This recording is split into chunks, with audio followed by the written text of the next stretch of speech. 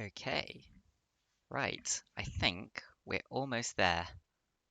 Um, I do have time left, but I can't work out how to change the chat color right now.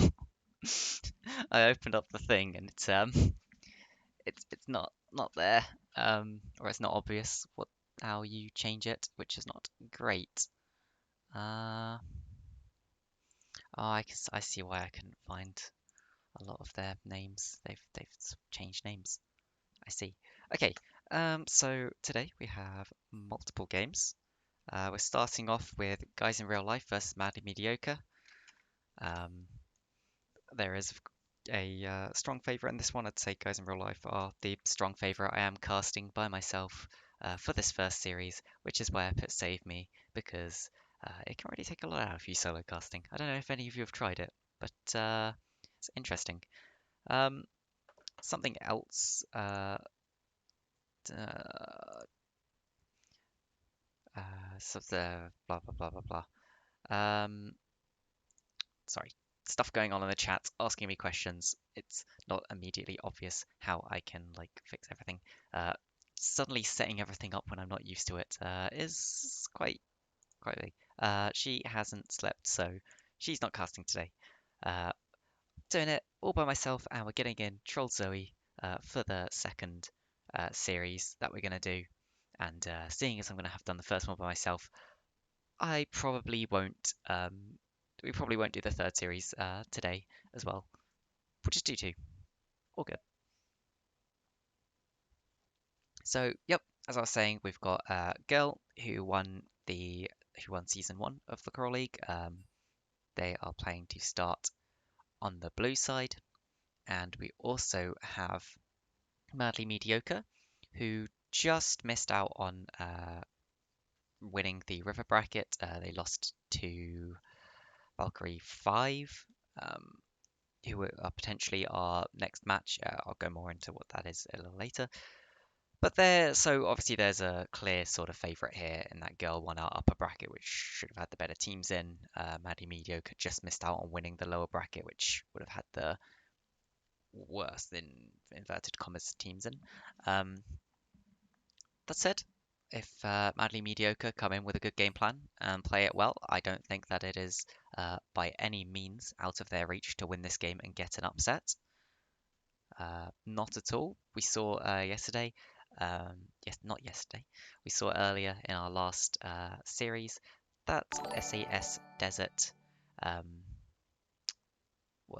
did quite well. Oh God, I need to turn down that following sound. That is quite loud. Um,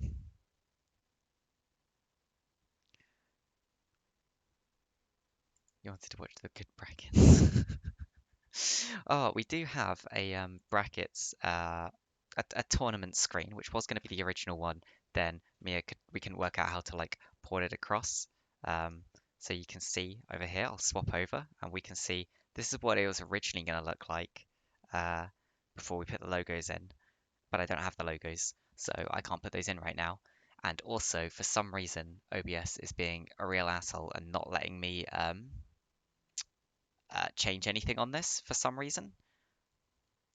Yeah, that needs to be moved over. Well, Genesis do need to be moved up because they won that game, but it's not letting me do that for some reason. In fact, let me see if it'll let me move it now. If I do this and this, aha, no. Okay, we're gonna stop messing around with this because it's not gonna go well. Yeah, no, you see, you say just copy and paste. I did that. It doesn't work. I'll prove it. Here, I've just pasted a duplicate and it will not let me select the duplicate wherever it is. Literally just won't let me select it. So, unfortunately, we can't really use this because it's not working properly.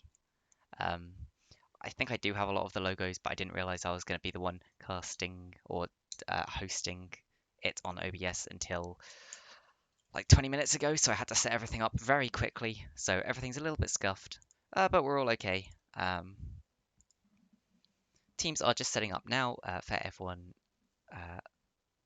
for everyone's information, guys in real life have chosen to be blue side first. So they'll be starting on the blue side. It's best of 3, and then whoever loses the first game gets to choose for the next game.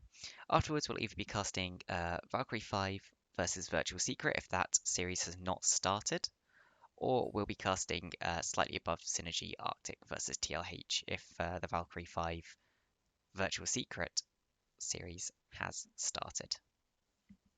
Hope to see some Lux ADC, please no. I played so badly that game. Thank you for all the follows, guys. Yeah, the bracket isn't updated. Casters, yes, Caster is ready. I shall tell them that Caster is ready. And I don't have nice background music to go, unfortunately, because I just didn't have anything ready. And there we go. But I do have the Champ Select music ready to go, because I did have time to grab that. So as we go into Champ Select, we'll start up the Champ Select music, and we'll swap over to the client, which I've just realized I probably haven't updated the names. No. Some nice scuffed. Don't worry. There we go. Nice and simple. And girl haven't won a game yet. Let me just let me just fix that. There we go. Everyone saw nothing. It's all perfect. Let me know if there's any sort of sound issues, because I haven't done this before with the sound. So if it's too loud, the background music, or too quiet, let me know for Jam Select. Anyway, we see Mordekaiser being banned away on the blue side. So Girl not wanting to face that Mordekaiser, and Yone being banned out. Preston does like to play Yone and Yasuo, a lot of these AD mid laners. So I wouldn't be surprised, considering they've banned Yone, to see another ban towards there. They ban out the Thresh, something Trollzoe has been playing a lot before. The Champ Select music is a bit too loud for someone at least, so we'll turn it down a little bit. There we go, perfect. Now hopefully you can hear my lovely voice, if we can call it that, over the sound of the music, but still hear the music. I'm not sure. We'll find out. We'll adjust it all together. We'll get there in the end. Vigar being banned out. We'll have to see if that's well, it's probably just a specific ban towards the mid laner. It does like to play a lot of Vigar, and Wukong being banned out against Zabatori. So I wouldn't be surprised to see, you usually tend to see jungle or safe mid or top locked in early. So Malzahar is locked in. That is most likely a mid laner, most likely a takeaway from the mid laner of badly mediocre. I don't think they are in order, by the way. So badly mediocre lock in the Hecarim. Hecarim's just a very strong jungler. I think in fact he might be getting nerfed soon, or he did just get nerfed. One of the two. Hecarim's currently so strong you can play him as a support. There's a little thing for you. He does work. And we see the Lulu locked in. Lulu's just a very strong support. Always a good one to pick if you can. Fiddlesticks, we could see the lock in here, but it does start to move your comp very AP heavy. And the issue here is that whoever is locked in as that mid laner can just take double MR runes, and they should be fine to play into this. Pantheon, be interesting to see where this is played. I love me a Pantheon. It could be a Pantheon support, it could be a Pantheon top lane. Pantheon support doesn't actually do that well into Lulu, because it's fairly telegraphed when you're going to W onto her. Lulu just needs to polymorph as Pantheon jumps towards her. He loses all of his stacks of his passive and can't stun her. So it's considered a slight counter to pick Lulu into Pantheon. Of course, it depends how quick the reactions are of whoever is playing that Lulu. Caitlyn is also just a very strong laner, so Caitlyn Lulu can be a very oppressive lane. Aside of madly mediocre, we'd of course expect to see them banning out some ADCs now, most likely things that they don't want to face. They do get to keep their counter pick for top if they want to. Issue when this Malzahar is going to the mid lane. It could be a bot Malzahar. Morgana being banned out. It's a very interesting ban. It suggests to me they think that the Lulu might be going top lane, but we have seen Lisa Me Rolling play the Lulu when he gets a chance to. So I think it's most likely still going to be that Lulu support for Lisa Me Rolling. And when you see a Pantheon on the other team, you want to play the Lulu into the Pantheon, really. So this could be Girl saying that this is a Pantheon support. I didn't know Trollzoe has been playing Pantheon. I didn't really get to scout too much into these teams beforehand. Trollzoe has been playing a couple of Pantheon games, so it's quite likely it will be going down towards that support if role. Now we see the got banned out. He's just a fairly safe top pick and a strong pick for Madly Mediocre. They do like to play that Urgot. We'd expect to see probably the mid laner locks in here, and you just assume the Malzahar's going mid. We'll have to see what they choose to do, if that is how they play it. If not, it'll be interesting to see that they want to blind pick their top laner. And they're just going to blind pick the On. Giving them a lot of heavy scaling. You can see Madly Mediocre have chosen that very heavy scaling team, basically saying, we're going to leave it up to Girl to finish this game out early before we come online and really start to throw down on them.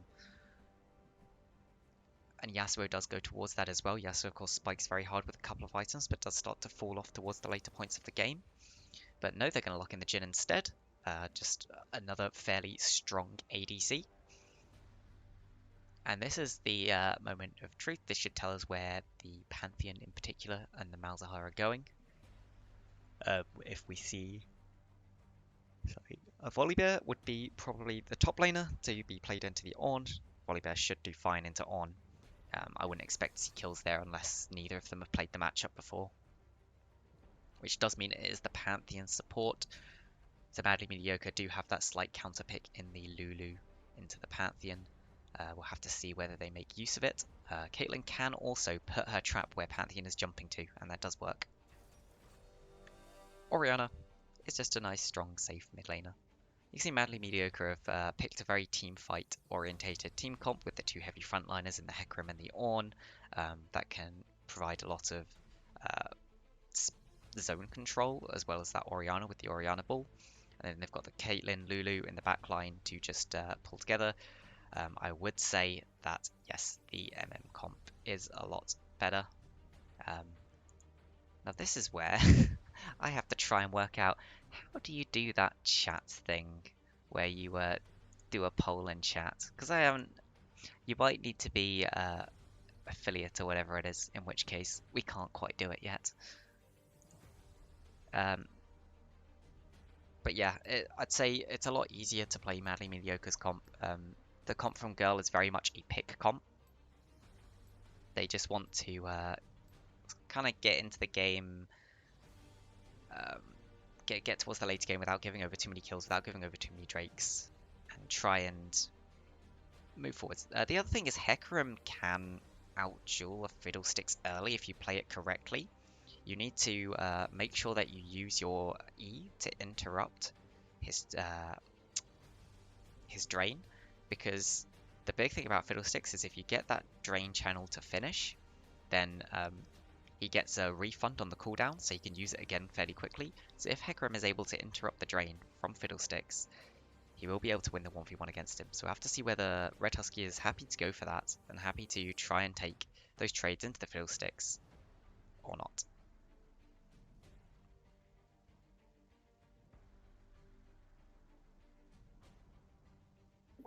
Hello.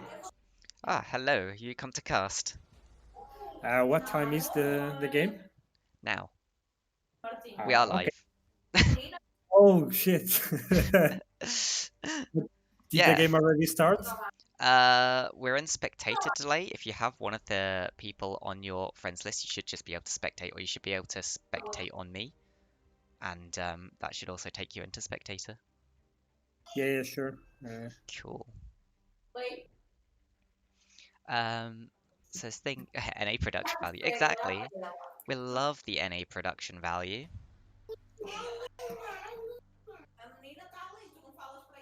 You do have quite a bit of background noise. If possible, try and like maybe use push to talk or something.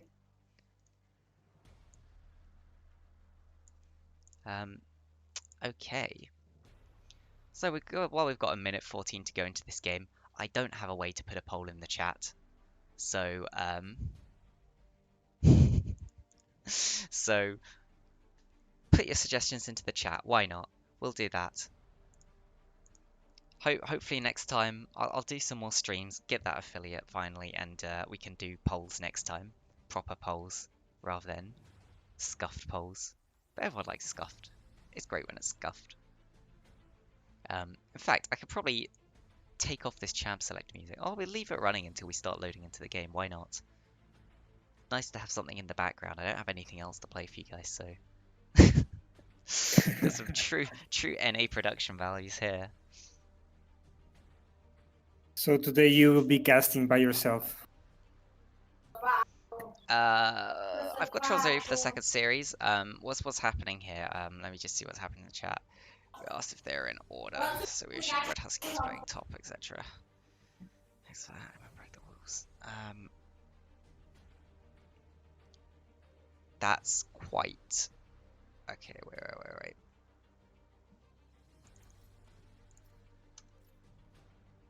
Now, in we go. Let me have a quick look into this. Great, the game's just throwing me out. Here we go. I'll put the loading screen on while I have a look into this.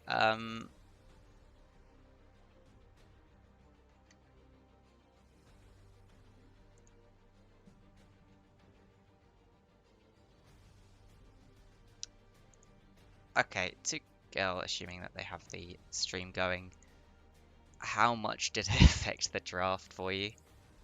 I mean, realistically,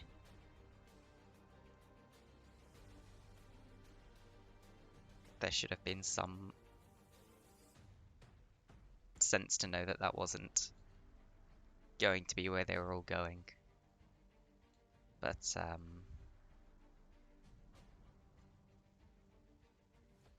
yeah, if they purposely told you that was the correct order, then I think we probably have something. Anyway, as we load into game, let me get up all the relevant things. See if it affects anything. It might affect nothing. We could do a post game thing. Sure, whatever. We'll get there. As we load into game, we can see all the summoners, all of the rune choices made. Trollzoe taking that press the attack. You should pretty much always take press the attack. It is basically the correct rune to go if you are playing that Pantheon support in virtually every situation. I should probably get rid of my chat. We'll just hide that down there, out of the way. There we go. Madly Mediocre are stacking this top bush, whereas Girl have done a sort of fan out. See what really comes from that. I've just noticed I still have the music playing in the background. Let me just fix that quickly. We're getting there. Everything's scuffed. Everything's scuffed. Don't worry about it.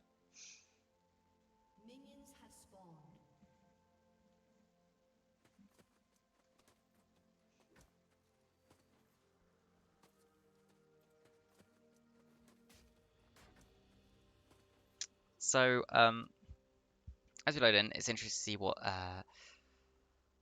where these two junglers are going to start. Of course, Fiddlesticks has his classic quick clears where you start Wolves, you go into Blue, you go into Gromp, and you run down or across and do a lot of other things. If we take a look, it looks like he's just going to do the Raptors start. Ooh, a little bit scuffed there with the red buff attempted to be done at the same time, but not being able to get done. Meanwhile, Red Husky just gets the little bit of the leash from Joshua in that top lane and is able to get that red buff fairly easily. Trollzoe walking up, gets the stun, triple, that procs press the attack. Just some more trading. Artican has that final shot. That's a lot of damage put down into slugs. Trollzoe also did not use the ignite there, so they have to be very careful. They should know that any engage will easily get that kill. Zapatari hits 2 in the top lane. Goes in for this trade. Very nice trade onto Joshua. And yeah, that's the power of level 2 over level 1. See it right there. We don't really get a chance to talk about much of the rune choices. Both ADCs taking fleet footwork. Just keep them a little bit topped up on health in that lane, which I think is fine. The poke from Caitlyn Lulu is going to be very harsh against the Jhin. And from the side of Caitlyn, you want to be able to heal back up Valiant here has invaded the jungle with... Ooh, I'm not sure that was intended. They did end up with the blue buff. Red Husky's going in here, though. Flash away from Valiant, flash forwards from Trollzoe, and they get first blood. That's first blood over onto the Pantheon support. That was a lot of summoners expended there. All of the summoners from the bot lane of Girl, as opposed to none of the summoners. Just the ghost used for the side of Madly Mediocre. Flash is also down for Fiddlesticks, which is quite a big cooldown. Fiddlesticks, pretty squishy champion. Hecarim can definitely abuse him. More big trades up here in the top lane. Zabatori just getting the better of those trades using the Volibear passive to knock his enemy laner down lower.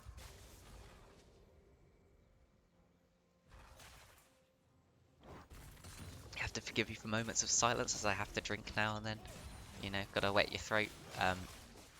More trading going down in the spot lane. Of course, now Trollzoe does have that red buff taken away from the Hecarim and should be able to take a lot of heavy trades and heal back up with the help of the red buff. Red Husky has come in behind Zabatori here, though, knocks him out with the shield, and that's just an easy pickup kill. One kill onto the Hecarim, getting him a bit further back into this game. If we look at the mid lane, and there's not really much happening.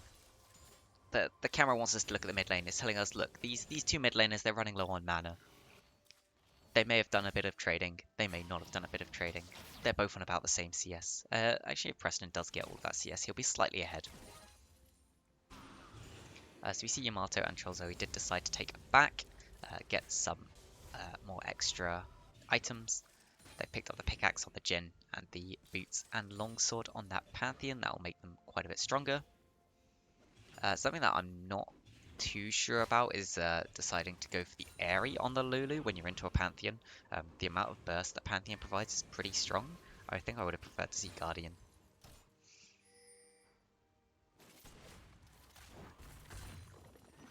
Joshua is just pushing this wave. He really needs to bounce this off because he knows his jungler is not going to be on top side, so he wants to bounce this back towards his own tower as soon as possible. Nice small trade. Otherwise, he's very susceptible to a gank. However, Fiddlesticks right now, if we have a look, is actually taking this Drake down with the help of Trollzoe. Fiddlesticks can do Drakes very easily, although Madly Mediocre do know this is going on. Now, let's not watch the top fight. Thank you, camera. Drake gets low. It is secured by Girl. Red Husky goes into the backline onto Yamato. Fiddlesticks trying to heal up in the three people. Can't do it. Red Husky is now low. The heal is used to get them away. Preston doesn't use the flash to get out. Yamato on 100 health now. Flash forwards into the auto. And that's the kill picked up and put onto Christensen. Although they do get the dragon, a bit of a disaster there for Girl. They really want to be ahead and stay ahead in this game. It's not like eventually they're going to get to a point where they outscale the enemy team. So they can't be affording to really just start losing a lot of kills. And you can see from all the roaming that's gone on, Trollzoe is level 3. This does tend to happen quite a lot with Pantheon support. You want to be going and helping your jungler, so you do end up lower level. That is okay. Trollzoe jumping forwards, getting a few of the attacks. The Ignite's put down. Lee Sin has to flash away from that. Ignite still ticking. It goes down, and there's a Q from Trollzoe just to finish that off. Yamato still wants to go in, though. He's chasing slugs down. That's the trap used for the slow into the root. He's reloading his gun. That's the assist there from Trollzoe, just knocking it down low enough for Yamato to pick up that kill. And just as it was looking slightly bad for the side of Girl, they pick back up the game. There's a tower disabled in this top lane. Valiant and Zabatori both going in. Valiant is tanking the tower, swaps it over to Zabatori, but he's very low. He's taken by the tower, and then the tower swaps, and oh, that's a double kill all onto the Hecarim as well. Absolute disaster there, just as something looks like it's going right for the side of Girl. On the other side of the map, everything goes wrong again. Well played by Joshua and Red Husky. Yes. Well played by Joshua and Red Husky indeed. Joshua just knowing that he just has to survive long enough there for his Hecarim to get in there and do the damage. what really messed them up in that tower dive was Fiddlesticks aggroed the tower first, so he felt like he had to get out. He couldn't go in and didn't really get much damage down, which is quite unfortunate. And here we can see Trollzoe try to roam with And Pantheon. yes, that is what you love to see. You want to see this Pantheon roaming around. Flash forwards Exactly. into the triple hit. Does manage to get the flash away from Christensen, and Joshua has TP'd down in here. The Aegis Shield was used in order to stop all of that damage. Joshua now in a little bit of a tricky place, but will he keep going? He's going to decide to keep fighting this Trollzoe and Preston very low. Trollzoe taken out by the Lulu passive. There goes Preston as well. And that's 2 kills down onto the Ornn. Meanwhile, Red Husky is just pushing in this top lane for Joshua, making sure that he can get the back. Meanwhile, in the bottom lane, somehow, Yamato almost kills Slugs. I'm not entirely sure how that happened. Me neither. You can see the item difference there. Caitlyn actually has quite a few more items comparatively. Got the colour and the dagger up, so quite strange. Coming back to lane now, though, the Jhin is going to be exceptionally stronger, having got that BF sword. Agree. So Red Husky just picking up this Rift Herald. Where would you like to see the Rift Herald used? Anywhere in particular?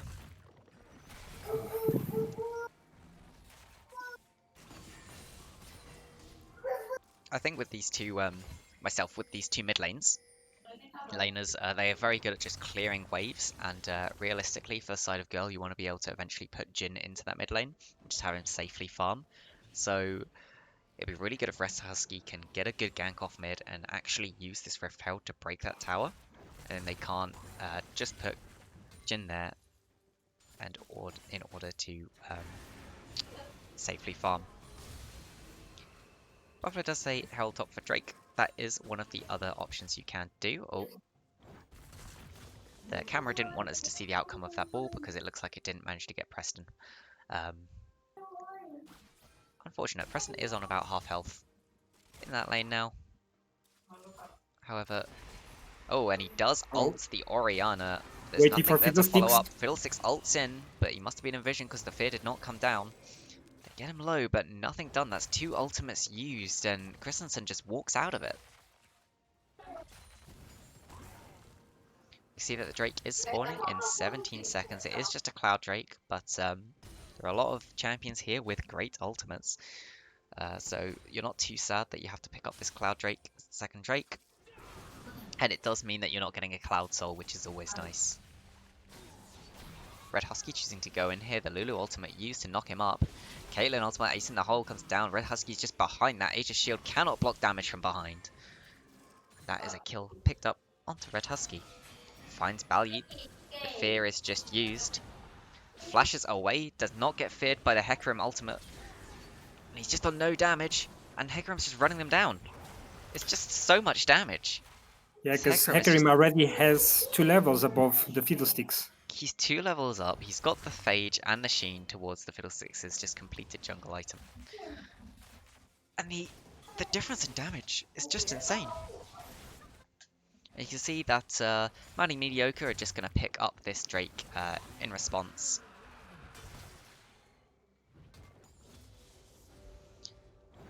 And it's all going a little bit sideways for the side of Girl.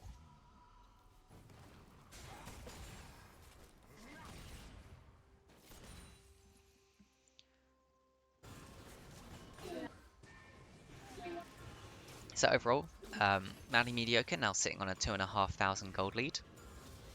Where that gold actually is, if we take a look, hello. Okay, apparently we're not allowed to take a look. That's all fine.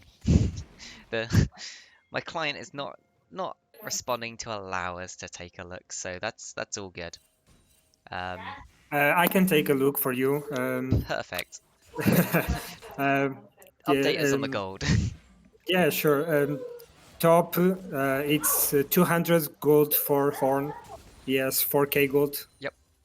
The jungler has 1.5 gold above the Fiddlesticks. So it's a big difference. Massive difference. That's pretty much the Phage in difference there. That's just a free Phage comparatively. Exactly. Orianna has almost 1k gold above Malzahar.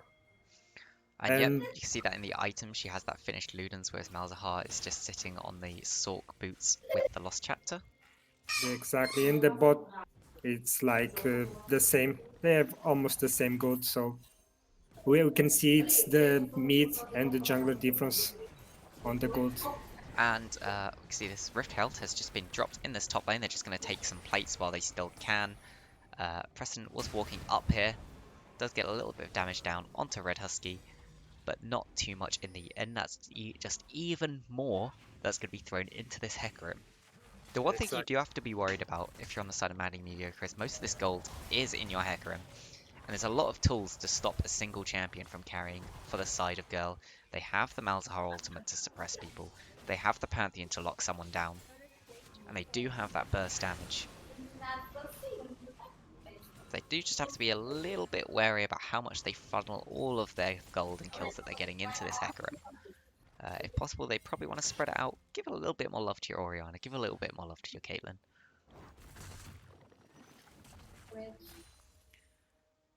Well, Zavatore.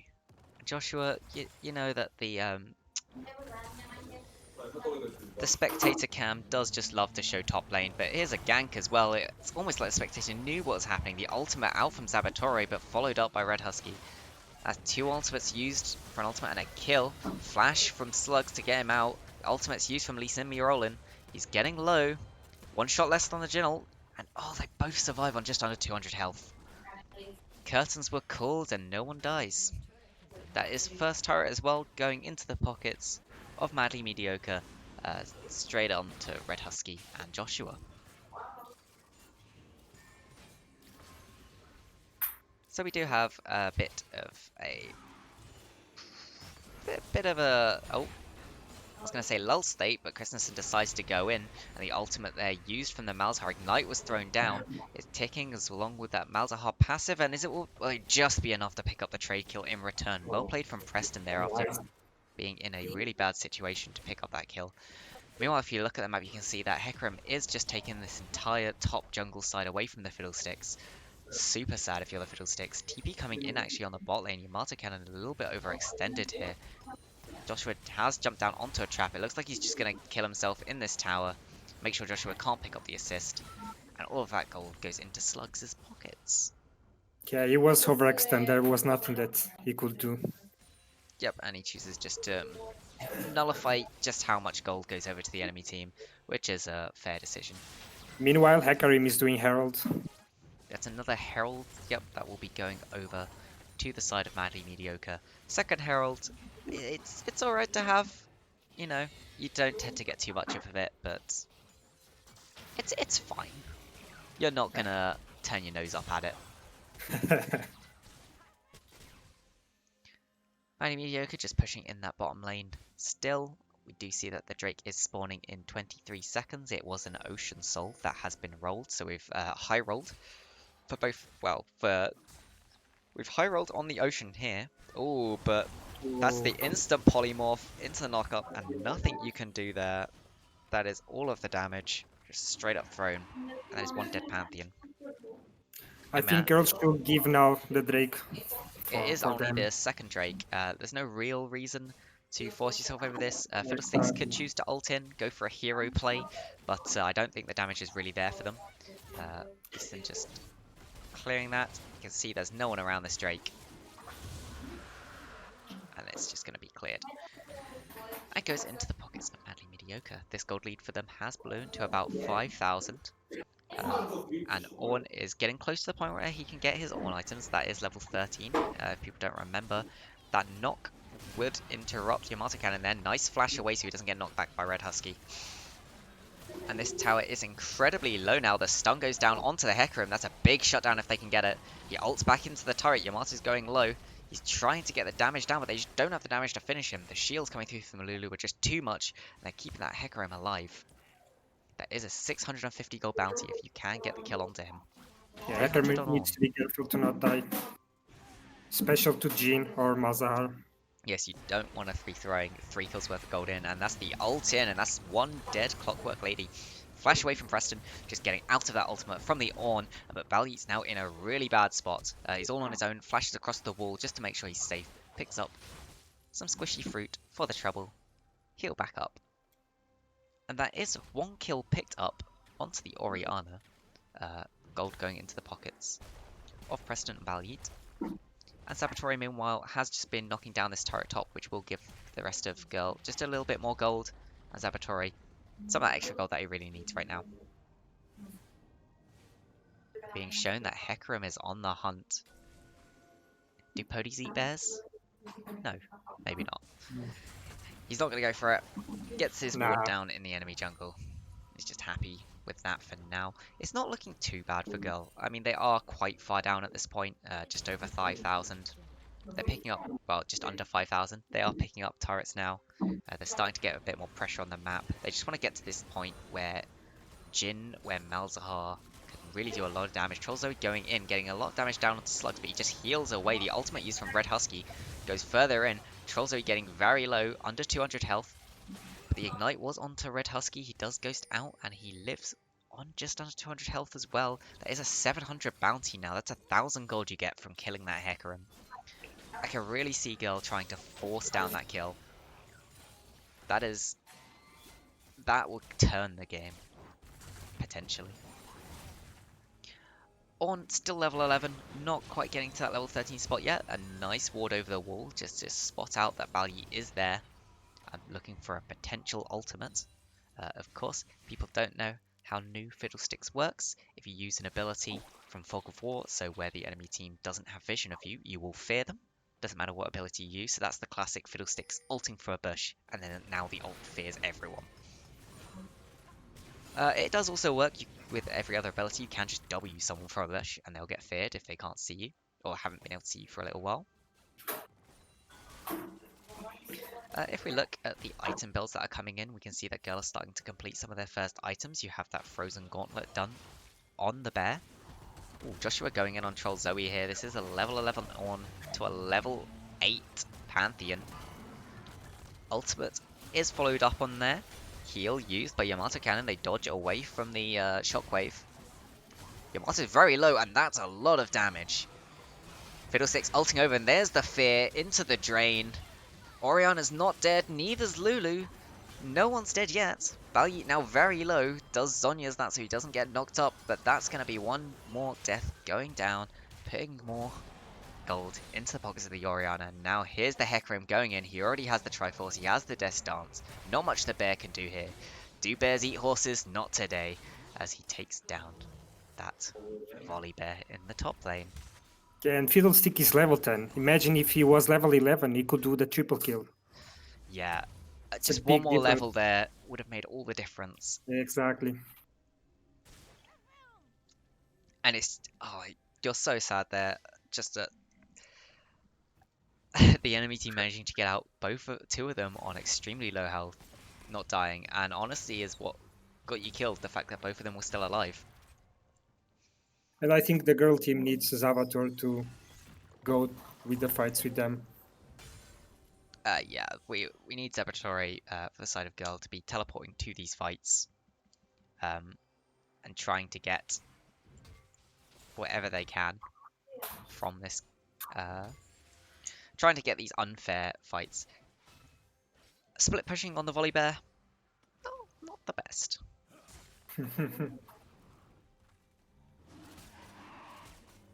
Another Drake.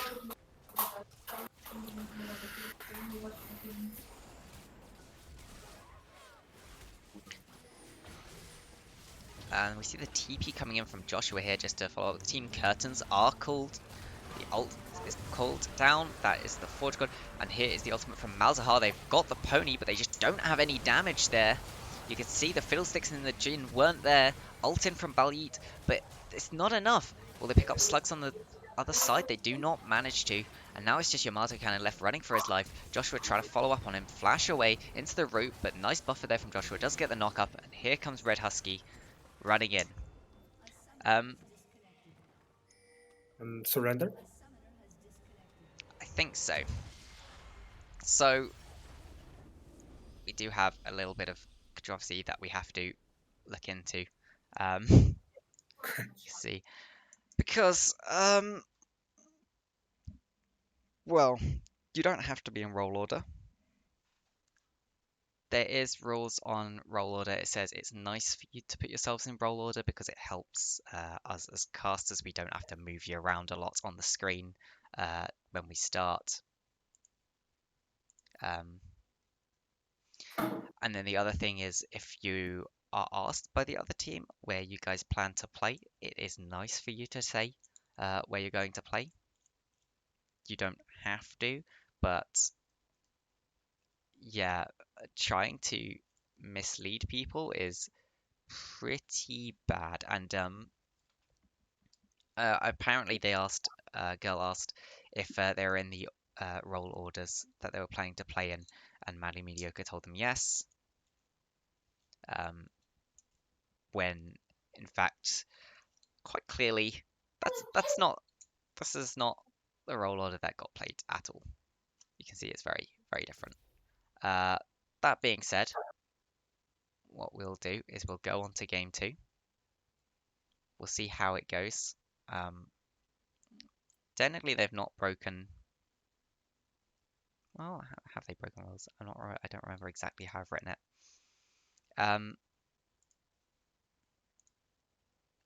Let me have a look. Teams are taking a slight break anyway, so we're gonna go have a look at exactly what the role order and everything was.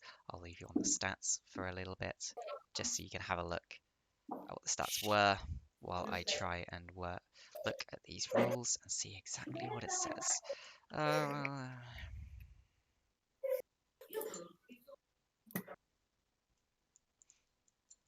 Yeah, I mean, okay, so the way it is written,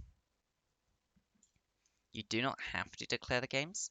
You should tell the other team, otherwise you just basically it looks really bad on you if you tell the other team something wrong or not true.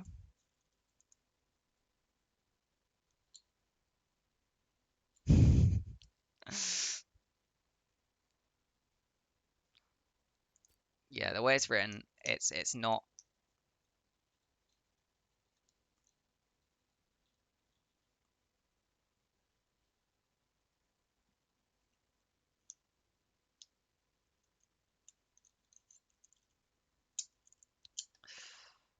Yeah, my suggestion for now is going to be let's continue with the games and let's see what happens because it might be that we come back in, girl win the next two games, in which case it doesn't matter.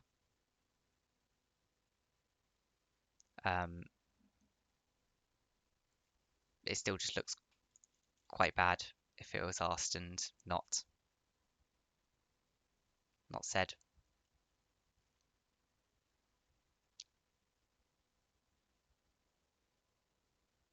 Okay, take a 5 minute break. We're gonna look at the rule. We'll look at the rules afterwards. Yeah, I think it's best if you take Take the 5 minutes. take a 5 minute break. Untilt. Do what you need to do to untilt. Ours will keep the stream entertained. Come back when you guys feel like you're ready to continue. And we'll keep going.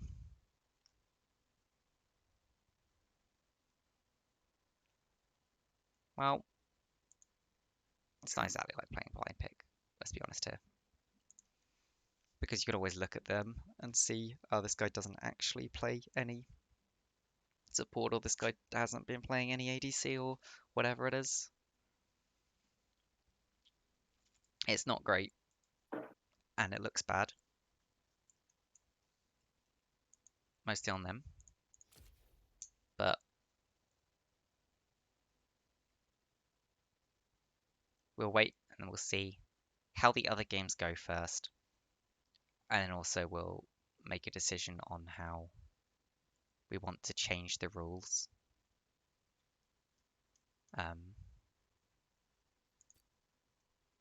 Post series, post quarters.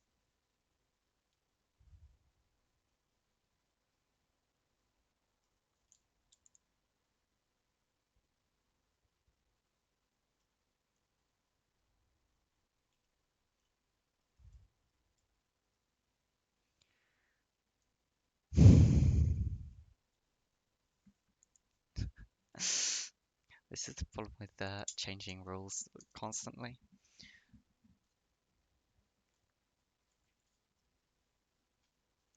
Anyway, I'm gonna set up the lobby. I'm gonna shove the stream actually to another uh, thing quickly. We'll go back to the tournament.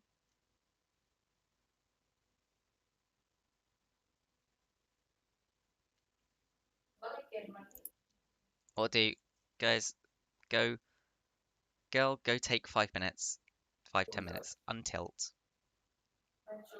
just get a drink, eat a cake or something. I don't know, whatever helps. Come back, and if you win the next 2 games, then we don't even have to worry about it. How about that?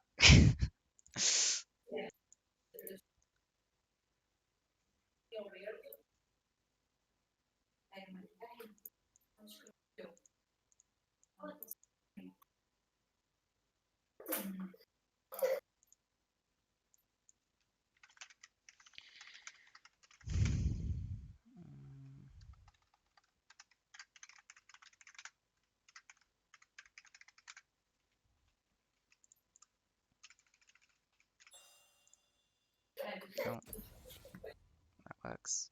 Do you want to come into, wait, where, let me just add you. It's just AJstyles, isn't it? Yeah.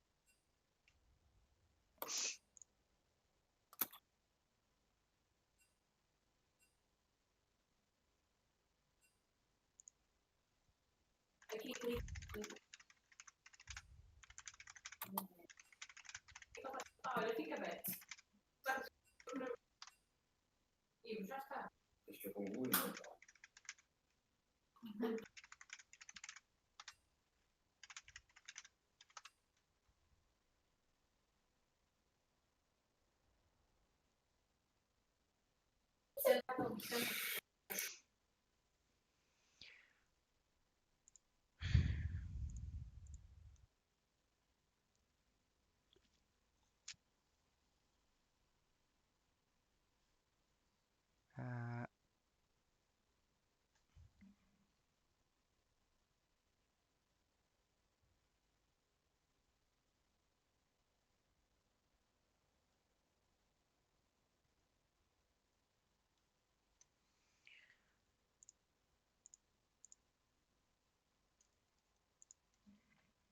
so, oh.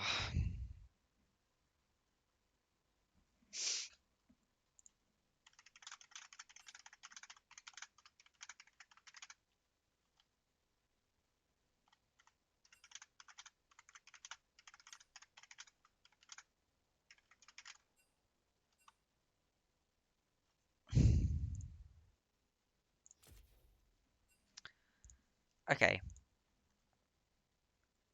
so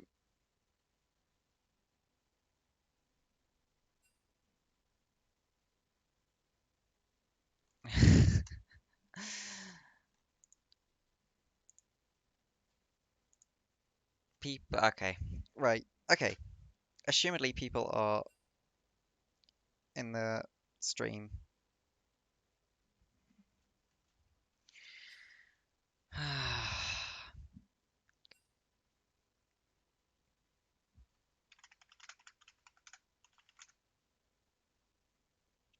I handling this is what sort of stuff is what I really don't like about running this thing. So here we go. Okay, so what I'm gonna say, Madly Mediocre did do wrong there, but technically did not break the rules. Um, they it does say if somebody asks you, you should tell them where you are planning to play. Um, if you can provide proof, girl, that this affected, or if you can provide proof they've said we are in the pick order, there we go, then that could mean something as well. But there's nothing saying specifically that they don't have to. They it just looks really bad that they wouldn't. In terms of not having AoV champ, you do not have to be in the pick order that you're playing in, so you don't have to have top first, you don't have to have jungle second, blah blah blah blah blah. If you want to use placeholders, you can use them as long as you discuss it with the other team first and they agree. So that is entirely fine. But that does have to be agreed beforehand. In terms of people not owning every champion, that stuff happens sometimes, unlucky, whatever. So what I'm going to say is we're going to continue. We're going to keep going, see what the outcome of the full series is, see if it makes a difference at all to what the outcome of the series is. If it doesn't make an difference to the outcome of the series, then it's all fine. Well, it's not all fine. We will look at the rules again, and we will look to changing the rules to be a bit more clear that straight up don't lie to people. How can it not make a difference? If you have good mental and you bounce back from that and think, all right, whatever, we'll write off the game, we'll keep going. If Girl go and win the next 2 games, then they've won anyway. It doesn't matter. If Madly Mediocre went and won the next 2 games, then well they've won 2 out of the that would have won them the series anyway, winning the next 2 games.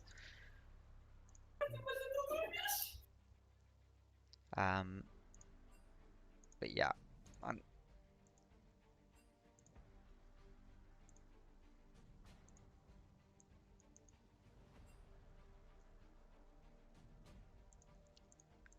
so the rules are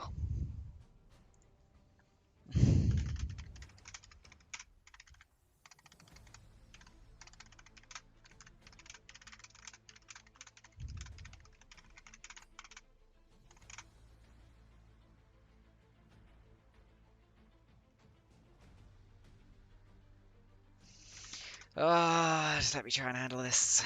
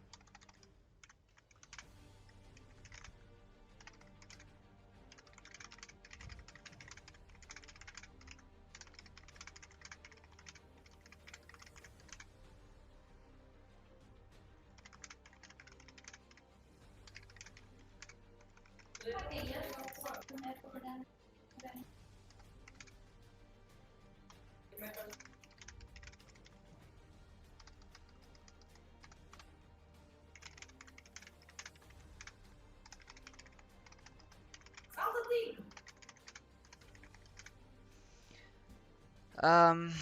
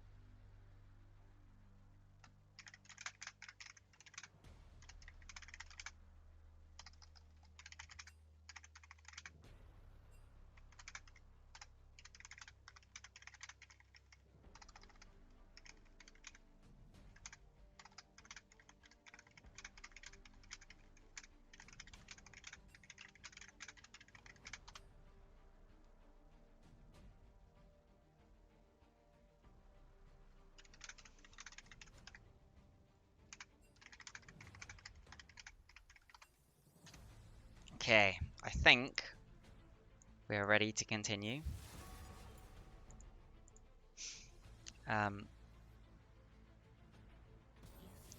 Yes, you are allowed to FF. Straight up, you're allowed to FF because I think that is a valid strategy.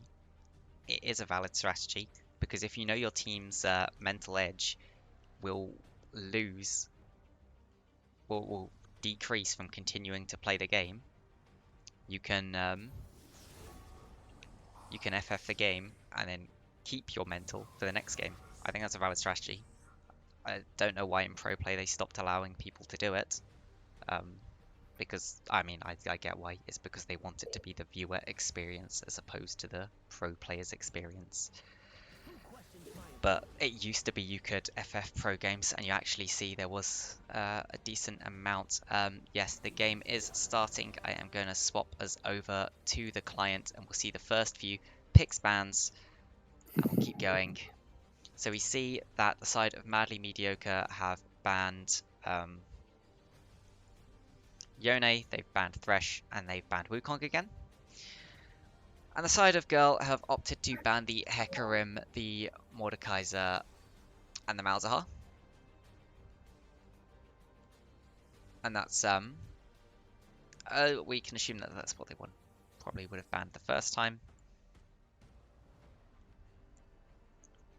We see that the Nidalee is locked in first for the side of Madly Mediocre.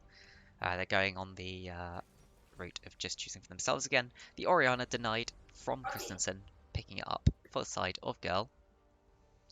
Where that Orianna will go, we can't be too sure. Probably into Preston's hands in the mid lane, but you can always play Orianna as a bot laner or as a support. It's not that commonly known to be played as a support, but it can be.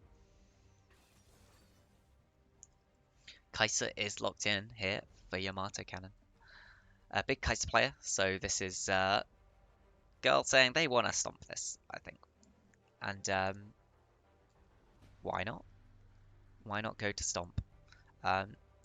We might, in fact, see... We'll have to see if they choose to use this Orianna as a flex pick, or if it'll go a different way. Xayah locked in for the side of Madly Mediocre. Will they lock in the Rakan for that Xayah Rakan combo? It might be denied by the side of Girl if they don't. Trollzoe does I like to love play the Rakan. I love when it is Xayah Rakan. Get just all those little extra bits that you don't usually get on the two kits.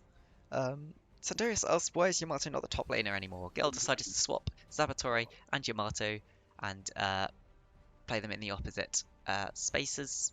Spaces? Sure, whatever. Swain locked in for the side of Madly Mediocre. That could be support, that could be mid. Swain can be a very strong champion. And Rakan locked in response. Ornn is banned away from the side of Girl there. So that's denying the chance for Joshua to pick that Ornn again. We'll have to see whether the side of Madly Mediocre decide to ban anything that they saw last game. Do I like Swain support instead of Rakan support? No, personally I hate Swain support. But I know a lot of people don't feel the same way. I think that Swain as a champion is just... Although his kit in theory could fit the support role, it doesn't work in my opinion very well in the support role. He's just too squishy and just doesn't work out too well. Yeah, but basically you can really abuse a Swain support in my opinion, because he's just so incredibly squishy and needs to get so close to even do anything. We see the Urgot also banned away from so that side of Madly Mediocre. Cannot pick that as a top laner. Shen also banned away. Shen is a stronger top laner that has been played before by Girl to great effect. They're denying that pick, and it looks like they will be locking in that Gnar.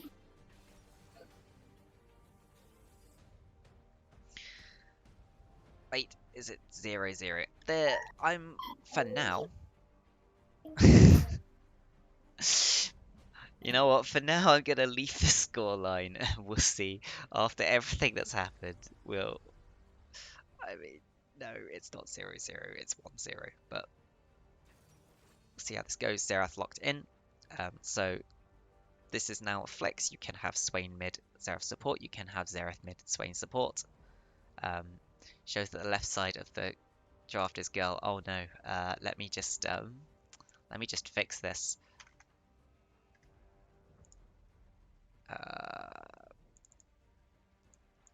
There we go. There we go. Okay, whatever. There we go. Sure, everything fixed. There, perfect. Whatever. NA production values. Basically, Cedrian, yeah, there was controversy over the first game with Madly Mediocre basically not or using misinformation on what roles they're in, which apparently drastically affected the pick bans, especially to the point where well, Hecarim did not get banned, and then we saw Hecarim take over the game. So I think we'll see Girl trying hard now to absolutely get back at this game. So we can see there's 25 seconds left if Eddie was going to make any switches. That Renekton was finally locked in as the top laner for Madly Mediocre. Christensen has kept his hands on that Xerath, so it will be in the mid lane and the Swain support. Meanwhile, Girl have swapped all of their champions around to the expected positions, and they locked in that Graves as their ADC. Graves is a very strong ADC. Surprising it's not been picked up more.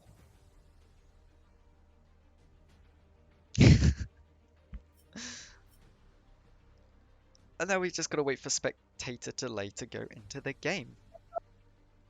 So we can see there's quite a strong team comp from the side of Girl here, with that Gnar can definitely, when he Gnar's out, can definitely provide a very strong front line, can also be a very good ball delivery system for the Orianna. There's also that Rakan, who can do a ball delivery system. There is no vote for winning because I can't do votes because I don't have affiliate, because I hadn't hit 50 followers, but I think I'm at 50 now, or over 50, so I'll just spam some streams. Thank you, O'Neill, for the follow. Thanks, Hubkiss, for the follow. I'm not going to thank everyone for follows because this could get annoying, but we will get to 50, and then at some point we'll get to 50. Oh my god, and I'll spam some streams so that I have enough time on the timer. It doesn't work straight away. I haven't streamed enough in the last like month for it to give it over. So we just need to wait for the timer. I'll do some more streams over the next like week, and we'll get that get it up to affiliate, and then we can do nice polls. I have time to do it next game. I don't think I have time to do it next game. We can try. I can just start and stop the stream and see if that counts as doing like 10 streams or whatever it is you need to have done in the last month, but probably won't count. Anyway, on the side of Madly Mediocre, we have a fairly strong team comp. The Renekton is the only real frontline here, though. That Swain is not going to be very good at frontlining.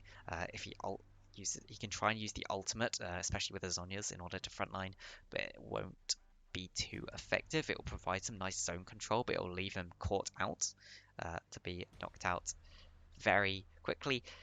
What's that Pokemon? Eevee. It is, in fact, an Eevee. Everyone loves Eevee. It's cute and it jumps and it's like a little fox cat thing. Anyway, was he shiny? No, he wasn't. He was not a shiny Eevee. Shiny ones are silver. Yeah, I've never had a shiny Eevee. Feels bad. Anyway, in terms of these lane matchups, we have the Renekton into the Gnar, so eventually the Gnar should start to get ahead of this Renekton. He just has to be careful not to get caught out and die when the Renekton starts hitting those level 2-3 spikes, the level 6 spike especially. In the mid lane, we have the Orianna into Xerath matchup, so I wouldn't really expect this to go either way. I think Orianna should be slightly quicker at pushing in if the Xerath does not want to use up his entire mana pool to shove the wave. In the bot lane, we have Xayah Swain into Kai'Sa Rakan. The Xayah Swain should have that early push just because of the extra range that they will have over the Kai'Sa and Rakan. But as I have said, Swain is an extremely squishy champion, and yeah, that can be abused pretty badly. And we start to load into the game, and in fact, I can bring us over to the game screen. There we go. And this is a nice dark view we have on. Mm-hmm. There we go. Oh. What a beautiful map. Apparently we loaded in quicker than the teams. I don't know. We see this some interesting buys already happening. Cull start for slugs on that Xayah. And they have 2 stopwatches. And yep, they do have 2 stopwatches getting ready to go. You do need the stopwatch on the Swain. It's especially good. On the Nidalee, it's just a nice pickup to have. I'm not sure it's something that I do. We can see that Madly Mediocre yet again are just moving up towards this top bush. They've guessed Saboteur might be in this bush. The ward goes down so they can see where he is. The pull goes, pulls him in. He won't flash. That's first blood going over, putting 400 gold into the pockets of Christensen. Saboteur there doesn't use his flash, doesn't take the E first in order to get out. So that's a slight lead. For the mid lane, he decides to go for the double Doran's ring to just really try and force that extra pressure.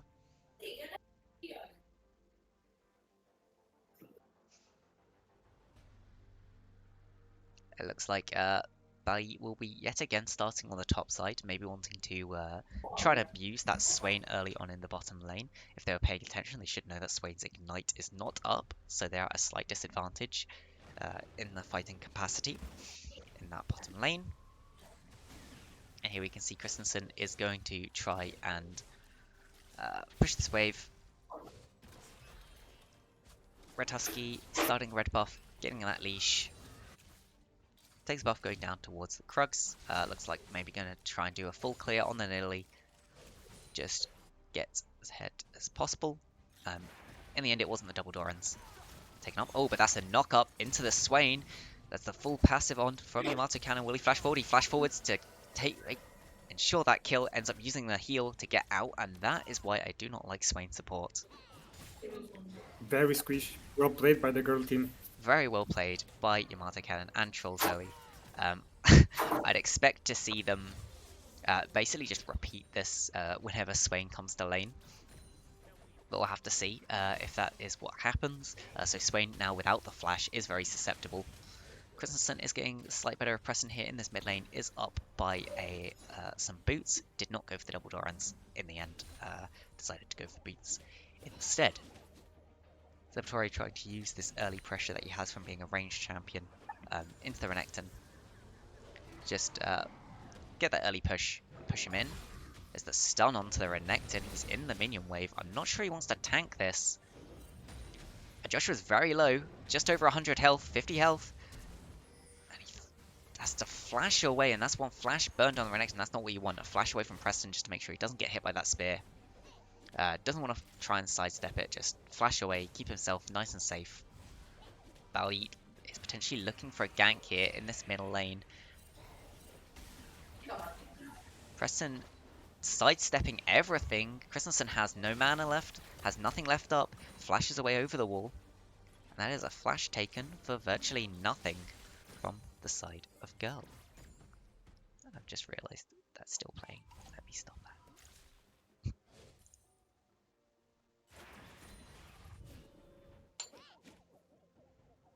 Okay, and we can see some nice trading going on.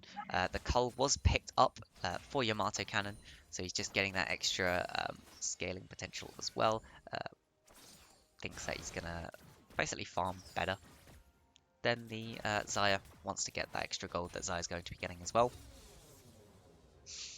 In terms of CS leads, CS is fairly similar in that top lane, but we can see with the items, Joshua has gone towards that longsword, whereas Saboteur has the boots, just to help him move around a bit more. In the jungle, no real difference, but Bali did take the back to get his jungle item. Nidalee has yet to take her back in the middle lane. Preston has come back with the Amp Tome. is slightly down on CS after taking that back. Nice pull there onto Trollzoe. Tries to get the knock up, but doesn't quite get in range. Bot lane also fairly even. Mid lane fairly even. The Simi rolling uses the pull, but does not manage to catch Graves. So this early Drake that will be spawning will be an Infernal in about 10 seconds. That's a very nice Drake. Will just help both teams with the amount of burst value walking up here. Smite is used, flash forward by Trollzoe, and there we go. There is another dead Swain. And this is what I just mean. You look at a Swain. He's got no real CC apart from that pull, which takes a very long time to even hit anyone. You've got no real tanky stats or ways to defend yourself or get out of trouble.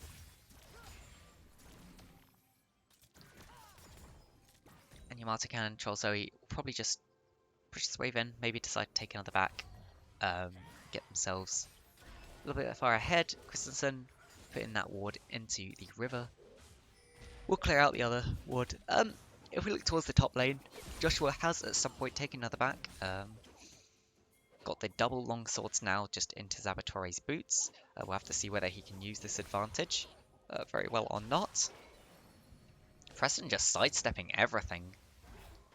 And this shows you don't always need to flash. You can sidestep things. Oh, they know that Nidalee is on these Raptors now, though. Value and Preston both here. And that's the ultimate used from the Xerath. Preston is pretty low. Dodges away from all of them. Red Husky jumps in. Doesn't have enough damage. He's ignited. And he's down. And Christensen now in trouble. Zabatore has also walked down here. And catch up is getting those slows with the Gnar. Just over 200 health. Christensen manages to walk out of that. And overall, win to the side of Girl. Another kill put down onto the Graves. Yeah, nice room from Zabator. Yeah, nice room from Zabatore there to help.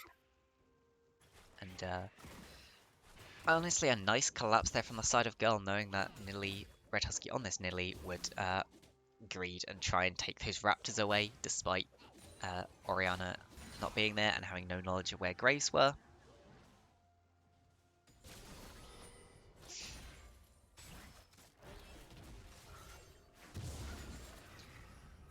Red Husky clears that out, that red buff. Guesses probably that Graves is on the top side and goes to do the dragon. You can see pings are coming down onto the dragon from the side of MM. Joshua just taking nice trades against Zabatore there, but Zabatore now will just walk towards him, getting those grass stacks, getting those passive stacks. And that is the Infernal Drake going over to Madly Mediocre though. That is something back into their pockets. They are 800 gold down. Preston is here though, and there we go. Oh, but Joshua's damaged there. He just blasts Zabatore out of that, and there's an engage in the bot lane as well. We see me rolling's getting pretty low.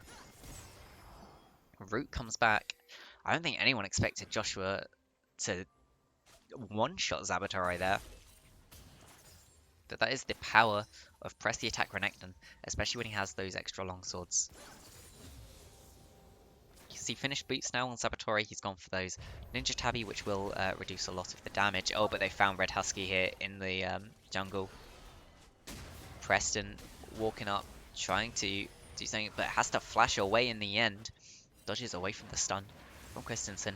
Oh, where's Lee Simi rolling going? And that's one dead Swain yet again. This Swain is just being bullied. And the ultimate used from the Xayah, but it's not enough. Even with the flash, does get picked up there. The ultimate being channeled by Xerath. God, we don't want to see where Xerath is. Please, camera. We want to see what he's shooting at. And overall, this Graves is just getting a lot of gold into his pockets. Oh, we can see the gold this time. Nice. You see he's about 1,300 ahead of Nidalee. The other lane's fairly even, about 500 gold lead though for Christensen in that mid lane. Yamato Cannon is also about 800 gold up right now on his lane opponent. So you can see there's definitely specific places where both teams are strong.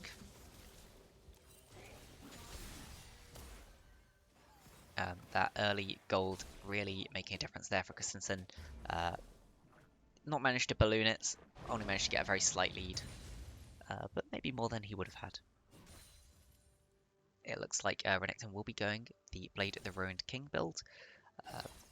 Very damage focused. This will leave Madly Mediocre without much of a front line, but we'll have to see if that affects them later on into the game, or if they can just one-shot their opponents, and in which case it won't matter too much. Oh, Joshua going in on Saboteur here. That's a lot of damage. He's down to a quarter health, just over 200 left. Joshua half health now. Balyeet flashes on him. The ultimate is used, but the flash away from Joshua, he does just stay high enough health to get out of there alive.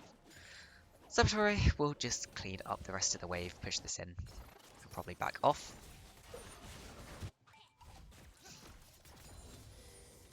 In terms of the map state, there's not too much going on. You can see that the vision very much in the favour of Madly Mediocre on this bottom side of the map right now.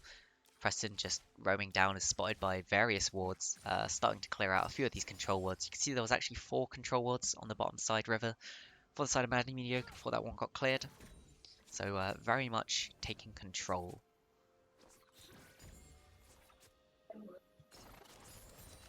Trollzoe pinging the bush, should know that there is a ward in there. We'll go now and clear that out as well. You see a slight CES lead starting to open up for Yamato Cannon in that bot lane. That does come from the fact that Swain has spent quite a while off of the map. It's still level 5, the level 7 of both ADCs. Just hit level 6 in fact. Red Husky picked up the Rift Herald in that top lane. We'll have to see where it's used. Maybe it'll be used in the mid lane, try and get this Xerath more ahead. But they are pinging onto the Gnar.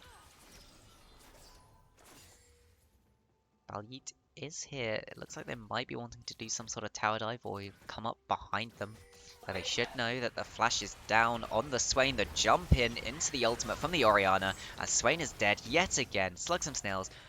Under 50 health. The ultimate was used from the Xerath, but nothing's going to happen there. Meanwhile, in the top lane, Saboteur has Gnarred out on just over 300 health. Dodges the spear. He's healing up from pots. Will he choose to stick around? Oh, but somehow there's a fight under the tower and Slugs does get taken out. And this is the side of Girl unleashing the potential in this bot lane. Really getting far ahead. Herald is dropped in that top lane. They're putting more gold into this Renekton, hoping that on the side lane he'll be able to win out against this Gnar. Oh, Lisa me rolling. You don't want to be here, do you? He gets the pull and Girls decide not. They don't want to take that fight right now. They prefer to do the Drake. Yep, they'll turn towards that Drake. A nice Earth Drake. Very strong. Saboteur will just kill that Herald after it gets the second push onto the tower.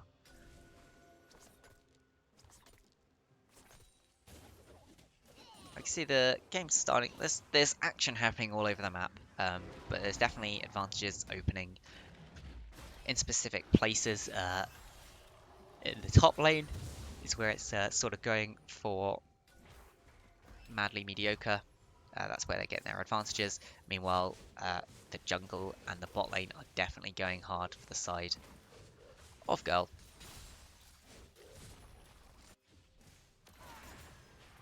And there we can see the very predictable Swain hook going wide yet again. And there's the knock up onto the Swain. Yeah. CC'd once again, and there's the flash forced out. Oh, he's on no health, and there's the stopwatch used. 250 health, goes down to 200. Tries to get back up. Trollzoe just getting pretty low. Dodging away, just over 300 health. Does get knocked down. Meanwhile, in the mid lane, somehow Christensen almost dies. Here's Balyeet though coming around the side, and that is one dead Xerath. You can see here, Girl are really just pushing their lead whenever they can. They go and pick up the Scuttle Crab. No sense doing much else there. Ooh, nice side step on the spear yet again from Preston, flashing from Red Husky. Preston though, is going to try and walk that one off. Does tick down to just over 100 health. Meanwhile, Ooh. Balyi is getting soloed by Joshua, but a nice flash into knock up into Charm from the Rakan, a grand entrance. Yamato Cannon getting low, jumped on by Red Husky, just over 200 health, has that red buff ticking, Nice save but from Rakan. not able to get anything there. Yes, it does appear that Nidalee has gone blue smite. It can help you land your spear. It provides a slow that's got to try Yeah. and be, Yeah, I think the red is better than the blue. yeah, for a champion which wants to one-shot people, red is generally better, especially if you want to be taking a lot of 1v1s. A lot of people don't know it provides a damage reduction against whoever you smite, and also provides a burn, like a red buff. We can see that Balyi has picked up this Umbral Glaive. Not a broken item, definitely not. Listen to Boris. No, yeah, the Umbral Glaive is just an amazing item. It's really good at clearing wards, getting you all of that vision control. It's basically a red trinket that you have on at all points of the game. So, yeah, apparently it's a fair and balanced item. Not so sure I agree. You can see Lee Simi rolling here is just level 7, just getting poked out by Yamato under his own tower. Ooh, the shockwave misses Christensen, but the slow goes down onto him. Nice sidestep there from Bayit. He's getting sped up, chasing down the Xerath. Red trinket used so they can keep track of him. And Preston picks up that kill, just getting a bit more gold onto the Orianna as opposed to putting it all into the Graves, which I do like. You see me rolling, yet again missing. Oh, and there's the knock up into the kill. Balyi gets another kill, but he's pretty low now. Ultimate used from Xayah does miss everyone. And jump in from Red Husky into the Sonya's. Knock up comes down. He's very low. Ultimate across from Yamato Cannon. Now Yamato Cannon Trollzoe will just walk this one out after Joshua decides to TP down. This has left Zabatori on the top side with the wave, so he should be able to pick up some nice CS in return.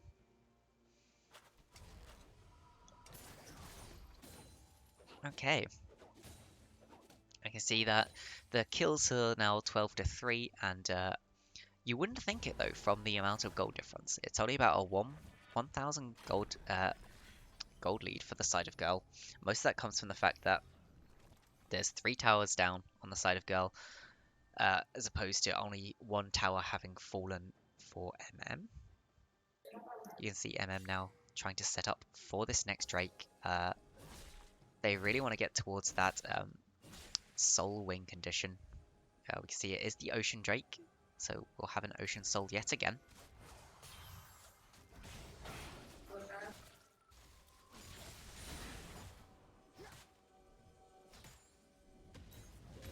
And you can see Gnar pushing because he doesn't need to be around Drake because he has a TP and But Renekton hasn't.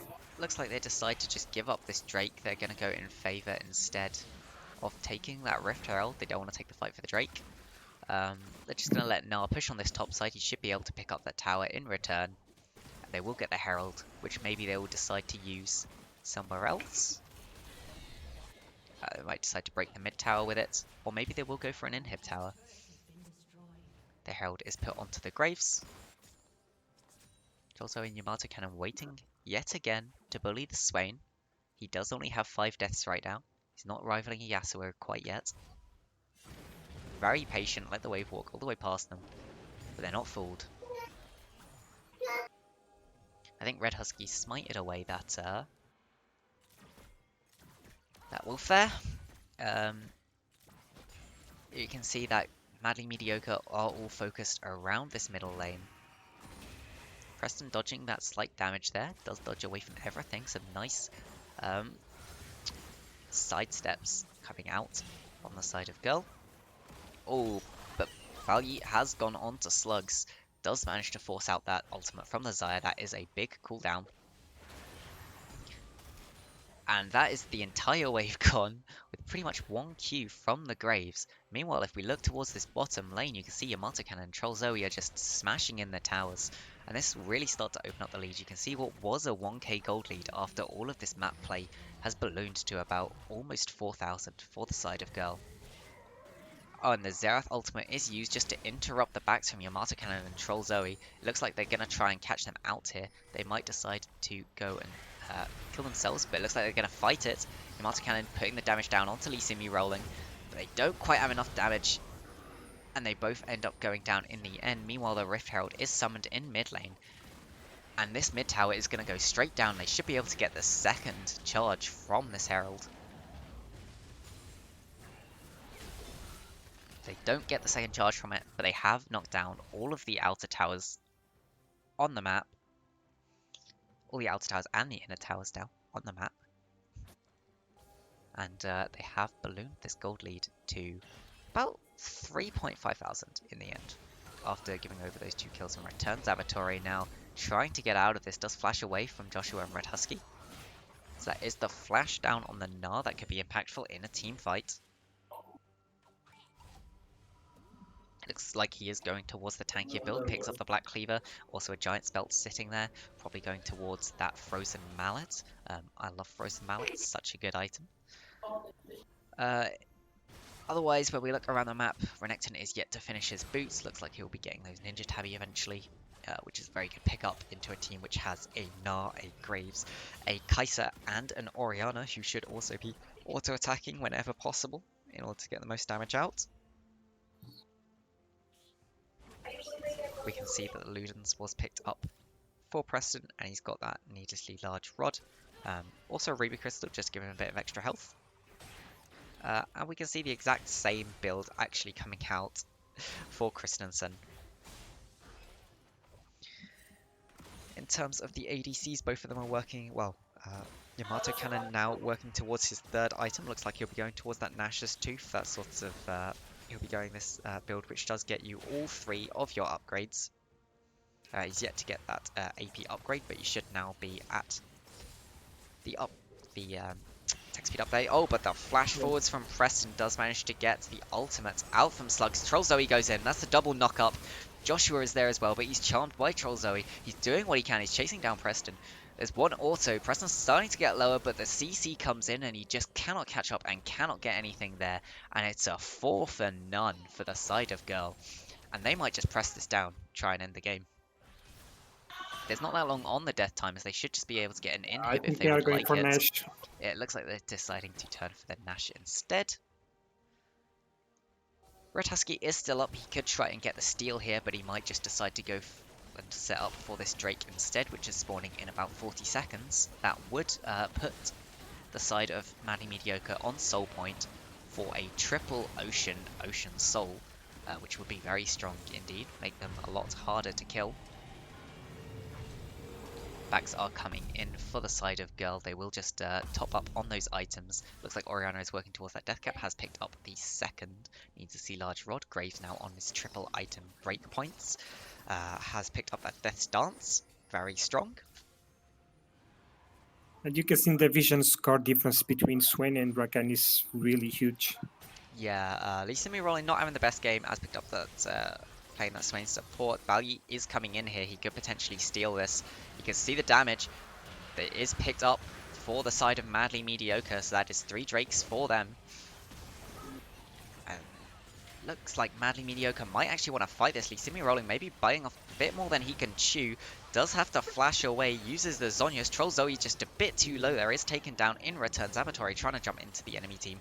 Cannot get close enough. Oh, but Red Husky jumping forwards there. Ends up having to Zhonya's as well. Is running after Zabatori, but the block from Preston keeping him alive. Meanwhile, on the backside, Yamato Cannon is fighting against Slugs and does manage to win that. The jump in from Balyit does help finish off Joshua as well. Red Husky flash away from Balyit, means that he doesn't take the damage, stays alive, and the fight is still going on. Blinds come down onto Christensen, and Girl pick up the final kill as well, in what ends up being a 5-4-2. And it looks like Girl will just push this down and maybe try and end the game, or at the very least pick up an inhib. Damage put down onto Preston. He's getting pretty low, does take a tower shot. But the Ignite is not enough, and the Swain just gets one shot in return.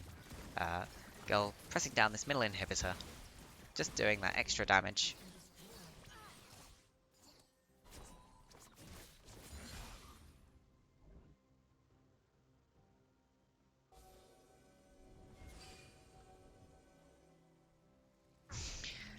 And Girl will just take the backs now. Make sure that they've spent their gold, that the gold lead really is in their pockets as much as possible. They have managed to push this up to an 8,000 gold lead, and they should want to finish the game if they can, as soon as they can, before this soul potential does come through for the side of Madly Mediocre. In 3 minutes, there will be another Drake for them to fight over. So we'll have to see if Girl decide they want to take that fight, or if they want to maybe fight beforehand to try and end this game before there is the chance even of that Drake.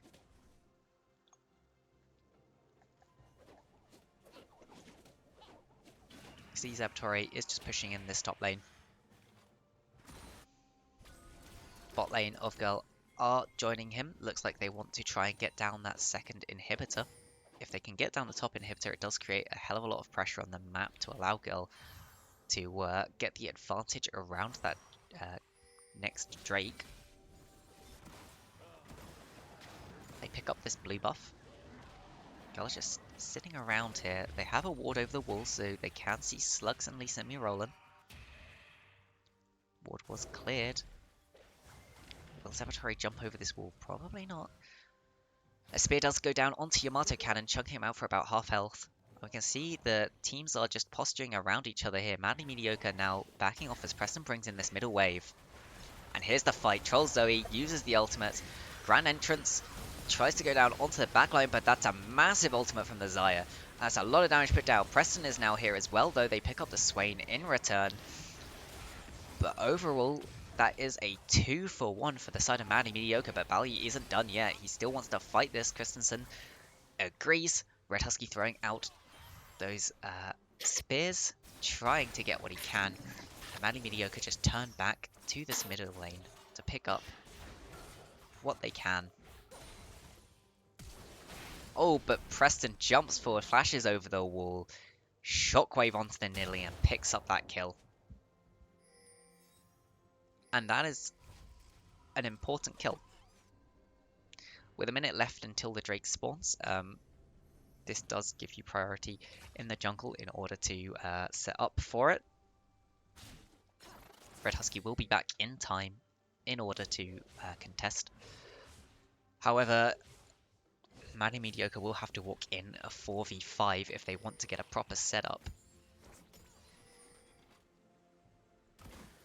This control was just being cleared out of the pit. Slugs is going to take whatever he can from the jungle. Lee Simi rolling is chunked out already. Oh, and Slugs is low. And there's the ultimate forward from Yamato. He just presses Q, and that is a dead Xayah. Flash used as well, and that's not what you want to see if you are a fan of Madly Mediocre. This Drake should be uncontestable now for them. Girl should just pick up this Drake. It looks like Madly Mediocre might still want to try this, though. They will be going in for the 4v5. Shockwave is used, though, from Preston. That is big. It is down. They have just seen Bally is in the pit. They've started up this Drake. The spear goes in. It does hit the Drake, but it's picked up by the side of Girl. Ultimate used from the Xerath. It looks like Girl want to chase this down. They pull in Preston, manage to get about half health. Zabutori is trying to follow up however he can, but he's not getting the better. Meanwhile, in the top side, we can see Joshua is just on the backline, but not really getting much value, taking the 1v1 against Red Husky. Lee Simi rolling does go into the stopwatch, into the stasis, but just does get knocked off, does manage to buy some time for his team. As the retreat now comes down for the side of Madly Mediocre. They'll do what they can to clear these waves, but they're in a 3v5. They don't have any real frontline left. Christensen sitting with no mana. The slow comes down onto him. Red Smite is used. Bally does have the GA, so he could choose to go in here. They're just going to take down this inhib, and it looks like they're going to play it safe and they're going to back off. And we're up to a 9k gold lead now.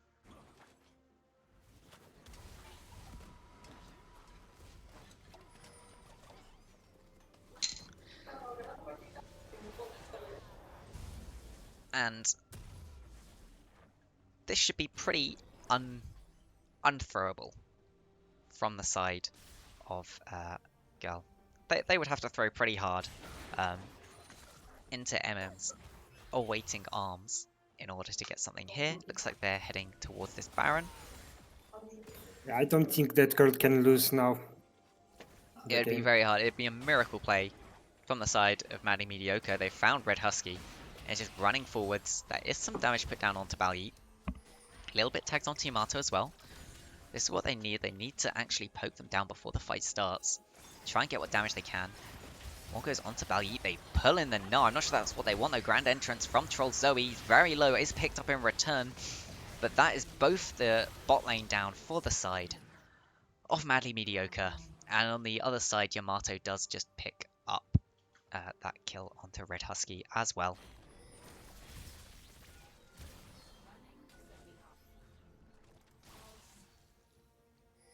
And Girl should just be able to walk this down and end the game. I'd be very surprised if they didn't. Looks like Balyeet might try and chase Joshua out. Make sure he can't back. Decides against it. Is just coming back for the team. With the super minion pushing in, it is just the Xerath and almost picked up there by Yamato Cannon, who does use the ultimate forwards. One tower left on half health. Ultimate used from the Crocodile. He's jumping back, but Saboteur just throws him away from the carries. These are my carries, not your carries. Yamato jumps forward, picks up the kill onto the Xerath, and Girl are just gonna finish this game. Knock down GG. the Nexus. GG, 1-1. And we'll go to this final game of the series very shortly. Oh, thank you for that. Okay, and we'll go have a look at the stats of the game very quickly.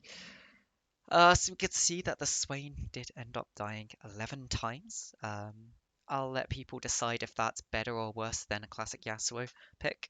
We can see Preston actually unkilled. 0 deaths during that game. Really coming up. So this is how you should play Orianna. Wanting to get it, show that. We can see a lot of the stats here. We'll just scroll down in case anyone wants to pick up any of them for stats pages or anything. Nice graph of the damage. You can see Yamato Cannon there, really topping the damage graph, followed up by the Graves. Christensen also putting in a fair amount of damage on that Xerath who got the first blood. That's just going to show us, Runes just shows us the one person who's first in the lobby, I think. That is game 2. So we will be moving on to game 3. This is, yeah, well, you know what, I'll swap over to the tournament screen very quickly. I should really update the screen while I create the custom, just so no one can see. And Oh wait, no, don't forget to update the bracket for WRE. I've tried and it won't let me. Oh, okay. Yeah, I don't know why OBS does not like me today. It just refuses.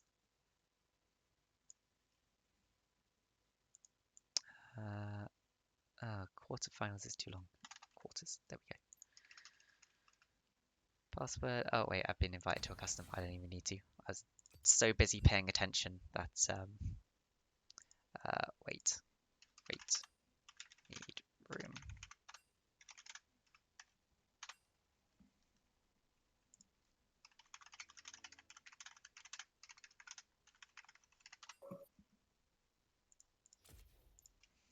Let me just chuck you the invite.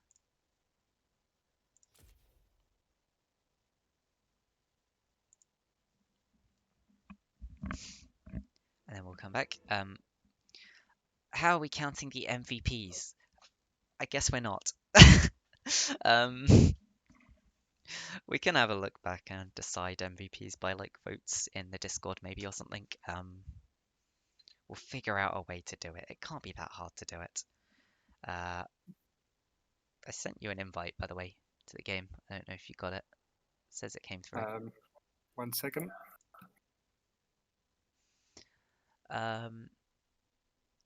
You know what? Let's.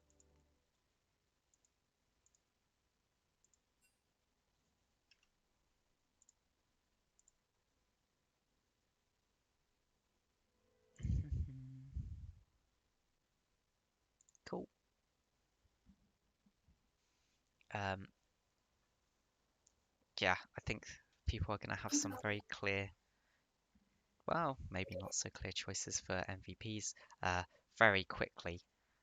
I am just going to run to the toilet and I will be back in just a second.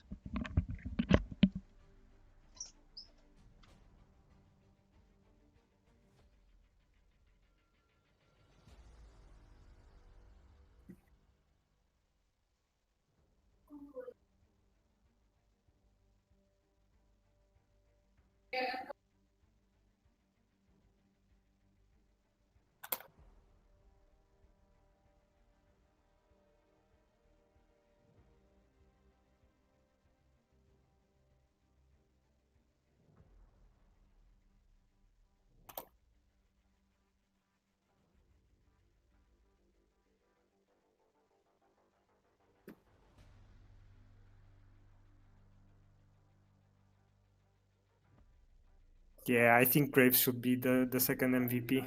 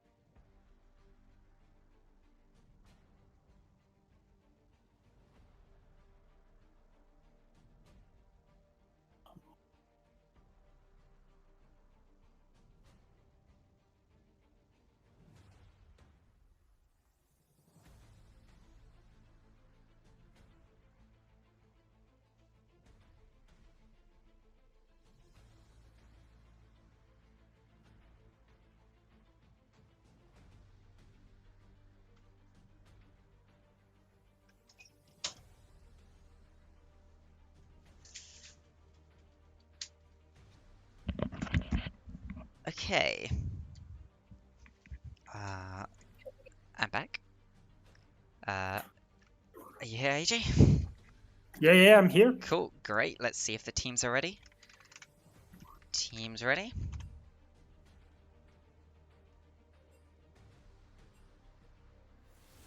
Okay, and in we go. So, considering what we saw, from last game, is there anything you'd expect to see banned again, or from the Uh, first game? I was saying Hackerim, but they just ban Hackerim. Yep. Hecarim, Yone, yet again, they don't want to allow Preston to pick that Yone at any point during the series. Mordekai's are also being banned out. Swap sides are very good point, by which I mean, of course, the sides were already swapped. I don't know what you mean. See, it clearly says girl on the blue side and MM on the red side. I don't know what you mean at all. Easy peasy. There we go. All fixed. Get there in the end. Anyway, back to the drafting. We also see the Malzahar band out, which I believe is Christensen's most played mid laner. Something that he's very comfortable on. The Graves banned away from Valiant after that previous game's performance, and they do not want Trollzoe to be allowed to get his hands on this Thresh. I don't know what they're seeing, but apparently they think Trollzoe on Thresh is a lot scarier than Kai'Sa in the hands of Yamato, which I'm a bit surprised about seeing after that last game's performance. And I I wouldn't. think I think Trollzoe is more scared with Lulu, Hmm, but it's my opinion. I wouldn't be surprised to just see Girl run back that comp pick yet again, the Rakan. We see Lilia being hovered. Will we get a bouncy dare? We do get a bouncy dare. Lilia being locked in for Red Husky and the side of Manny Mediocre. So that's some AP yet again in the jungle, signaling maybe they want to pick some more AD heavy focused top laners or mid laners. They do have to lock something else in here. They might just choose to pick up that ADC as well. Although I think every time they have just picked their own champions, they do lock in the Orianna, realizing that the Orianna priority is something that they really want here. Getting their hands on it for Christensen there. We saw the Yi being flashed up by Balyit there before swapping over to the Lulu, and this might be the Lulu being locked in. It is both a strong pick for Trollzoe and a denial away from Lee Simi rolling. So we'll have to see what this pushes Lee Simi rolling Uh, onto. Will he choose to pick the Swain again, knowing now that it is a Lulu support, something that nah, will struggle a little bit more to punish it? Or yeah. will he This pull is something else? was what I was expecting with the Trollzoe Yep. from Lulu. And Preston does look in that Syndra as the response to Orianna. Syndra Orianna, a matchup that I'm sure everyone has seen countless times.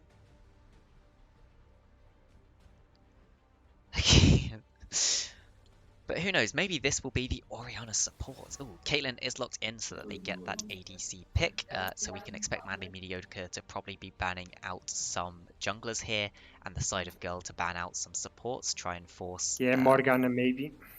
yeah, try and force Lee Simi rolling onto something that he's really not comfortable on. You can see that his champ pool for the support role is fairly low, and you can really force him into a style of play by banning out just a couple of supports. So the volley bear is banned away. It looks like they want to go towards these top lane bans on the side of Madly Mediocre.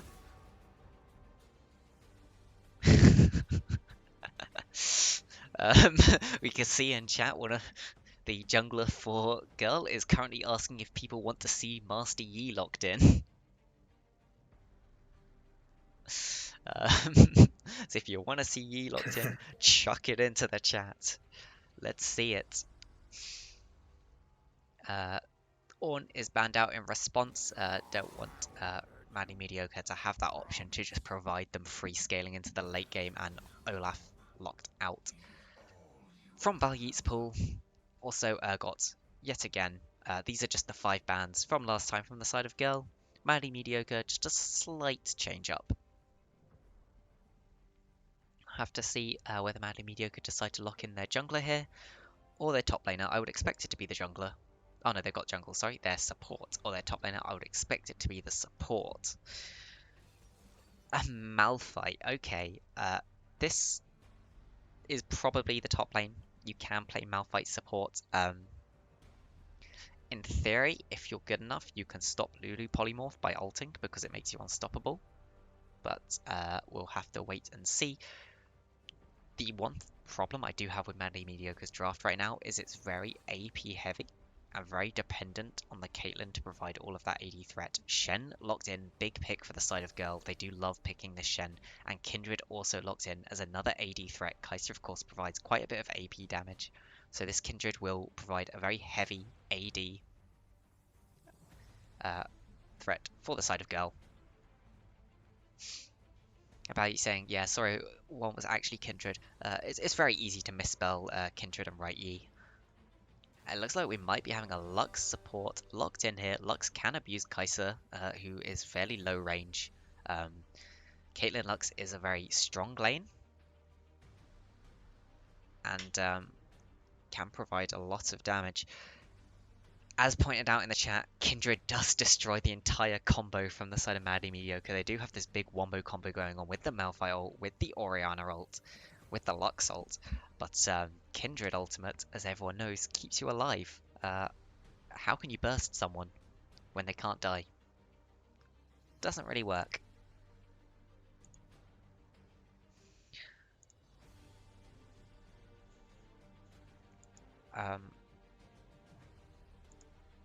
So as we move towards this, we'll have to see what the two teams decide to do in terms of itemization, in terms of runes, in terms of everything else. As we load into game here, swap to the game screen when it comes up. Oh no, I'm being stupid. We have spectator delay, of course, so we get to talk a bit more You about. forgot that. I forgot. We of course we have to be delayed. So is there anything on either of these drafts that really stands out to you as being good or bad? As you said, the Kindred was a really smart choice because they cannot one shot with their wombo combo. The Malphite, Orianna, Lux. Yes. Uh, Kindred can just pop up the ulti and As it no is, kills. Girl also have a lot of extra things to stop this wombo combo. They have the Shen ultimate, they have the Lulu ultimate, both of which can provide really massive things. They have Kai'Sa's very mobile with her ultimate and her E, which can go invisible after you have, I think it's 100% bonus attack speed, which means she'll be very hard to lock down. We'll have to see as well how I think this game will focus a lot on this bottom lane matchup. Mm-hmm. Because if this Caitlyn falls behind, Madly Mediocre are pretty much done. They can't afford to have this Caitlyn fall behind because Shen will just be able to stack magic resist and become unkillable. And pretty much the rest of Girl as well will be able to just pick up a little bit of magic resist and laugh all the way to the bank. Um,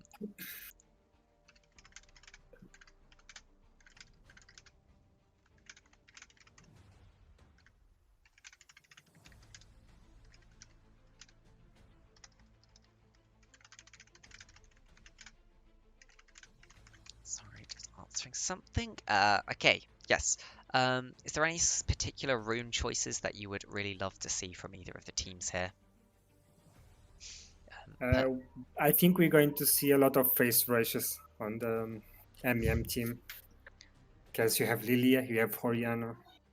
yeah, that is true. I would quite like to see Phase Rush from the Lilia. A lot of people do like to go Dark Harvest, but I think in a team like this, you really need to be able to dodge the Shen Taunt, the Syndra, E. You need that speed to be able to get around the enemy team, and Phase Rush will really help you with that.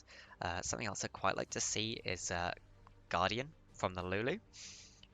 Taking Mm. Guardian here just denies so much burst potential from the enemy team, and will be really good at keeping you alive. I wouldn't even mind seeing the Relic Shield being picked up as the support item, just to provide that little bit of extra health to the Lulu, that little bit of extra regen, just to help get through that lane. And as we swap over screens here towards the game, we can see that Lulu does have Airy, also has Ignite, looking for more of a kill lane it seems. Instantly load in yet again. Always fun, just to instantly load in. And we can just have a look. I'll have to reorder this yet again. Yeah. There we go. If Lisa Me rolling is a Lux one trick, I'm gonna be either very happy or disappointed. I can't even play Lux. Oh dear. I thought Kai'Sa was going with the cleans instead of heal because the other team has a lot of CC. Um, Realistically, the cleanse here, it will get you out of some slows. It can get you out of the Lily Asleep and Lux route, but really what you're trying to do is keep yourself alive through that initial burst. Honestly, I wouldn't have minded even seeing a barrier here. Barrier especially would just help keeping you alive. Madly Mediocre, yet again, have a plan for level 1, just invading through this bottom jungle, pushing the side of Girl out of their own jungle. Red Trinket is used from Red Husky. They pick up a few wards. It's 2 CS onto the Caitlyn. They see me rolling, going for this trade here. Does get 45 gold, but put down to just over 100 health is actually fairly low. If they realize he's backing here, this could be a lot of problems, a lot of trouble. Lee Rolling is now in a really bad position. This is not where you want to be. He has to back, which means he's going to miss out on the first wave of XP, which will put him far behind in lane, and that's not where you want to be as the Lux. It pretty much means that all of this lane pressure that was going to come out from the Caitlyn Lux is pretty much being nullified. I'd be surprised if Slugs was allowed to walk up to this wave. In fact, let's have a look. As soon as they realize, you see Trollzoe is starting to walk forwards. Just using his shield. But no, not really much happening in the end. Mid lane, the Orianna does get the slight push early as we move later into the game, it'll go the other way.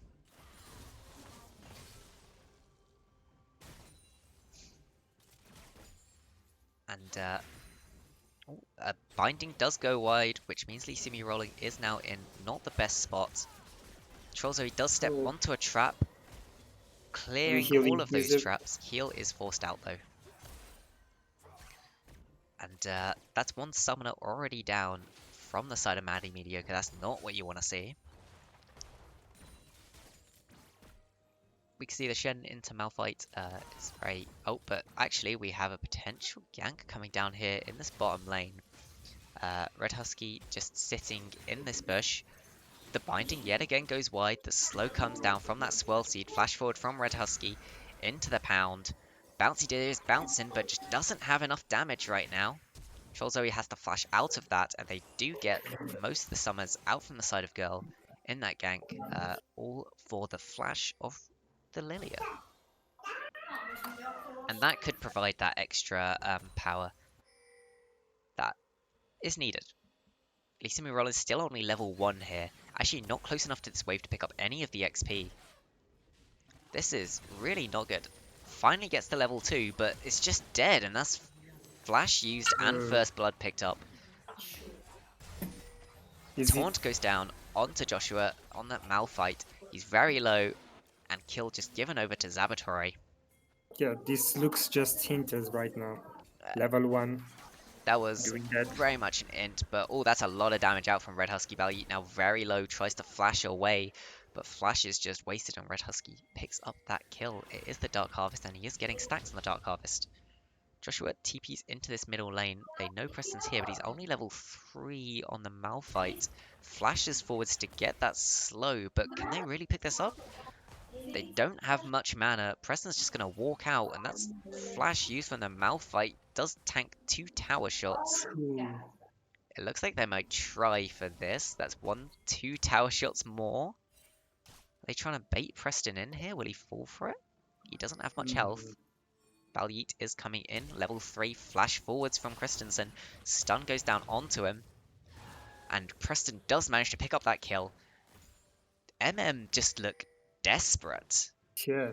TP use it, flash use it from Malphite, flash use it from Ori. And for nothing. And overall it just gave advantages to the side of Girl. The TP into the mid lane just to force Preston off of the wave was not a bad thing, but yeah. Ouch. See, top lane is not a fun matchup for the Malphite. Not at all. It's never going to be a fun matchup for Malphite. Malphite into Shen. Valiant also is just still here. Gets a little bit of damage down onto Joshua.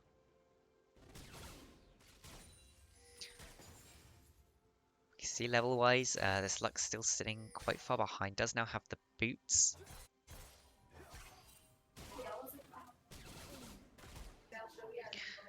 In terms of overall gold and CS, we can see there's a big difference here on the top side of the map. In that top lane, Shen really good at bullying out Malphite. Malphite does rely early on a lot of the damage from his W, those empowered auto attacks, which are pretty much useless into Shen. We can see that Madly Mediocre are keeping up with this Drake priority. They're getting the Drakes whenever they spawn. That is the Mountain Drake picked up. And Joshua's just going to pick up most of this CS in return. We'll see that CS gap close by quite a bit. So maybe 4 more, so maybe about 20, 25-ish lead.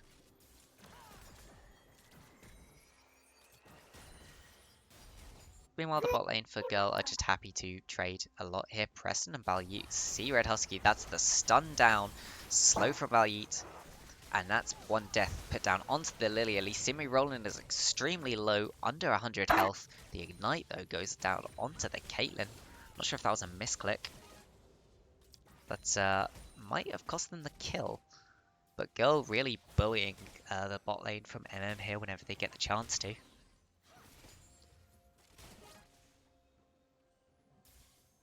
And, you know what, let's have a check-in on Kindred stacks.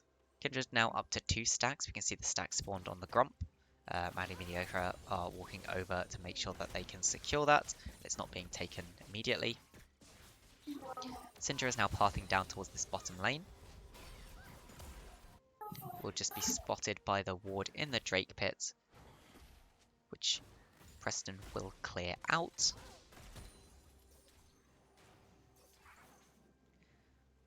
Yeah, so overall, we end up coming out the first few minutes of the game with about a 1,500 gold lead for the side of Girl, with most of that lead being up in that top lane. See about a 700 gold lead. There's about 300 gold lead for their jungle, about 400 for their mid, and about 100 for the ADC and support each. So overall, just slight leads everywhere for Girl right now. So Mad and Mediocre do really need to find something to bring this back. Of course, if their wombo combo does pull off really well, they don't necessarily need to be ahead. They just need to be in the game enough that their wombo combo can one-shot the priority targets. Those priority targets would be Yamato Cannon, Preston, and Gabblit. Maybe even Trollzoe. This Lulu can provide a hell of a lot over the course of a team fight. And even a Lulu plus a Shen is just scary.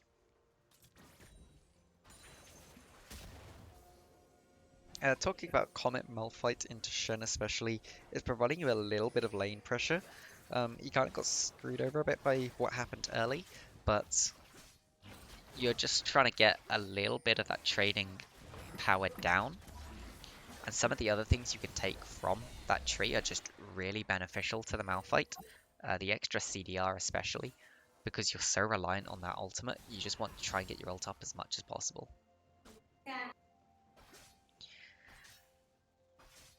Now we can still see Laboratory in this top lane has immediately built the Merc Treads. In fact, we can see double Merc Treads already for the side of Girl.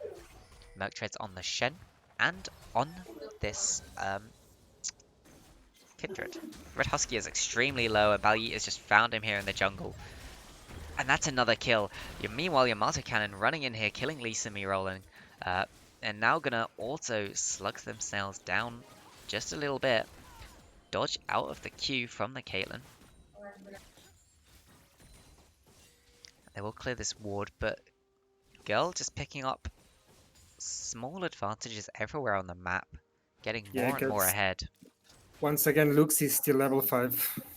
Lux trailing behind in levels. Kindred's still only on the 2 marks.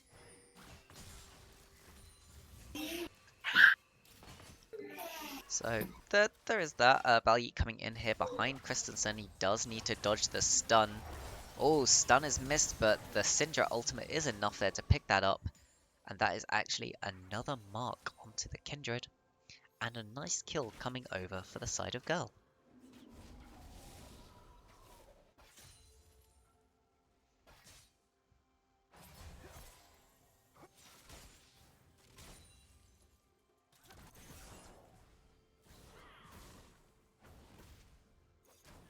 Oh, but Preston is really low here. Drowsy comes down, he just needs to hit him.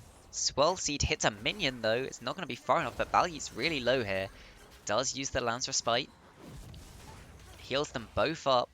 Red Husky and Gabblit will both walk out of that just fine. Meanwhile, top lane, still not much is going on. Let's look back towards this mid lane. Red Husky is staying here on about 150 health, no mana. So we'll get to push in that lane. No, we apparently want to look at top. Sure. the spectator cam obviously knows something we don't. Now it goes back to mid. We can see in this Dragon Pit, just Madly Mediocre yet again setting up, clearing out the vision, getting the ward behind the pit. Always good to see if there's a potential jungler going to be jumping over and trying to steal that Drake. Ooh, Yamato does get rooted up here, but the Shen ultimate immediately come down. Stand United was used. Yamato on almost no health. The heal comes down as well as the shield. Slugs is very low. Ultimate in from Malphite. Yamato does use the ultimate, get another shield, yet another shield, flashes away, and does manage to stay alive in there. Red Husky is coming, walking AFK walk. Leaves the game there. That's unfortunate. Reminder, if someone is lagging, you can pause. Oh, Just I hello. did not mean the game can pause. Hello? Wait, Just froze the. Okay, oh, we're back. we're back. Not entirely sure what happened there. Yeah, Yamato is staying here very low. That dragon does do splash damage. It could pick him up if he's not careful. And dragons do love gold. NA production. Spectator bug. Yeah, Spectator seems to have been bugged there. I'm not entirely sure what happened, but we made it back in. It didn't look like too much else really went on. Preston does almost pick up that kill onto Christensen, surviving with less than 100 health. Herald is being dropped in mid. They're going to do what they can. Lilia is here, though. Maybe he can get something done. Just trying to get this Herald down. Use the smite and the auto onto the Herald's back. And just gets that Herald out of the game. So as we move towards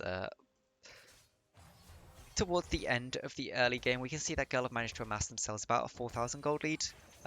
Very high, it is one Drake apiece, so they've managed to slow down Madly Mediocre's potential soul comeback as well, which is very good.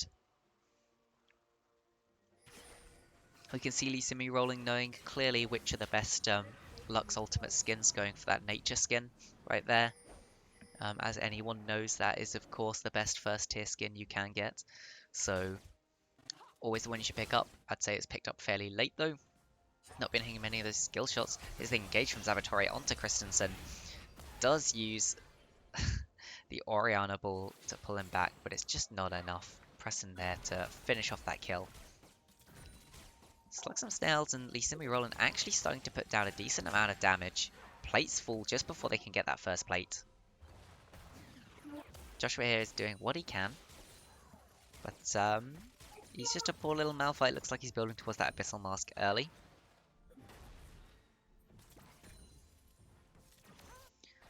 We do see a Lulu without Moby Boots. Oh, I love it. It's the extra CDR, in fact. Actually, Amazing gets you a flash up far more often, which can make all the difference in one of these sort of games. But we see an engage on the top side. Swell Seed just goes in. They're doing what they can into Zabatori, but he's just so tanky. The ultimate used, and there's the Lamb's Respite, just keeping both top laners alive. And the Lilia goes down, and so does Malphite. And that's a 2-0 yet again for Girl. 13-1. This is starting to get a little bit out of hand. What do I mean starting? This is out of hand. It is.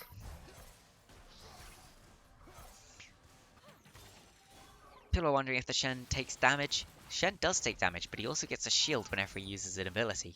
But he could also use W, and then auto attacks don't do damage. Yeah, just wait for him to get a couple of MR items. He will actually become unkillable. And then he'll build a Titanic Hydra and also just kill the enemy team.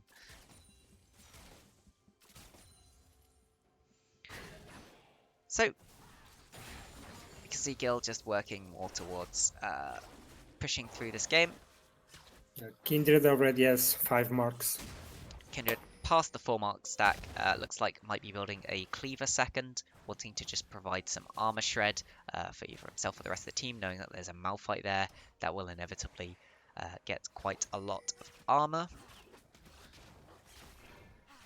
Titanic has been rushed by Zavatore on this Shen, favouring the damage over the tanky stats, saying, you know what, I don't care, you can't kill me anyway. Root does go down onto the Kai'Sa. They get what damage they can onto her. It's about a third of the health, not too bad, all things considered. But here we go. First turret did obviously fall in that top lane, so as we move towards this mid game, we'd expect to see the team start to play more around objectives, but they interrupt the back from Slug some snails, and that's a death. And Christensen maybe a bit more than he can chew here, just a combo flash forwards from Preston. Pick up that kill. And yeah, this game feels all but over. You can see the gold lead is 7,500 at this point. Oh, Red Husky going in does use the sleep. They go onto the Lulu first, but they don't have enough damage to finish her off. Lisa Me rolling and Red Husky both still alive, but Bal Yeet is on the back here. Wolf is just going to bite their ankles, finish them off. And that's even more gold into the pocket of the Kindred. And And giving more mark. yeah, the worst thing for Manny Mediocre here is the gold's not even concentrated on one member of the enemy team. It's not like you can use their wombo combo comp to kill that one person who's ahead. Everyone's ahead. And there's not too much they can really do to come back into this game. They just need to get to the part of the game where their team is strongest and try and execute on this wombo combo, but eventually they're going to be forced into doing it before they're ready. Nice combo from Slugs and Snails there. Does manage to do about a quarter of Yamato Cannon's health. Not much. I'm not sure how I feel about the Storm Razor on the Caitlyn in the end. I think at this point you just need as much damage as possible. I would have preferred to see just the early Infinity Edge, knowing that you're going to pick up more, and that's yet another dead Orianna. Oh, this is looking really bad. Almost 10,000 now. Second charge does go off on that Herald. That's all the outer towers down. Manny Mediocre are doing what they can. Just clearing away the wards, clearing away the vision. Oh, but Red Husky's going to walk straight into Bal Yeet. And that's a lot of damage. He's flashing forward. Stand United used. He's just going to keep going. No cares. Flash forwards into Taunt from Zabatore and he one-shots the Lux. Oh. And it seems like that's an FF. And Girl win game 3 and take the series 2-1. So GG goes there, and Girl showing that they do have a strong mental after tilting They the turn it first around. game. Turn it around. Just 2 very clean wins, honestly. Showing the reason why they did win The first league, first regular season league of the Coral Jolyu League. So we'll have a quick look through the stats, obviously. Here you go, you can see that actually this time Girl only death on Bal Yeet. Oh, what an inter. Can you believe it?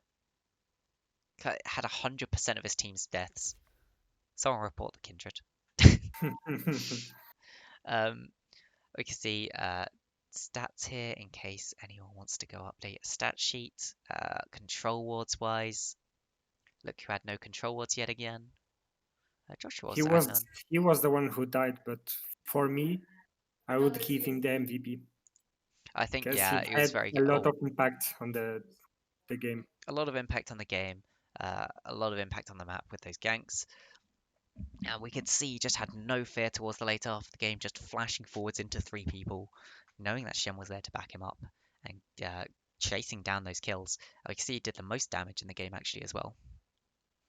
So that will be Girl taking the series 2-1, moving forwards into the semi-finals, where they will be facing one of Valkyrie 5 or Virtual Secret, which we will hopefully find out today. Which one? Next series. That is the next series that we have coming up. I will swap over to the tournament view and I'll try and see if I can somehow get it to work now. It really doesn't want to, and I can't work out why. Let me see. Why doesn't it? I don't understand why it really hates this. Like,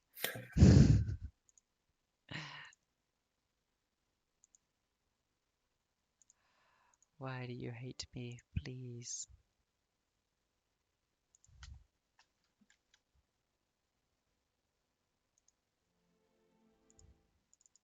Yeah, I can't work out how to move it. For some reason, OBS does not want to help me today. It took so long to set this up anyway, and it's like, oh my god, now it refuses to work. All you need to know is World Regenesis moved up from the bottom right. Guys in real life moved up from the top left. We will be having Valkyrie 5 Virtual Secret coming up very soon. And I will just throw over to the pre-stream while we set up for that and check that teams are ready or, well, but I think the game may have already started. We'll see. We'll see which games haven't started if they are, or yeah, brain work, please. I'll see you guys in a little bit.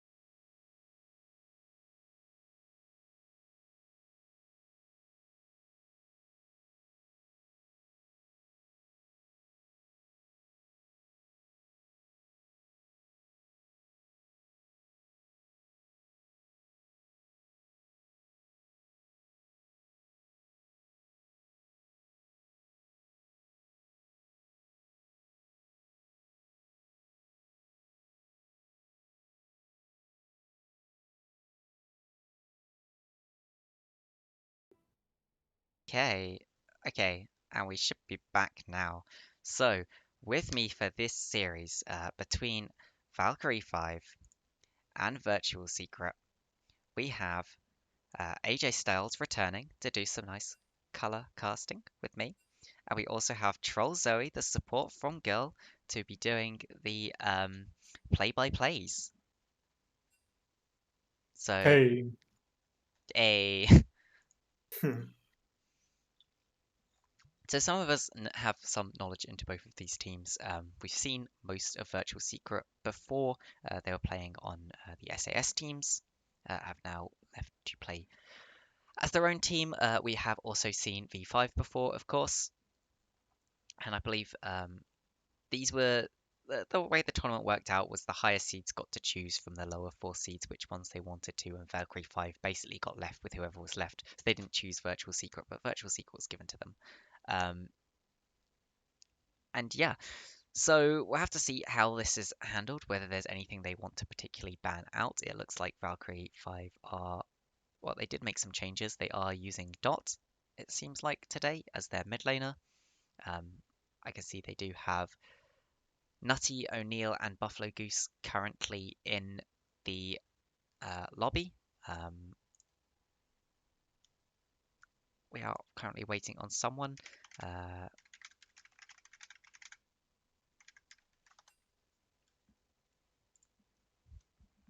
So I have to see what that comes out to on the side of Tenno. Oh, yes, Dot is now the main mid for um, Valkyrie 5 right now. Um, so yeah, we're just waiting for Tenno to get here at half past. On the side of Virtual Secret, we do have 2 Crash, which I believe we've seen before. We've seen Firehawk before. We've seen vast improvements in his Ari every time we've played it. Can't wait to see the fake level Ari that we're bound to get next game he plays it. We've got Set or Set 6. I'm whatever. Set, I'll call him for now. As the Just easier. ADC, and Plusher, which we kept getting reminded that's how it's supposed to be said, as the support. so I'm totally gonna butcher those names, by the way. I'm just asking forgiveness in preparation for that right now. Apparently, Seth is Seth. That's so. We'll just remember to say Seth, Yes. or attempt to. I'll put on some nice champion select background music just so there's something there. Of course, as always, guys, if I need to turn one of the casters up or down, do let me know. If I need to turn the music up or down, do let me know. Yeah. In terms of who we really want to be watching on each team, of course, Dot is now the new mid laner for the V5. So it'll be interesting to see how he slots into this team, having not played much with them. Preston saying reduce the volume on Trollzoe. I don't know if he's just fucking memeing that, so I'll wait for someone else to agree if that's the case. Oh, me, serious. Okay, well we'll turn Zoe down a little bit. There, that should be fine. Do you want to try saying something and we can see if that's fine? Yeah, I can try talking now. Should be better, I hope. There we go. Is that better or still too loud? Or too soft now?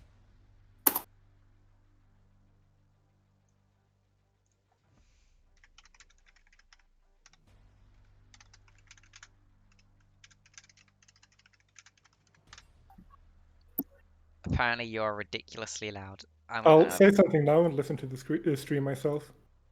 I put you down to 100% because I had you higher before. I am ridiculously loud, yeah, I agree. Yeah, there we go. It's down. It should be better, hopefully. There we go. We're fixing it all before we start, and the entire stream is just shouting every play. Not the worst thing, actually. That could be interesting.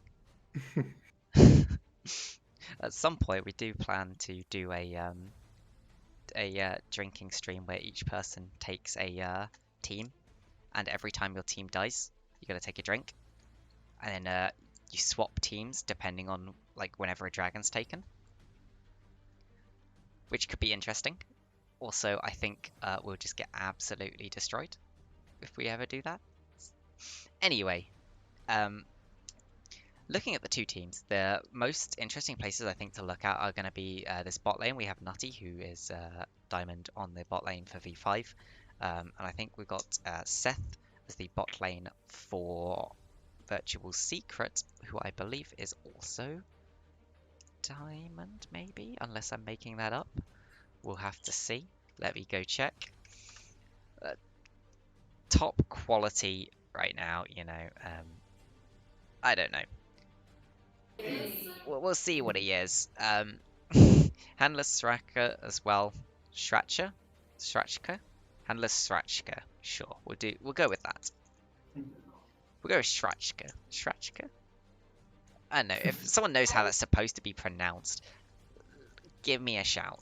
As the diamond, diamond on the side of Virtual Secret, and he is jungling. So we'll have to see how that works.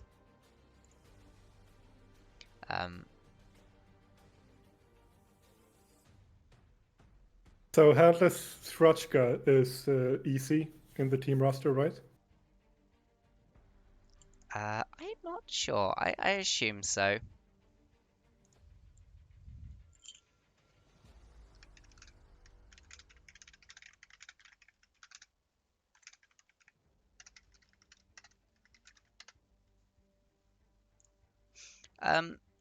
Yes, he is Diamond.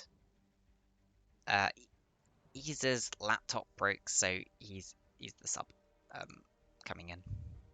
And I believe he is a listed sub. It's not a complete out of the blue sub.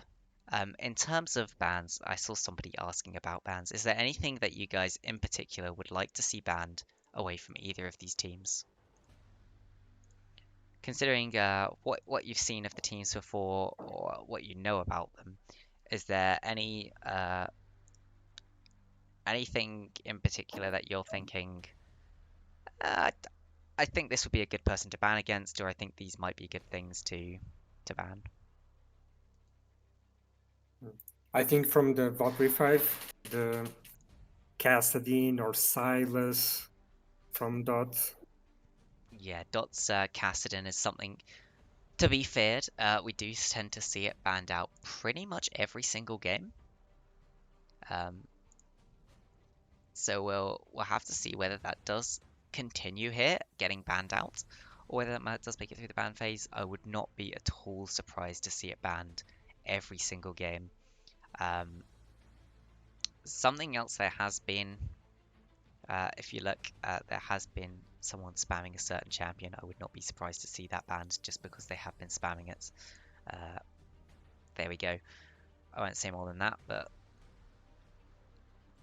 that should give you some idea of some kind.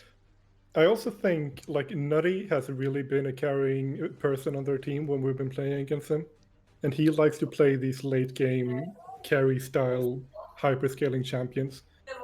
And Buffalo Goose usually pick something to support that kind of hyperscaling bot lane with them. So I definitely think that Nutty is someone to watch out for on the team of V5. Yes, definitely. We have seen him absolutely destroying the Tristana before, so that is something that we might see picked up yet again for him if it is left open. He also has a very high win rate on Jinx, so we know he can't play the Jinx, and that might be something that he looks towards yet again. We've also seen his Vayne in official games, right? I think we've seen his Vayne in a single official game. I think it was pretty good. So we'll have to see whether it makes it through the ban phase and whether they decide to pick it up. They do have to be careful because, of course, Caitlyn can put Vayne very far down in lane, and that might be an issue. In terms of where else, what else? Oh, in terms of Virtual Secret, is there anything you guys particularly want to see banned from the side of Virtual Secret? I don't really I haven't played much against the players of Virtual Secret, and the small scouting I did didn't really reveal anything. So I've seen Firehawk plays Galio a couple of times, so maybe that's something that they should look at. But other than that, I haven't seen anything sticking out with the small amount of scouting I did. Yeah, of course, Firehawk does like his Ari, he likes his Malzahar, so I wouldn't be surprised if either of those are picked up for him. Um, so we might see what something along those lines. One of these control style mages, something that has sort of self peel. We got all the people in the lobby right now.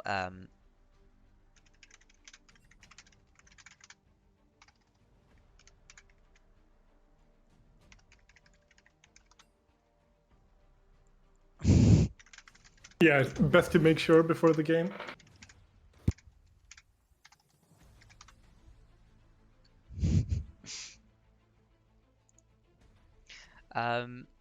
Yep. When you also look at Seth's champions that he's played recently, there's quite a lot of Ezreal, which of course is a champion that doesn't really rely on any particular picks to be very strong. Brain, please work.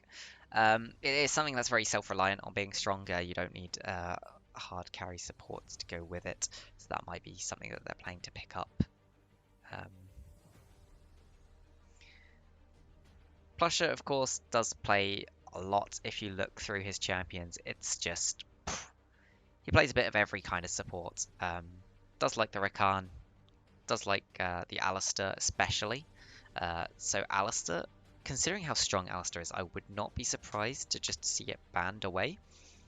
Especially if they can't get their hands on the Vayne, because the damage reduction that comes from Alistair is just massive. You can pretty much become a tank without building tank stats on Alistair if you really want to. And stats-wise, Alistair is just in such a good position in the meta right now as well.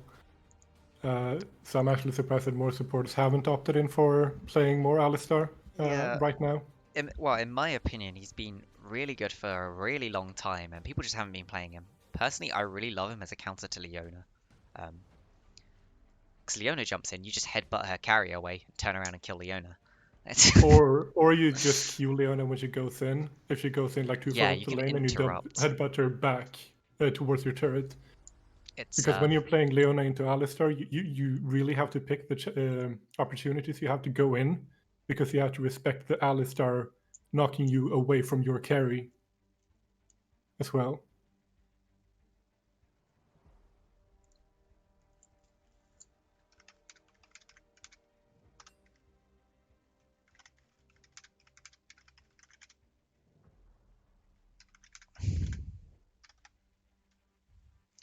so just to let people know what is going on, the teams are choosing to pick ban in one of these other systems so that they don't have to use placeholder champions. They can just get all the champions that they want to pick and ban. I can't be bothered to go follow it, to be honest, and set up the screen to go look at it. So what we're going to do is just let them go through that, and then we'll follow in the client as they ban the same stuff. So we'll see what everything that's banned and everything that gets picked, but not necessarily the correct order that has been picked in. But that's a side issue. If I had more time, I could have had stuff set up for this, but yeah, whatever. We'll keep going. So any specific? We haven't really talked about this top lane matchup. So we've got Tenno into 2Crash. We've seen Tenno before. Originally was a top laner, moved to ADC, and now back for the top lane here. Does like to play these sort of tanky carry champions, likes the Urgot, the Mordekaiser, likes the Scion, these sort of champions. And then on the other side of this matchup, we have 2Crash. I don't really know what 2Crash tends to play top. He does like to play Shen. He does play a lot of the Ornn and the Renekton, so a bit more of this sort of tanky team defense or team style play. The teams are just having a little bit of an issue with their pick bans.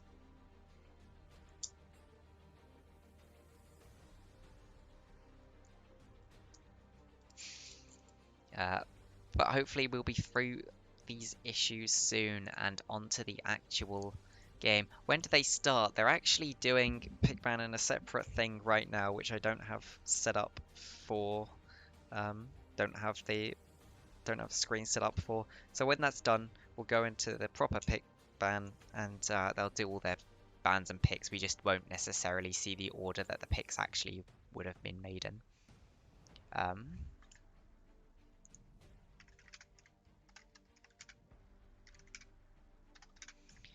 And then we'll get in. So very shortly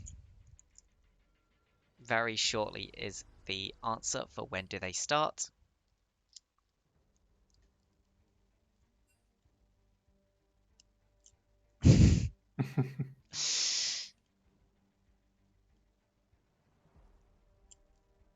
We appear to have moved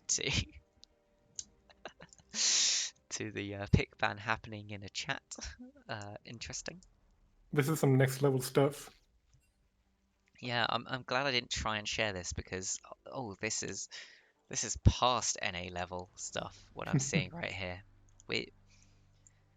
this is too far, too much. So we'll just give you a running commentary of things we might see picked. You know, I reckon we might see a Lucian ban coming out. You're just psychic. I'm just psychic, exactly. I think one of the teams might want to pick GP. Might see a sack coming out as well. Oh, maybe. Where is Champ Select? Champ Select is coming soon, TM. Very soon. Very soon. Basically, yeah, I'll type it. Well, I'll type this while I'm saying it. Why not? They're doing a website pick ban, which I don't have a set up for streaming right now, so we'll just follow the actual pick ban after. Basically, bans will be in order, but not necessarily the picks. But if one of the teams could send a picture of the pick bans, the order that it's in, that could be very useful. I could chuck that in the Discord, and then anyone that's interested could see what the pick ban order was. Because it is quite interesting to some people, and can be quite important to see that some teams, you know, like to ban around mid early on or ban around top early on, something like that. Looks like we might be about to go in. I have realized that I will need to quickly change the team names. Nobody look. These team names are extremely similar. Don't blame me for this. We see there's V5 and VS, but that happens. So we can see that they ban out the Kindred first, or the Kindred was banned first. I'm going to assume they still do their bans in the correct order. Just teams, please do the bans that you actually did, so we can see what the bans were. God, this stream is scuffed. We're very scuffed. We are famous for our good plays and exciting games, not our production value. Exactly. Shen was banned away from the side of V5. I'm not too surprised with that. 2Crush does like the Shen and has a very good win rate on the Shen. Mordekaiser banned away from Tenno. It looks like we're having some topside bans. Kassadin banned away from Dot. We predicted it. It's happening. Dot will never get his hands on that Kassadin.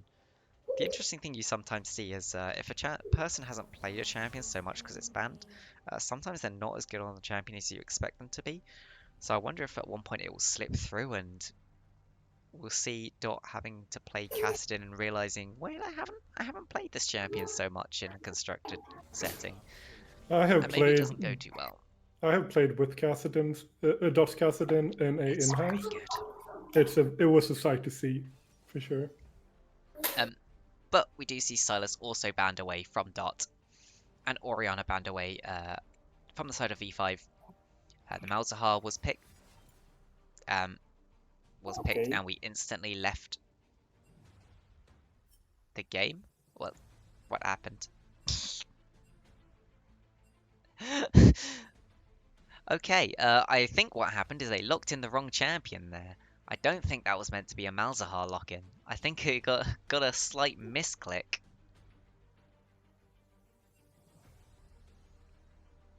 Did he maybe intend to ban Malzahar instead of picking it? I Yeah, read the chat Malzahar for was the the fourth bans. ban. Ah, yes. Apparently Malzahar was supposed to be the fourth ban, not the pick. I was kind of surprised by it, so I think that has to be expected. We will get into this game at some point, guys. We promise. Long series, long day. God, I'm glad I said I'll do the next other series tomorrow. I think that was a very good choice. So, all the teams are now here. Don't worry about reordering. Let's go.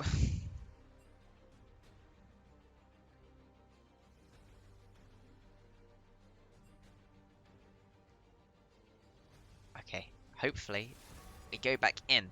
There we go. We're getting in. So, I mean, I don't know about you, but I think we might see a Mordekaiser band coming out. Also the Shen, Kassadin, Kindred. Kindred. I also have a hunch that they're gonna ban Malzahar in round 2. Ooh, that's you know, I'm not sure about that one.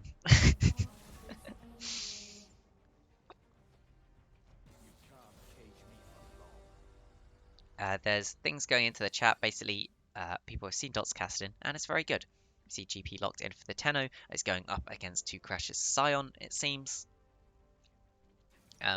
Asking about the in-house, sometimes in the Discord, we do things called in-houses, which are just where you get 10 players, mix up the teams, and just play some games for fun.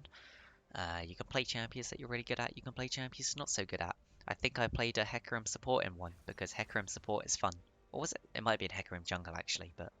Yeah, it was whatever. Sumi Hecarim jungle. Oh, yes. We see O'Neal actually managed to get his hands on the Zac for once, and Vayne was going into the hands of Nutty. Firehawk did get his Ari. And Vi for Srečka. All the powerful picks coming through here. Where is the Ezreal support? I've played Ezreal support before. It's not a good idea. Okay. So we're going into the next round of bans. We can see that Lucian got banned out. I mean, obviously this is not going to make too much sense because this won't be the order that people picked in. But it's essentially why Firehawk made his way onto the Ari was the Malzahar's banned out. And I would assume with the Oriana banned out, that means he's playing Ari, and that's why he picked it up. To be honest here, they could just ban anything that's not either one of the team's picks. It doesn't really matter. Senna was the choice for the other ban. Kind of interesting. I know Buffalo Goose has been playing a lot of Rakan lately. So I'm surprised that it wasn't banned out purely as a you've been spamming Rakan. Let's not even let you play it. You can see that Seth got his hands on that Ezreal, it seems. I mean, I assume he's going to lock it in a second. There we go. So he did get his hands on that Ezreal. Lulu was picked up for Buffalo Goose in that bottom lane. Dot is just messing around, flashing up a lot of AP champions. What was he gonna pick? What was he gonna pick? I do not think it's the AP Nunu mid. Corki. It is the Corki. Yeah. So I knew this was coming. So this is a lot of auto attack reliant champions. I would expect to see a lot of Ninja Tabby coming out from the side of Virtual Secret. And I think if Tarek was the final lock-in here, it's a great lock-in, honestly. The amount of armor that you'll provide to one of your carries is really good. It synergizes really well with Ezreal, but no, they locked in Leona in the end. Leona can get a little bit cucked by Lulu. Lulu can polymorph her. Yeah, I think I would have preferred the Tarek. But there we go. So looking at these initial pickups, is there a team that you favor more from this or a team comp that you think looks better? Yeah, I think in the early and mid game we're going to see not the Valkyrie fight, but the other team. Virtual Secret? Exactly. I wasn't remember the name. They are going to be ahead, in my opinion. Mhm. But if the game goes to the late game, I think the Valkyrie 5, they have a big chance to win this. Yes, the Gangplank, the Vayne, the Corki, the Lulu, there's definitely a lot of scaling on the side of Valkyrie 5. The side of ES does have some very nice scaling, but it spikes a lot earlier into their game. I'd expect to see... I think we're not going to see too much in the early game. It's the mid game where we should start to see Virtual Secret really up their game. Start to push where they can. When that Ezreal hits 2 items, when Ari hits that first 1 or 2 items, when Vi finishes their Triforce, these are the points when we'd expect to see Virtual Secret starting to really press these advantages and try and get something in this game. I do find it a little interesting the fact V5 did get themselves a number of power picks for them. They have O'Neal on that Zac, they have Nutty on the Vayne, and they have Buffalo Goose on that Lulu. So the fact that all of these made it through the ban phase and were picked up is very interesting.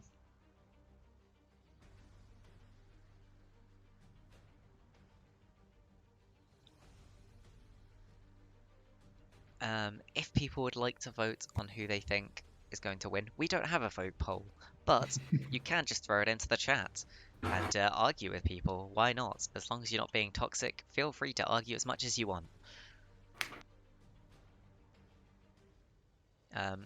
I would be very surprised not to see Ninja Tabby coming out for most of the side of Virtual Secret, considering you've got that Corki, you've got the Vayne, you've got the Gangplank, everyone here that does a lot of AD damage via auto attacks and empowered auto attacks. We'll have to see how this works out for them. Firehawk, of course, we've seen him play the Ahri a few times. He seems to be better at it every time he's played it. The first time we saw him, was using the ult purely defensively. Next time we saw him, he was using it aggressively, actually starting to use it for engaging, dodging around people. We'll have to see if this time he's moved up to the faker level of plays, or whether he's just going to stay at the level he is not going to be too much for him, or will he really step up his game and get ahead here?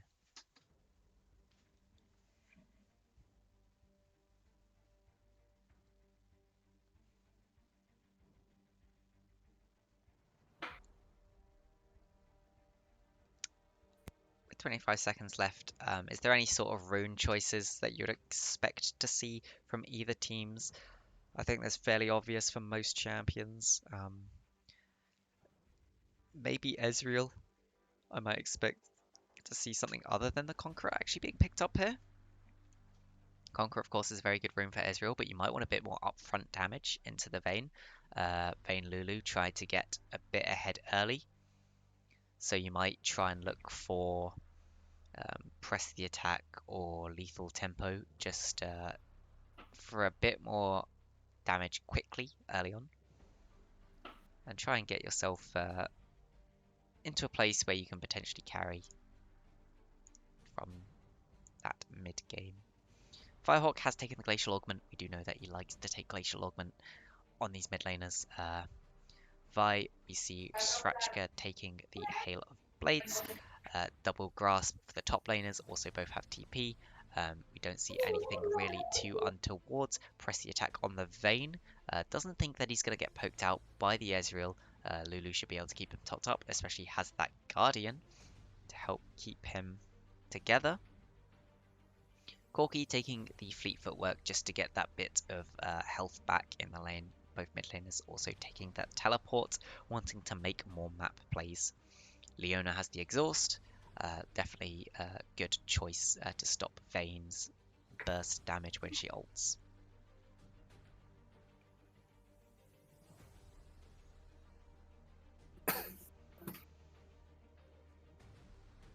Yeah, nothing really out of the ordinary coming out through these runes. I really like the rune choice of the Guardian on the Lulu, because her sole purpose in this game is basically going to be to keep the Vayne safe, and Guardian's definitely going to help with that against this team. Definitely. But on the other hand, you don't have one Ignite on both of the teams. Not even one. Yep. There's not too many champions that are gonna have an absolutely massive amount of healing here. Zac will have quite a bit of healing, so that could prove to be a bit of an issue. But I don't think we're gonna see anything terrible from that. I think if I was gonna see an Ignite, I'd like to see it on maybe the Ahri. But overall, it's not too bad. Maybe you could have even taken Exhaust on Ezreal and Ignite on Leona. We can see lots of pings coming down. It looks like Virtual Secret might be going for an early invade here. 4 of them in the mid lane push. To the bottom side. Lulu is dangerously out of position here, so just get some vision on her. Will they choose to pull the trigger? Or are they just waiting to see for a potential invade?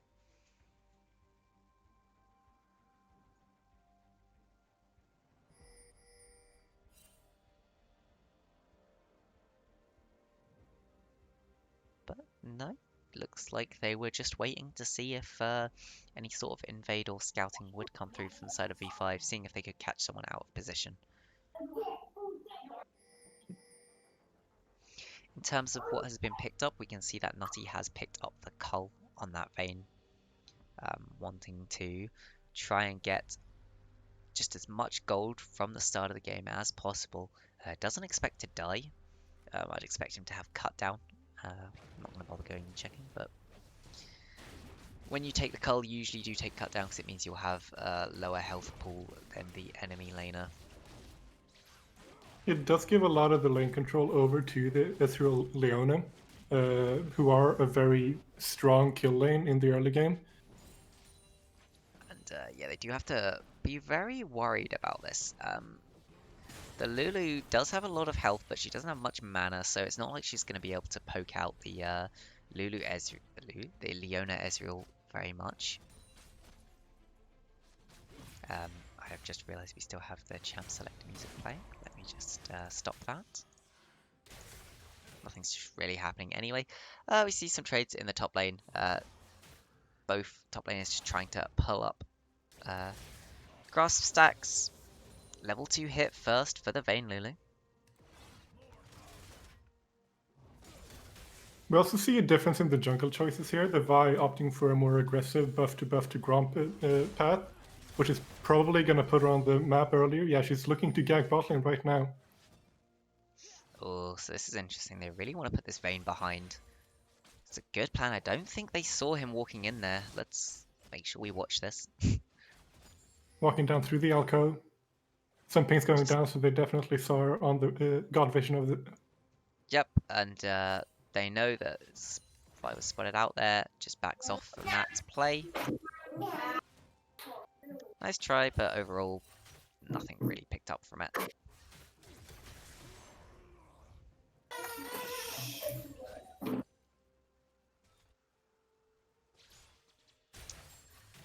And in this early game, not too much going on. The double cull start from the side of V5 will mean that very slow early game is preferable to them. So you can see it as a good thing for the side of V5. The fact that this early game's gone very slowly. Dot did decide to back and get an early cull after that Doran's Blade. So deciding, you know what, it doesn't feel like I'm being pressed too much in this lane. I'm going to get that cull and just keep farming up.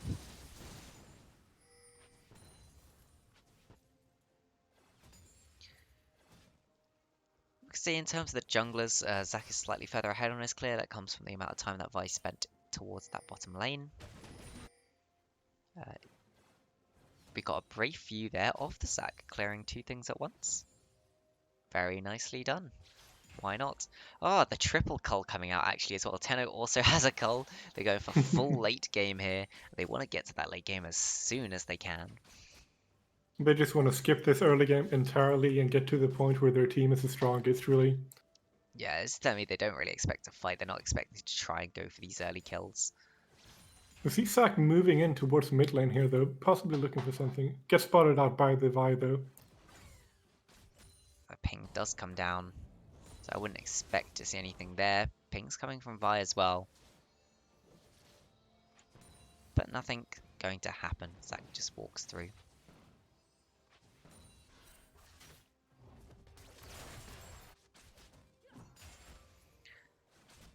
So, here we are. Not much happening. Nutty actually getting ahead on CS in this lane. Tenno also will be ahead on CS after this small wave. You'd expect that with the gangplank into a Scion. He can farm a lot safer. So it's not to be unexpected. In the mid lane, it's about even, as well as in the jungle. So we can see small leads just starting to open up for the side of V5. Results in about a 400-500 gold lead. Where Vi trying for another lane gank here in the top lane. Waiting for Possibly Tenno's getting wall up, something on charging Tenno. that Q. But going in here, but Tenno flashes out. Flashes the knockup. Really good flash there. Gets out safely. Yeah, good flash. If the knockup went through, almost certainly dies to that. 2Crush is level 6, so he could potentially go for something here. When there's a big wave pushing in, you can purposely kill yourself under the tower to get the enemy laner, because they will lose all of that CS that is going into the tower if you manage to kill them. It is quite risky though, and you are given the gangplank gold if you do that you might not want to do. In terms of cull stacks, we can see Nutty is already moving towards over halfway on those stacks. So probably he's going to try and wait, if possible, to back until he can get Vamp. No, he's going to go for full Berserker's Greaves. Wants as much move speed as possible right now. I think that's fine when you're into something like a very slippery enemy team. You want to be able to move and reposition as quickly as you possibly can. And of course, that's pretty good.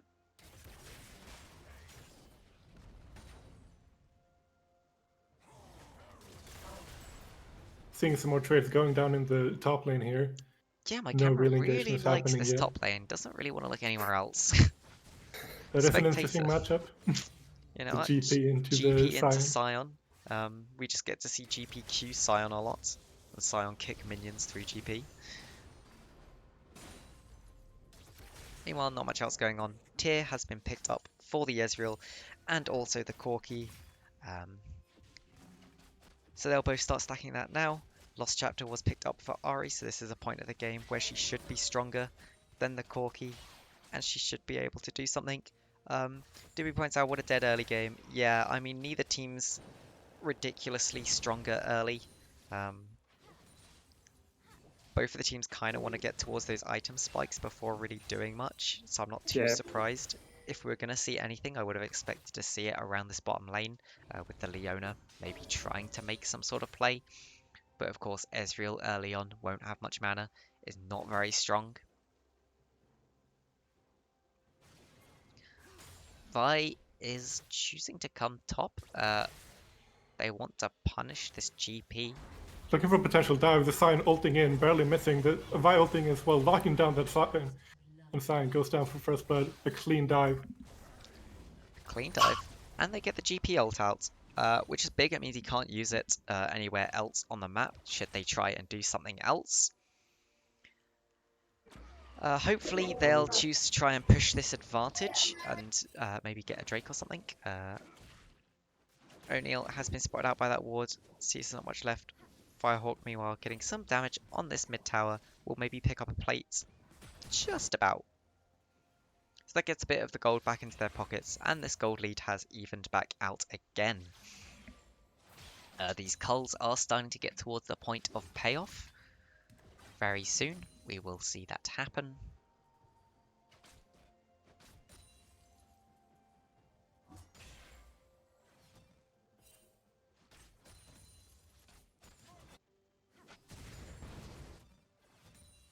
And probably Vi will focus on top because it's the easiest lane to gank. Because on the mid you have Corki Yep. and you have Lulu and Vayne on the bot. So See a GP, it's really abuse hard. a GP. He does have his Sheen now, so he will be doing a very decent bit of damage. It looks like the teams are trading objectives here. V5 probably knowing that VS are on Dragon, are opting to go for the Rift Herald instead, trading those Is on a objectives. Cloud Drake. Plush is looking for something here. Does use Oh, the Solar misses. Flare. But, just fishing for something that's not really coming up with anything. Oh, two cash going in for the steal? Ooh, Oh, that doesn't was get it. too close to comfort. But O'Neal managing to secure that. I think I saw 14 health there. That was very close. Taking that would have really put Virtual Secret into a good position. Right now, though, they're sort of floundering in this game. They need to get something done. It's just... Oh, but Oh, Leona but- going in, hitting the Scene Blade on the Lulu. I mean, the exhaust goes down. Oh, the Vi charges in on the Vayne as well. Vayne going down. And they're getting out safely. But Lulu is dangerously low. Vi Oh, flashing in flash for the in, kill and the the heal, heal that won't from be this. enough. Oh. The Vayne only needed 2 more minions to get the cult. Oh, and that's the perfect time to kill her. Tilt her right as she's about to finish the cull. And you know, yeah. That's... If you're gonna try and tilt someone, do it right as they're about to finish a cull. Why not? We can see all of the culls are getting very close to finishing. Vayne is now starting to work towards that Bork. We do have the Mana Moon finished for both Ezreal and Corki. Of course, both of them will probably end up trying to build the same sort of things. Ezreal has picked up boots and a cloth armor, probably going to go towards those Ninja Tabby, just because of how strong they will be. We do see double Ruby Crystal picked up for O'Neal. It looks like maybe he'll be building a Warmog second. Firehawk, meanwhile, is pushing in this mid lane, getting damage onto the tower. And you know what? Maybe you're not putting the Corki down, but you are getting damage onto this mid tower, opening up the map a little bit. That's not too bad. Is coming in for a gank on the Ari here, hitting the knockup. Does not all ends up Forces a flash. both And for the flash, steal, bolting her away. ult. flash and ult both used from the Ari. Not quite respecting that how close Zac was. That Herald is thrown down mid. Leona might get caught out here, trying to clear that vision. Zac is coming down. Going in on But the is round. Leona the one caught out, or is Zac the Or one is caught Zac out? the one caught out? Oh, they're going in on the dot under the turret. Killer's picked up. The fight happening here. The killer going over to Vayne. Definitely a good champion to have that kill on. Yep, Vayne does use the ult there, and it was Leona caught out in the end. Ezreal, of course, can just arcane shift over the wall to safety. They just stuck around a bit too long when Vayne Lulu got there. That was pretty much it. Mid lane kill was picked up onto Corki by Vi, so she is pushing herself forward. She decided to finish that jungle item first, not rushing straight for that Trinity Force, deciding it wants that earlier power. Meanwhile, Vi also just managed to go into Zac's jungle, taking the red while getting out safely. and that's everything a little bit you can do to get ahead here. That's what you need. We can see that Sion is just starting to stack up that armor. He's got the Ninja Tabby. He's got the Bramble Vest. Rumble Fist. And eventually he will become one very tanky boy. I wouldn't be surprised to see a Frozen Heart coming out as well. just stacking as much armor as possible. Randuin's Omen as well is pretty much a must-have. You don't know whether GP is going to be building crit, but Corki will almost certainly be building crit, and Vayne will almost certainly be building crit. GP might also build crit. You know, the Randuin's Omen is just going to get so much use if it's built here.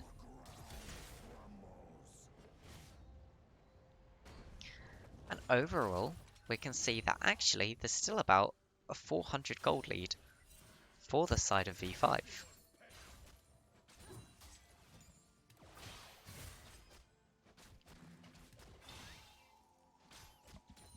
Vayne just clearing up these minions. 6 stacks left on the Cull of GP, otherwise all the culls have now paid off, not been sold yet.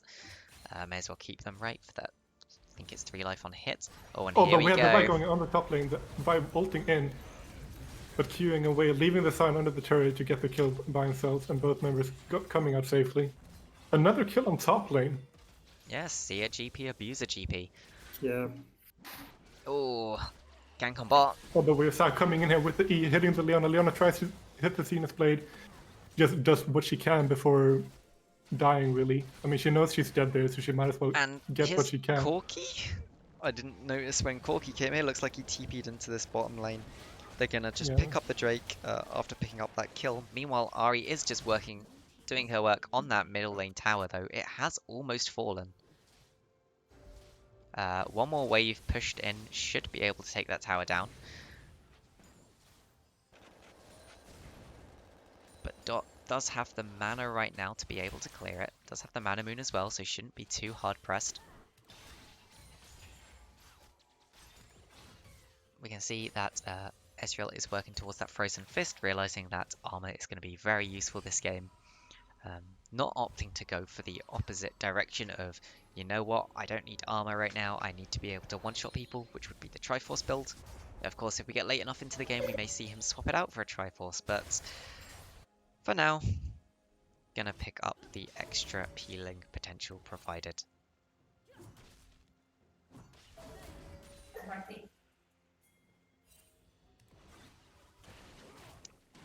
And V5 have moved themselves around this Rift Herald. Looks like they might try and do it. Pings are coming down onto it from the side of Virtual Secret, though. O'Neal is on his own. Spotted out doing it.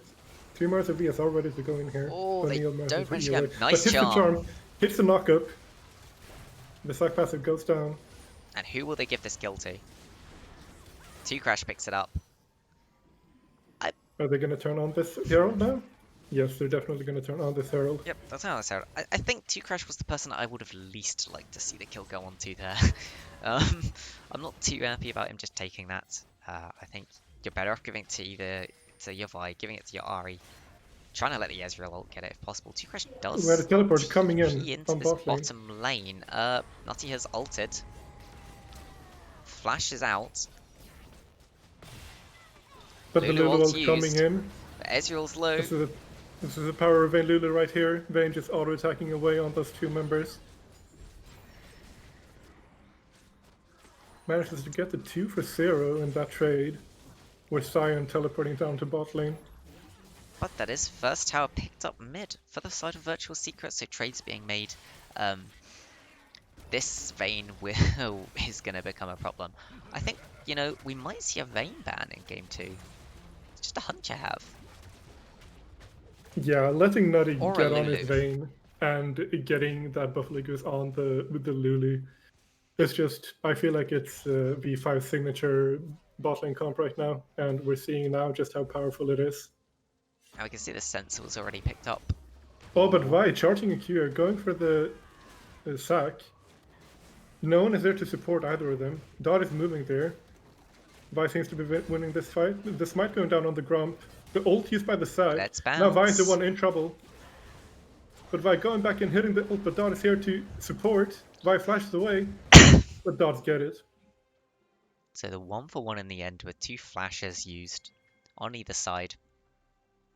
Overall, I think it's not the worst thing. You know, your Vi needs to get that Triforce. When she gets that Triforce, that's the time when you really need to pressure the map. You need to use the fact that your Vi is strong, because she will fall off when we get towards the later game. Vi is pretty one-dimensional in how she works. So you do need to actually use her well. She can be interrupted quite badly by Lulu as well. That's not to be underestimated. Polymorph is an absolute annoyance.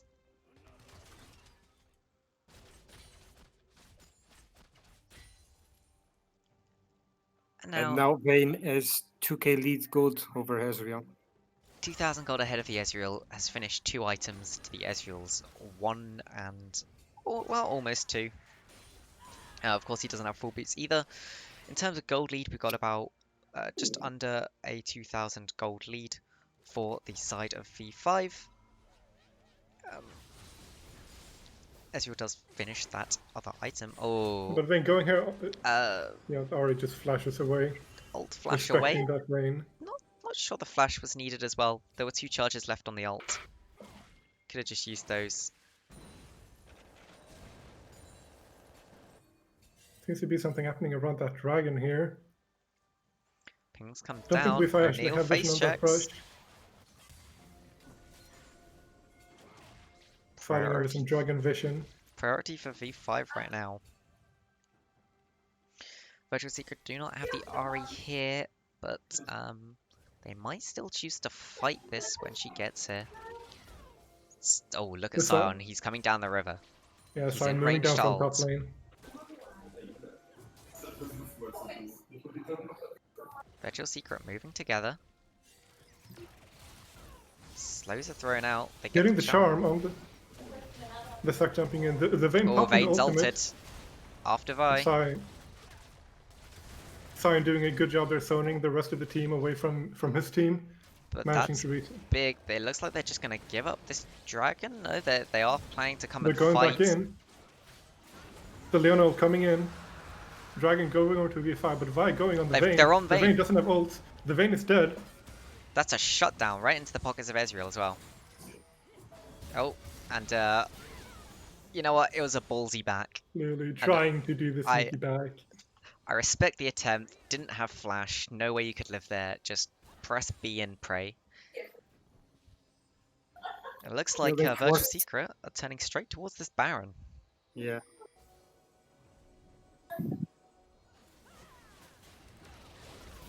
Yep, with Vayne down, there's no real... Well, Vayne, Lulu both down. There's no real way to contest this.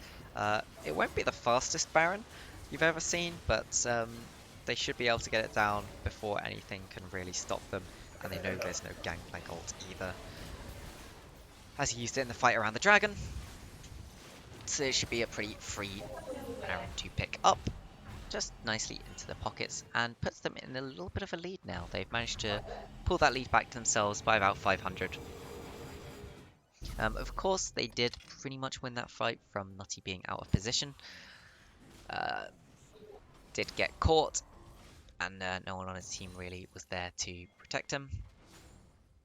So I have to see whether that happens again. Yeah,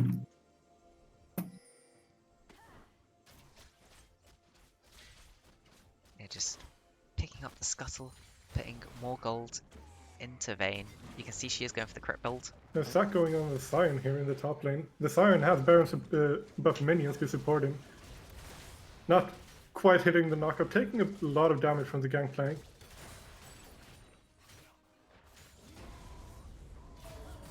But here's Leona. The Sion now coming in, barely missing. The Zac jumping in on the Sion.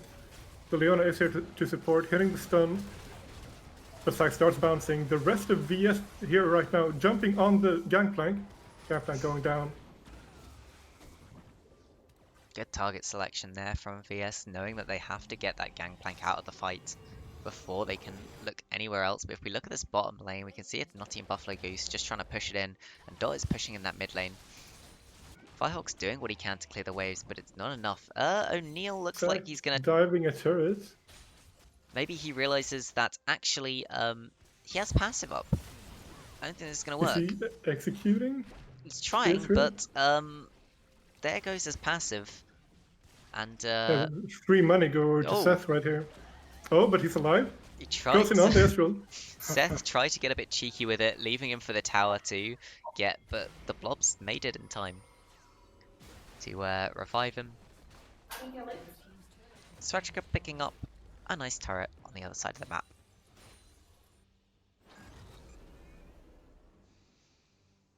And we see the game at what is potentially another lull state for a little while. Swachka, if he gets found here, he's in trouble. Oh, and the The package package. damage coming in, slowing him to oblivion right there. Dot Just picking the up an easy kill. damage over time. Dot really living up to his name there to do that. And yeah, you could just see absolutely chunked him out. By looks like she's going towards that Guardian Angel as the final or third item, picking up some armor, which will be very useful. Of course, not against Corki, but against the other champions will be pivotal. We see a lot of Ninja Tabby picked up for the other side. Merc Treads being picked up for the Leona, I think is a little bit strange, but maybe continually gets polymorphed. Not really sure what other reasons there could be for picking it up. I think that's probably wrong. You probably still want the Ninja Tabby. Overall, it's going to be more useful considering how many champions are going to be auto-attacking you. We have both teams setting up for this Drake again. That's going to be spawning momentarily. Trying to fight over Virtual some vision Secret control. have won the priority war here. They are currently in the pit. Dot can see over this wall. Charm goes down. It's like getting onto the Zac. charmed. A lot of damage getting chunked there, actually. Spooky Ghosts were thrown out. But he does have a lot of health regen. Fighting Just over getting some vision ward right now. wars. V5 do have a ward in the pit, so they will be able to see when the dragon gets started. I'm not... Virtual Secret, I don't know if they actually know that. The dragon getting started up. Ooh, there's the cannon barrage. But V5 here are going for this Drake. They're trying to force the Drake. The Vi it's jumps stolen. into the pit. The Vi manages to take the Oh my god, and the Ezreal's massive fight huge. going on here.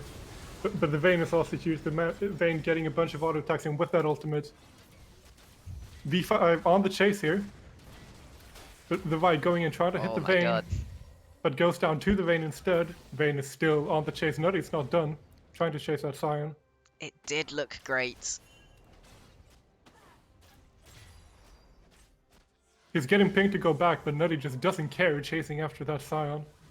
But he's not gone. Looking for that Ezreal as well. He knows the power of the Vayne.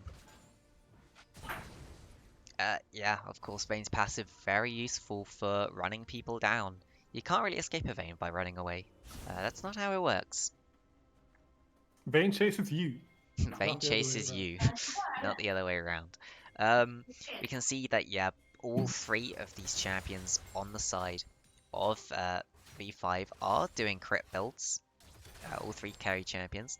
So I would expect to see Randuin's Omen picked up by some people on the side of Virtual Secret. I mean, if you see crit, build Randuin's. It's 20% less damage from critical strikes. Why would you not? Of course, there's not too much crit picked up yet, so you still have time. I wouldn't want to see Ezreal building it, of course, because he is primary carry. I wouldn't want to see Ari building it. We are specifically talking about Scion, Vi, and Leona here. Randuin's Omen, great. Also, it can provide you with a slow on the Vayne while she is invisible. If you're close enough, that slow can tag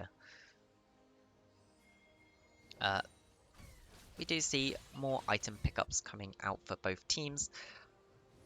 Ari getting both slow items as well as that Oblivion Orb, so she's stacked out on Pen right now. We have the Guardian Angel on the Vi, so she's able to die once and come back and disrupt the fight. We see the Death's Dance on the Ezreal. It looks like he's picked up the cloth armor, so he will be working towards his own GA finally. Whereas the Vayne has that Phantom Dancer, makes her a lot harder to just burst down. Seems like Scion might decide to build towards that Adaptive Helm next. Of course, Adaptive Helm is an extremely good item into Corki. I will be disappointed if he doesn't pick up Randuin's at some point. Randuin's plus Adaptive Helm, Corki should basically stop doing damage. We're seeing a lot of tension around this Baron right now, with everyone on VS being grouped up there. Spooky Ghosts are just thrown out. See if they can catch anyone. They do tag the Vayne, so they know she's in the mid lane. Pings Move come over to towards get Baron Baron. priority.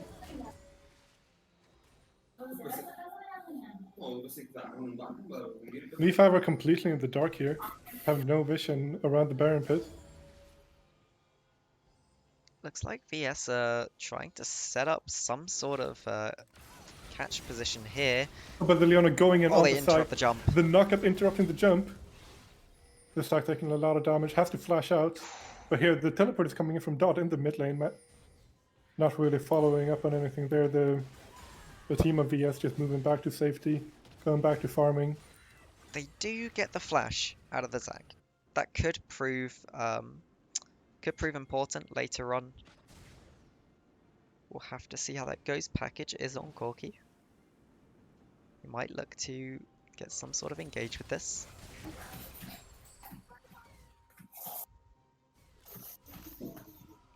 It looks like the classic Gangplank build where you build Essence Reaver, cap out your CDR, and then you build a nice Liandry's there, so that your ultimate does a lot more damage.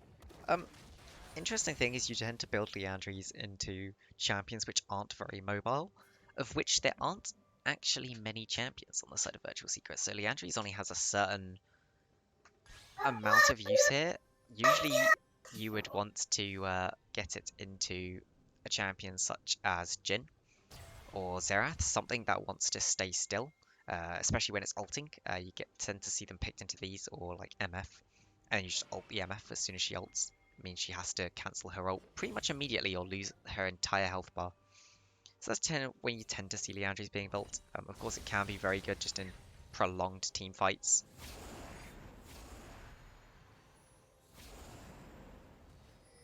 A very good play from VS coming out here, getting the priority over these objectives, making V5 walk into the dark, Oh, but nice Sion cancelling with the And they found Nutty. Revive going in on the Vayne. The Flash and Leona going down, the Vayne is dead. And they Leona want this flashing in, fight. hitting the fuse. The Sack going in, hitting all the bounces. Lulu coming That's Tenno down. down. That's 2 down. Oh, Just the Zac blobs left. And That's- no one from Virtual Secret dies. Virtual Secret absolutely obliterating that fight. There are pings going to Cancelling. mid lane, there's pings going to Baron. We'll have to see where that goes. they could get Looks like- inhibitor. Yeah, they're going for this Baron. They're splitting up, going for the Baron and the inhibitor at the same time. Yes, they know that the Ezreal and Vi are the two people that can really knock this Baron down. Leona's just there to tank the Baron's attacks, because Baron, of course, reduces damage. The last person the Baron attacks does reduce damage to Baron. So that's why Leona's there to tank that up, and the other two are just going to push this mid lane down. Get an inhib and probably back off. Oh, Vayne going in here. The Charm charm barely misses. missing. that could have been very bad if the charm had hit there. Something I am noticing right now is a lack of grievous wounds. Apart from the Sion's Thornmail, we haven't seen any other grievous wounds actually be built yet. There we go. There's a Morello's finished on the Ahri. Looks like she'll be the one trying to stack the grievous wounds across the enemy team. I mean, if you're a mid laner, you should know that you hate being the one to have to finish your Morello's early, but sometimes you have to do it for the good of the team. Executioner's also picked up on Ezreal though, which is a good pickup. And the other reason for finishing Morello's can be that you just want the power right now. So maybe he just wants the power for the next team fight. We'll have to wait and see.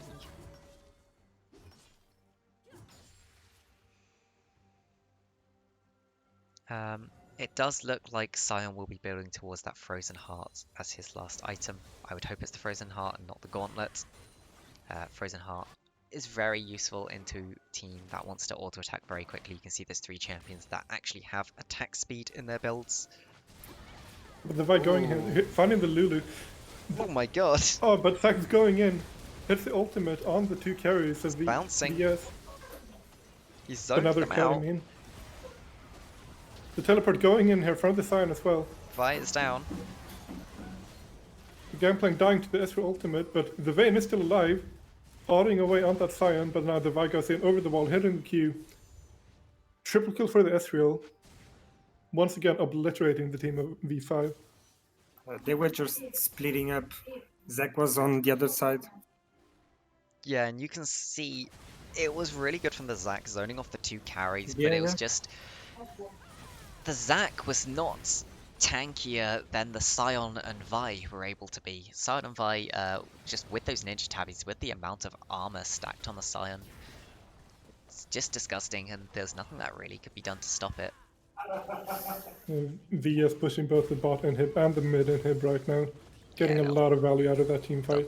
take them both, probably choose to back off, wait for the next dragon to come up. Maybe try and get Solon into game off that.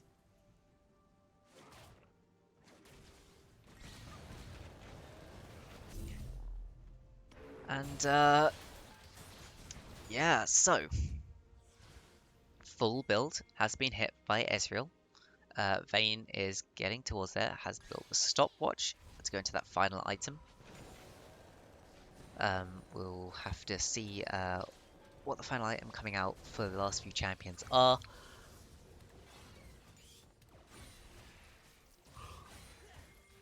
There is a big level disparity in this jungle. It will make smite fights extremely hard, of which there's likely to be a smite fight around this dragon. The problem for V5 here is if they lose another fight, they have probably lost the game. They do have a really nice scaling team that scales into the late game, but they have to be very careful about the fights they want to take now. And this is a big fight. This is a fight for the Elder Soul, for the enemy team. The bad It's a thing big for them, fight, and Corki just picked up the package as well. Yeah, and Corki's level 18. But Zac might get caught up in the mid lane here, getting hit by the Vi, flashing over the ball to safety. The Dragon's just Here about we to go. spawn. Going in with the knockup. Hitting the ultimate, the big package coming in, splitting the entire enemy team. Yeah, the set picking up the Corki, but the Vayne running amok. Getting auto after auto. The Leona on the Vayne trying to shut him down, but Vayne manages to cut it out. Chases after the Ahri, gets Charmed, but also gets Lula ulted. Nutty head first into the enemy Oh. team, gets ulted by the Vi. but that's And goes Ocean down. Soul picked up. He's going to be hard to kill now. Tenno and O'Neill trying to kill this lonely Ezreal right now, but Ezreal just has so much damage, so much healing. That's just RuneScape disgusting. fouls them and manages to win the fight against him. The blob's going down. The The Zac is healing alive. It's just so disgusting. And they'll just walk it down now. We can see Ahri teleporting into the base Yeah, to this is just over. finish this game. And that will be game 1 going to the side of Virtual Secret in a few seconds. Ahri doesn't do much Waiting damage.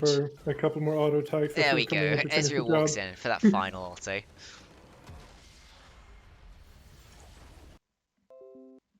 I will have a quick look over the stats before running over to game 2.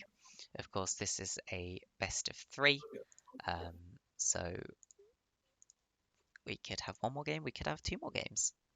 Depends. Of course, it would be great to see more games, but also my throat is starting to die. So here's the stats in case anyone wants them. We'll do a quick scroll down. Holy shit, the healing from the Zac was massive. Lots of control wards being bought, especially by Vi. We can see graph for damage. Ezreal doing by far the most damage in the game.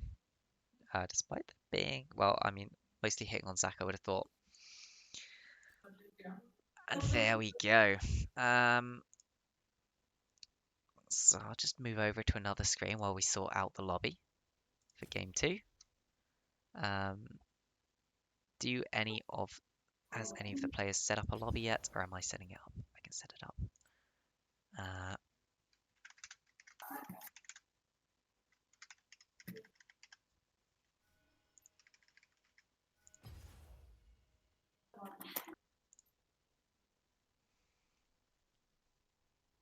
that's one team invited. Let me get a name from the other team.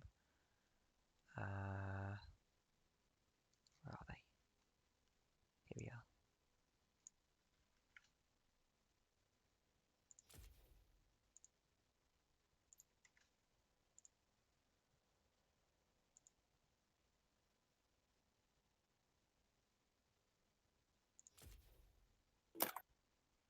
Pretty sure I have Dot as well somewhere, if I can find him. And Tenno. There we go, we'll just get more people into the game, and then I'll send invites to you two. Where are you? There's Trollzoe, and where's AJ gone? There we go.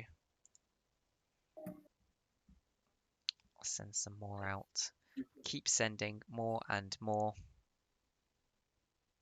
AJ is gonna head off, but thanks for casting with us.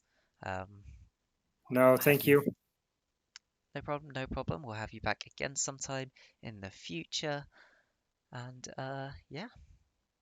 Yep. Thanks Well, for coming. good luck for both of the teams, and see you next time. See you next time. While we are just waiting, if you want to fill air, feel free. I'm gonna go grab a drink and go to the toilet while we have like 5 minutes. There is time for that in between games. I'll put the champ select music on in the background so it's not completely silent, at least. I'll be back in a second.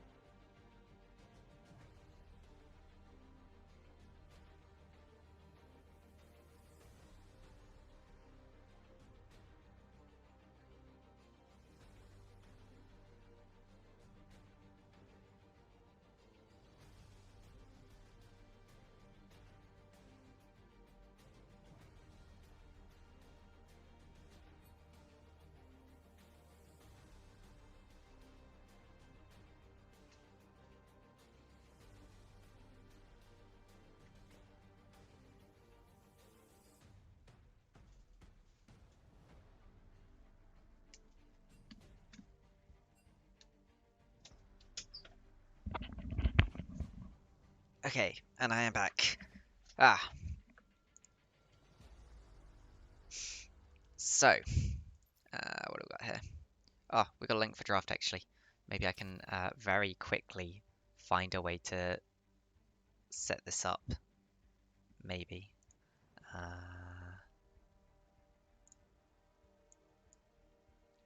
would be the best way to set this up? I believe in the NA production value. NA production value.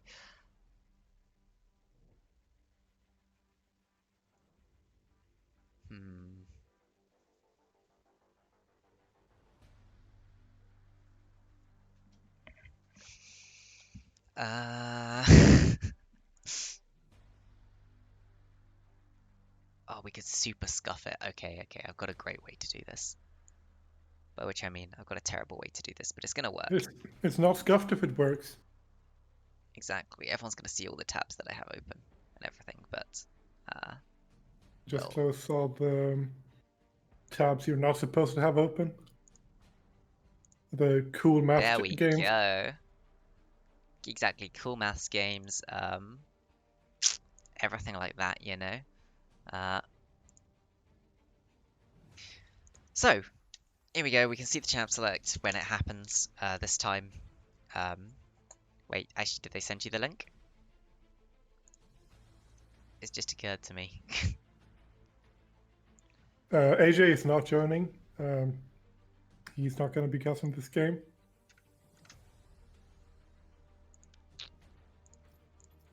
I'm not sure Pluto is actually in the stream to hear me say that. So maybe I I should will. actually message him as well. If you could do that while I try and get this to actually copy, so I can send you the link. There we go. Draft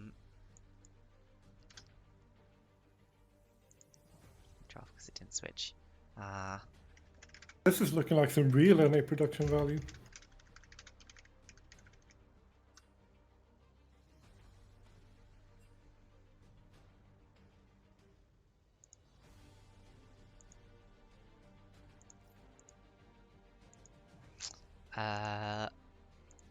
Okay. I think. Okay, this is not the pick ban we're actually going to have, but this is what it's going to look like. So this is the nice view we're going to get when we have the full pick ban. When we eventually get there. Oh, is this the new one or is that the same one? I'm not sure. This is the same one. Yeah. So I think hopefully soon we'll get another one. Oh god, this is the problem with having two screens, and I don't have enough screens to do everything. Because it's not using a window capture right now, it's using a screen capture, so one of my screens is just stuck being this.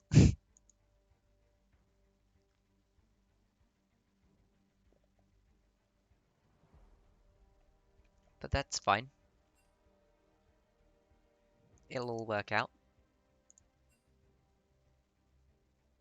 Oh, that's perfect. If I try and tab between things as well, it will show my background, whatever's on it, for a little while. But at least it's not a very dangerous background. That is true, that We is just true. saw it. Perfect. I now have the draft. There we go. Hopefully nothing came up in that half a second where I clicked there. That would be very awkward. Here is a link for you, and we can hopefully, any production value, watch this draft. I mean, prodraft.leaderlegends.com has a very dangerous first letter. That is true. They'll find out about all my Pokemon searches. True. Your Pokemon deck. Yeah, you know, you gotta be very careful.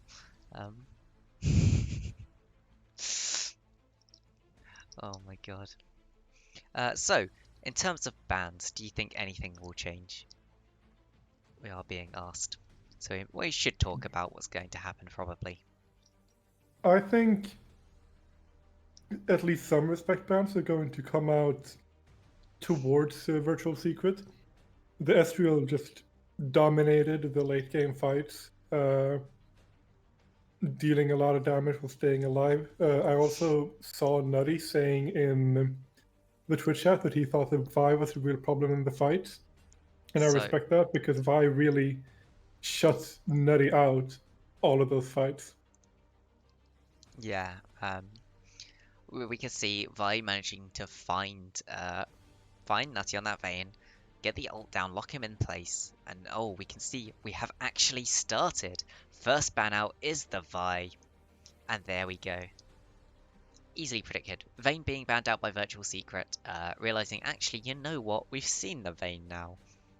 Yeah. Let's not even risk allowing them to have it. We've seen it. We respect it. You are good at it. You're getting a ban this game. Here's your respect ban. And bow politely. Valkyrie 5 moving on to their next ban. I wouldn't be surprised to see Ezreal banned unless that's something they want to pick up early for themselves, but they're going to ban the Orianna instead, wanting to push Firehawk down to something that's not as safe, not as comfortable. Tristana being banned out, they've decided, you know what, we think the best player on this team is Nutty, we're going to ban him out instead. Kindred is also another carry jungler just being banned out. What the hell is this? This is a this is them doing a champ select because they don't have placeholders, etc. So basically, because not all of them own all the champs, they've decided they want to do a champ select as if they have all the champs, they can pick for each other, because the way this game works is really dumb. where you can do a Virtual tournament Secret. draft but can't pick for other people. Virtual Secret really respecting the bot lane of Valkyrie 5 here, banning 2 of Natty's best picks and banning the support that Buffalo Goose usually picks to go with his scaling hyper carries. Yeah, but you know what they have left up? They've left up the Ezreal. Trundle locked in first, wanting to get maybe something with a bit more power in that jungle, something that will provide a bit more damage and can contest things earlier. Virtual Secret respond with the Shen, something that can make a lot of cross-map plays.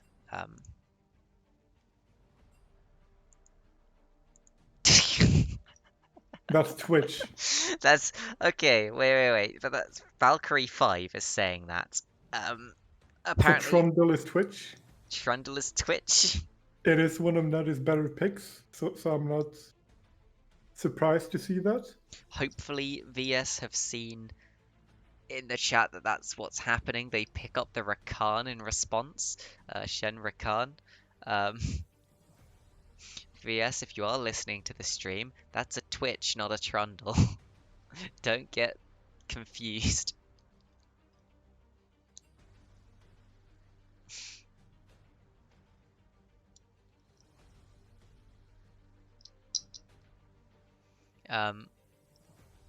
That being said, I mean, if they wanted to restart the champ select, I think they could, but they're looking the Nautilus. Just a very strong bot lane champ, decent into Rakan.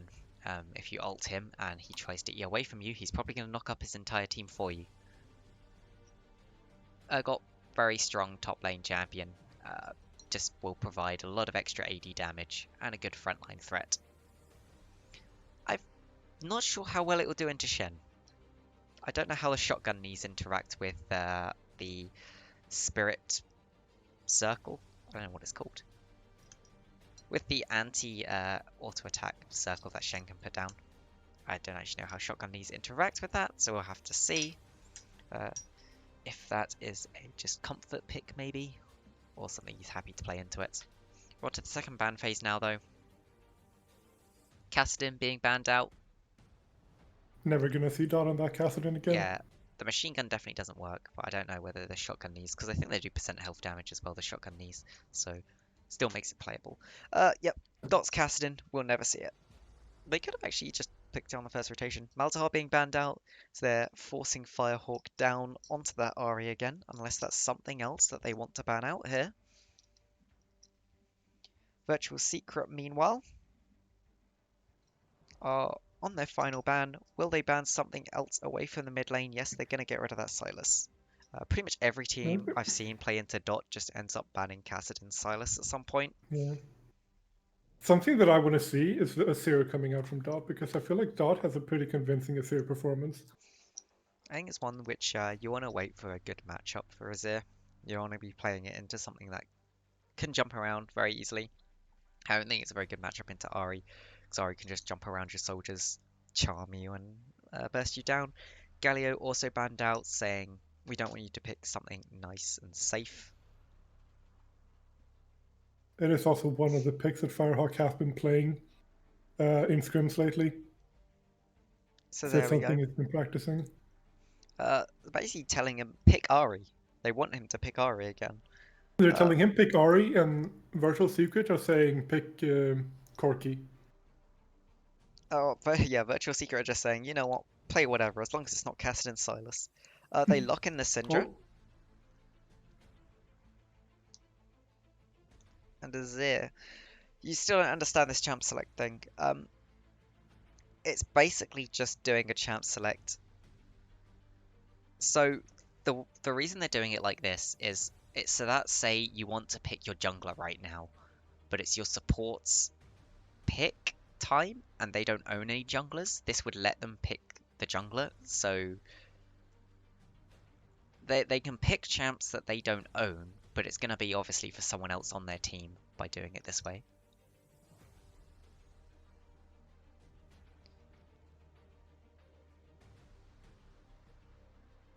Exactly. Yeah, exactly. They're just going to copy this but pick for themselves after. And hopefully Virtual Secret haven't forgotten that Trundle is actually Twitch. Ooh, the Kazakhs lock in. Trundle is Twitch. This right here, this is a Twitch. It's not a Trundle. Ignore that. So as soon as they start up the champ select on the client, what I will do is I will turn this off and we'll go over to the client view.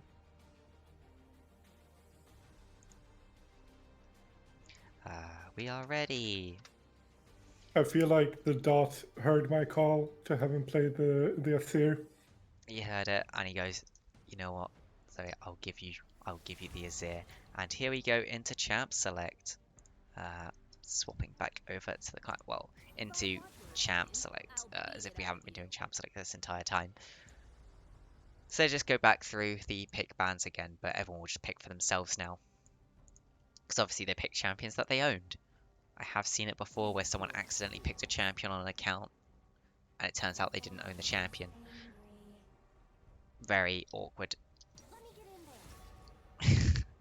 Trundle time. It's Twitch, guys.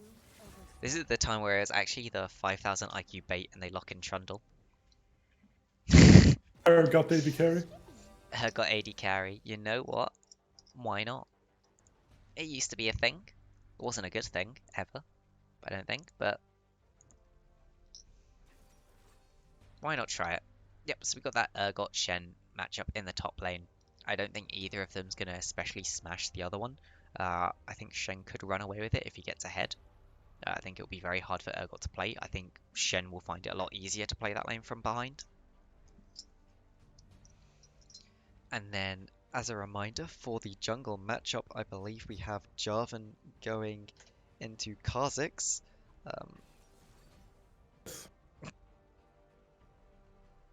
think here they've... But yeah, we do have the Jarvan into Kha'Zix jungle matchup, I believe. Which obviously can actually go either way. Jarvan can do a surprising amount of burst damage early. If he does catch the Kha'Zix unaware. However, in any sort of normal fight, you would expect the Kha'Zix to win just from the isolation damage that is provided. Azir into Syndra. Until Azir gets some mana, Syndra should be able to push that lane and control it. As soon as Azir starts to get the extra mana, that should start flipping into his favor.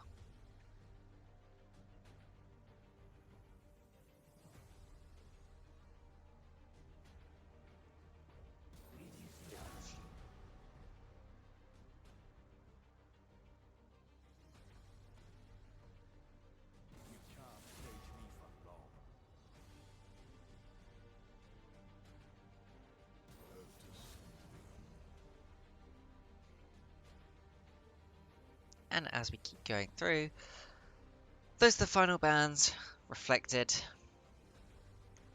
They're left to lock in the AD carries and, well, jungle support.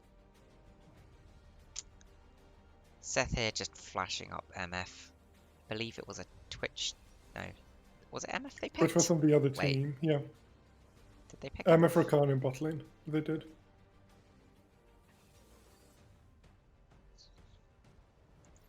Okay. Apparently there was a problem. And I'm sure that just came up on stream so anyone could have read it. The jungler did not realise, as I was saying, people have done it before, where they haven't realised they don't own the champion. So they're swapping accounts so that they don't have to redo the draft or something. I think the jungler might be switching accounts. Okay. Oh yeah, because we have Thrashka on the Rakan right now and Plutia on the Kha'Zix. So they're going to be swapping accounts. Yep, so when we see Shrachka on Rakan, that is actually Plusher on Rakan. And when we see Plusher on Kha'Zix, that's actually Shrachka on Kha'Zix. I'm already having problems like remembering to call the name of the guy instead of the champion. So don't do me like this. I'm thinking maybe for these two we'll go with the champion names. Because otherwise it's going to be too hard to remember. Also, let me remember to put in the right Scoreline. I am So really liking the team comps from both teams here. Because on the side of V5, I feel like they have three big beefy boys who are very good at holding people in one place. And then you have the big AoE, continuous AoE damage coming out from the Seer and the Twitch. yes, And on the other side, you have the Cossack Submarine with Chen ulting in on him, and Rakan really going in there, setting up the fight for the big MF ult and the big Syra picks to come out. yeah, and MF Rakan can be an absolutely disgusting bot lane. Essentially, with Rakan, what you can do is you can ultimate, catch them all, and then knock them all up. By the way, where am I from? I am from England. I mean, if you want more, like, precise than that, Hertfordshire. So just north of London. So my accent is very much, I don't know, people have called it posh, but I don't think it's that posh, but I don't know.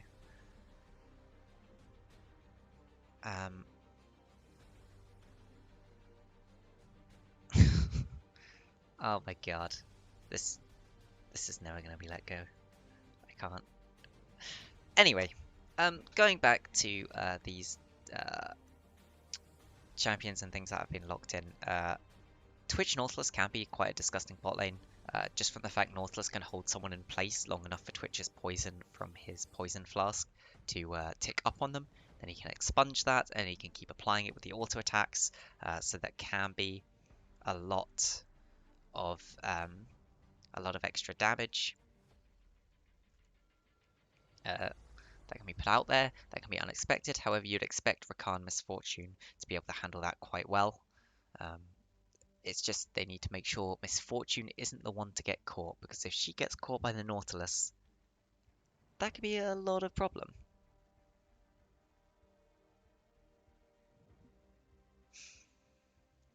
Um,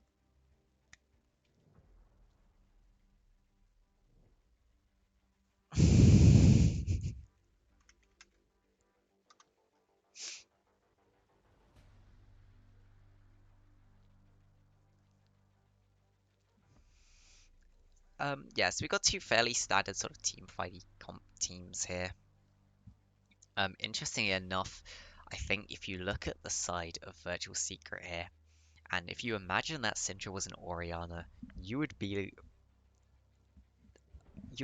loving your life right now. The fact it's a Syndra means that it's not quite as good, but you can still be fairly happy with how that's turned out for you. And let me swap over to the game screen. We'll stop the champ select music. There we go, not scuffed at all. We have Ignite on the Syndra, wanting to put down that extra damage, but not choosing to take the... No, not Ignite. Electrocute on the Syndra, not choosing to take Ignite. Wanting to put down the extra damage with the Electrocute, but not taking the Ignite for that extra potential to finish off. Instead wanting the lane pressure and map pressure that Teleport does provide. Nautilus taking the Aftershock, giving himself more tanky stats, whereas Rakan is taking the Guardian in order to keep him and his friends alive. Kha'Zix with Electrocute, very much a sort of dueling rune in this case. And we load in to Summoner's Rift.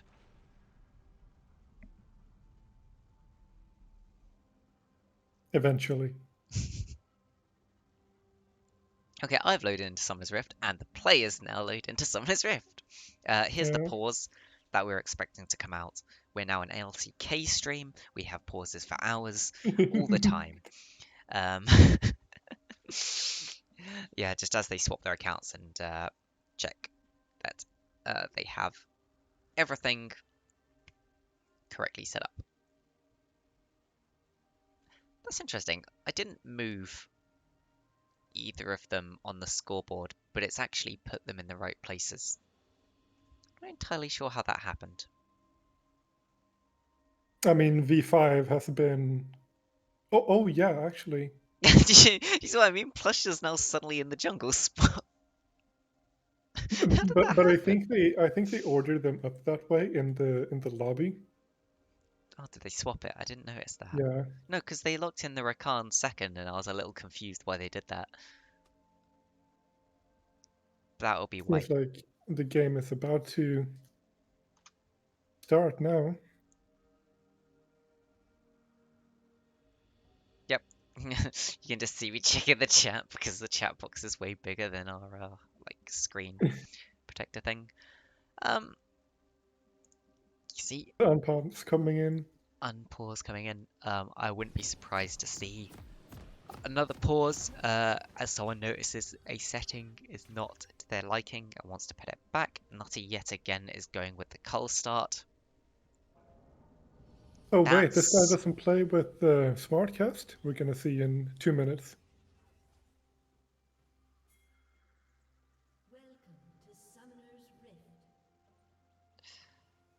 doesn't play with Smartcast. Okay.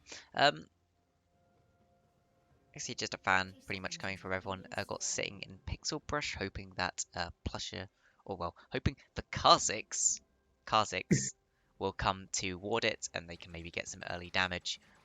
Just make a little bit of difference to that jungle pathing. Interesting things to note is pretty much that we have that cull on the Azir. Tenno On did the just use a Twitch. pot from one of his corrupting pot stacks. I think that might have been a misclick. But he's going back to base now to rectify that problem. Yeah, it can't be a pot down in lane. That's completely Disaster. hinting. Complete disaster, exactly. How do you feel about Cull on Twitch here? I don't like it. Like for what I see, the thing is trying to go for, because Twitch is another one of these hyper scary champions and just wants to get to that hyper carry point as soon as possible. But you're giving away lane pressure by not giving, but not taking endurance. And So I don't particularly like it either. suddenly you're a lot easier to kill. Yeah. And I remember you talking about this just the other day. Like, is the 400 gold really going to be worth it when you don't have the Dorans to actually influence the lane with? Ooh, But we see O'Neill's going for early that game early gank coming gank. from O'Neill here. Nice The sidesteps. Nautilus Q just barely hitting, but the misfortune forced to flash away. An early gank coming from O'Neill. Meanwhile, we see the Kha'Zix has gone for the same clear that it did last time, going for the red, the blue, and the Grump. Rush that level 3. You do kind of like to see that. Zedras does not like Kha'Zix runes here. I think the idea is the Kha'Zix just wants to one-shot someone, hopefully in the backline, either the Azir or the Twitch. So he's thinking electrocute, you know what, that's going to be the most damage provided to me in a combo.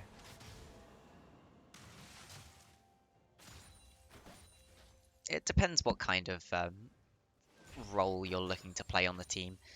If he's not looking to last a long time through the fights, just wants to straight up take out one person, electrocute will help him do that more. I think in this game, Kha'Zix is basically on kill nutty duty. Yep, that's what I see it as. Kill Nutty, kill potentially Dot. It depends who he needs to kill. In Yeah, terms easy of coming in with the inside information saying we're looking to one-shot the Twitch. yep, so we see Tenno gets the early push in. Looks like he's gonna back, maybe try and buy something with the little bit of gold that he's picked up. Does cheat a longsword back. Should be able to get back to lane fairly safely. Though we see Jarvan moving into the mid lane here, the Dot going in, the flag and drag forcing the flash out of the Syndra. Plush is here. Setting the brush, there's no vision to spot him out here. Yet again, just using a lot of time towards this bottom lane. Ooh, Jarvan is also here. so this could be a 3v3. Nautilus going in, Plush walking knows up, hitting something the is Q on going the on. Rakan. The flag and drag knocking off Rakan, but Kha'Zix is going on the Nutty. Nutty forcing He's still alive, flash the forwards. flash going in. And Nutty goes down, first kill onto that Kha'Zix, but the fight is still going on. And Tenno tried to TP but got interrupted by the taunt from 2Crash. VS are not done. Kha'Zix jumping in, putting a lot of damage on that Nautilus. Misfortune getting the kill. Jarvan forced to flash away. Another kill going over to VS here. Yeah, and just imagine right now if that Cull had been a Doran's Blade and he had 80 more health there. Suddenly that Kha'Zix can't flash to kill him. And that fight could have been completely different. And that can be the difference between a game.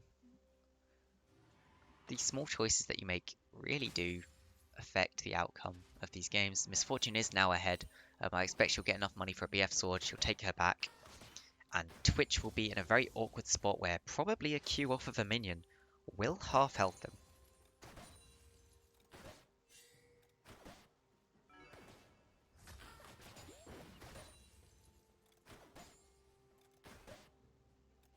See just happy Astro Nautilus plodding along. I do like their walking animation in that skin. He just looks so happy. I unfortunately can't be happy because Nautilus is my most hated champion in the entire game. So seeing a happy Nautilus just makes me sad. Oh dear. But Kha'Zix is moving in this top lane here, looking for Tenno. Tenno spotting it out. Or was Tenno looking for him? Flash forwards. Shen is going for the far chase. away here. Meanwhile, we do see that a small CS lead is opening up for Dot in this mid lane. So he is getting the better of this matchup. In the top lane, we see Tenno is getting ahead on CS by a little bit. Using the pressure of those shotgun knees to his advantage. MF has finally come back to that bottom lane with BF sword and boots. That's like the perfect buy. That's exactly what you want to come back with as MF. V5 is going for a dragon here. The spectator mode not showing that 4 people are grouped up to take the dragon. Yep, we're on it now. But oh, but the flash Q coming out from the Nautilus, but hitting the Rakan, who's able to eat to safety. Dot shuffles in, but he doesn't have the mana to use ult, so just thinks better of it. Walking back. But Rakan jumping in here. That's Nautilus hitting the roof. The teleport coming in from the Syndra. Buffalo's is low. And the Shen teleporting in as well, but getting cancelled by Urgot. O'Neal just stuck between 4 people right here, and Shen going in for the kill. Tenno, I think, dived the turret to cancel that Shen ultimate. Yeah, I think he took a couple of turret shots in order to cancel that, and overall, it's not worth it. You would have been better off letting the Shen teleport or ultimate go through, and just taking the tower plates, honestly. Now we see a bunch of plates going over to the bot lane. The Twitch stealthing in here, but just not going to be able to do much. He starts clearing the wave. Picking up whatever he can pick up. Thankfully, you have that cull, so eventually you're going to get a small payoff in about the worth of a kill. That means you will still be behind, but there you go. It's something. You see 2 crashes now, 2 levels ahead in this top lane. See Shen going back. He has a lot of gold to spend right here. It'll be interesting to see what he goes for. The Tabi is a great pickup against Urgot. Urgot and it's the Jarvan in the jungle. Those are the 2 most likely people to actually come to gank you. So that works wonders against both of them.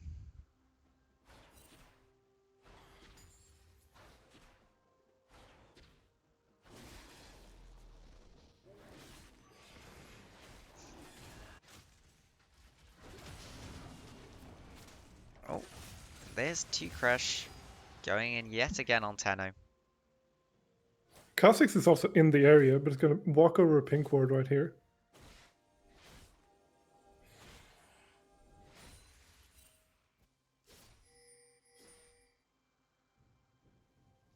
Color's only 180 gold, by the way, not worth at all unless you don't really need the stats. So Cull is actually, you get 1 gold per minion killed, and after you've killed the 100 minions, you get another 300 gold. So there's a kill. Oh, but O'Neal just getting caught between 3 people. Ouch. Virtual secret there. Oh, but 2 crash going in with the tower, not quite having enough. Yeah, not quite having enough damage to go in for the kill. This is unfortunate game so far. for the side of V5. Oh, this is looking like a tower dive right here. This is 10-0 looking like a on almost dive. no health. Shen Swan hitting comes in. the There's, teleport going down. he does get the flip, but it's Kha'Zix not quite clicking enough. up the kill, Oh, and he, but Dot going in, shuffle. ulting Kha'Zix under the turret. The Kha'Zix flashes out, uses the ult to get away. that one minion that lived through the Shurima shuffle really saved them there.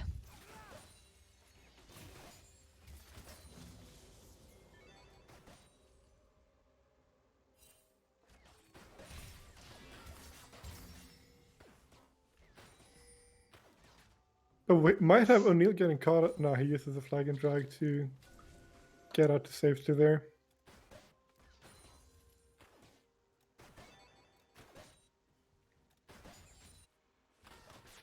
But now we see Virtual Secret starting up this Rift Herald. No one on Yep. V5 really being in a position to contest it. So the other point of the cull, because it's still being discussed, is you do get the cull stats straight away. Whereas if you started building towards an item, you wouldn't get that. Lifesteal is the main one. It does give you a little bit of lifesteal.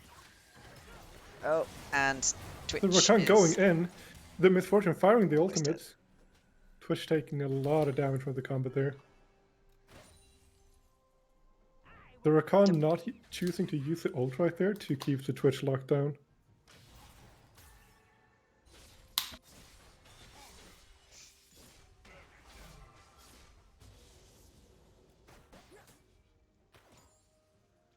Yeah, you can buy it as a starting item. It's just not. It's really greedy. Oh, but here's an engage in the Oh, bot but the lane. Nautilus hitting the ultimate, the Jarvan moving in, the flag and drag over the wall, but the Rakan with a huge ultimate, Stand United. It's on MF. starting out it, and a teleport coming in, a huge fiesta here in the bot lane. Nutty taking a lot of damage from the Asir. The Asir doing a lot of work here. But Flash the Rob still dies. Urgot against two people now. Two crush very low, but Senna The taking a shotgun lot of was damage. not enough to finish off that kill. And everything's just sort of falling apart. I just said the Asir dealt a lot of damage to the Twitch, which was not the case. Because they're on the same team. That's, yep. Azir could not have dealt a lot of damage to the Twitch. But mean- VS moving in for the dragon here. In theory, he could flip the entire enemy team onto Twitch. That's kind of him dealing a lot of damage. True. A Cloud Drake over. No, a Fire Drake going over to VS, and we have a Cloud Rift. Yep.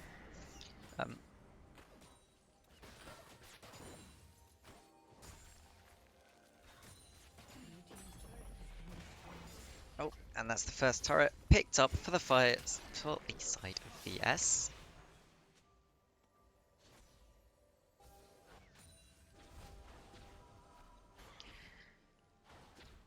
And yeah, VS just playing this pretty much as they need to. Not Plusher. Shrachka on the Kha'Zix. This is going to get confusing.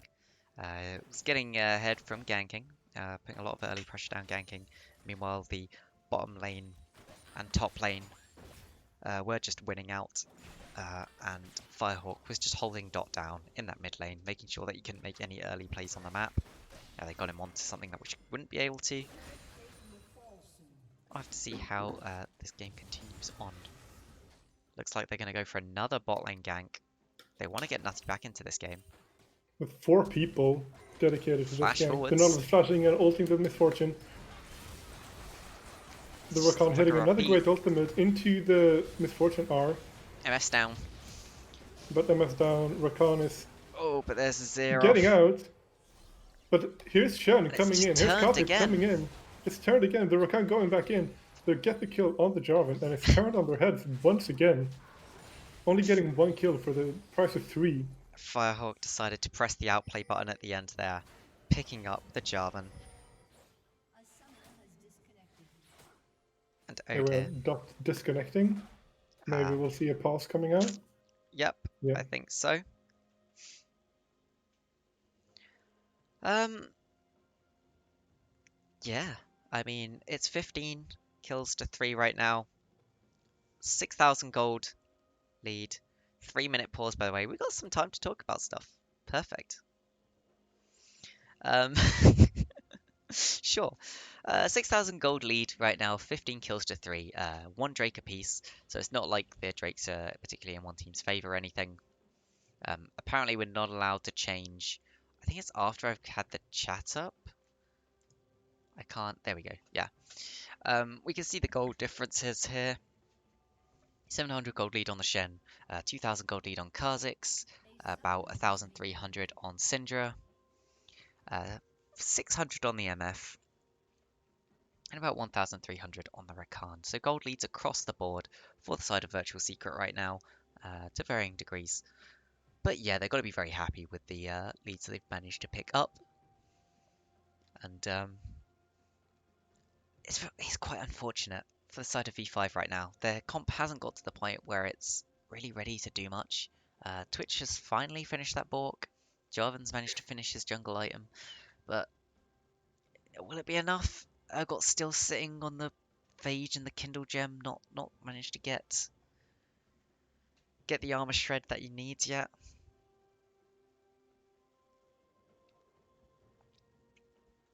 And especially when he has pressed the attack as well, it feels like he was going for that early game pressure.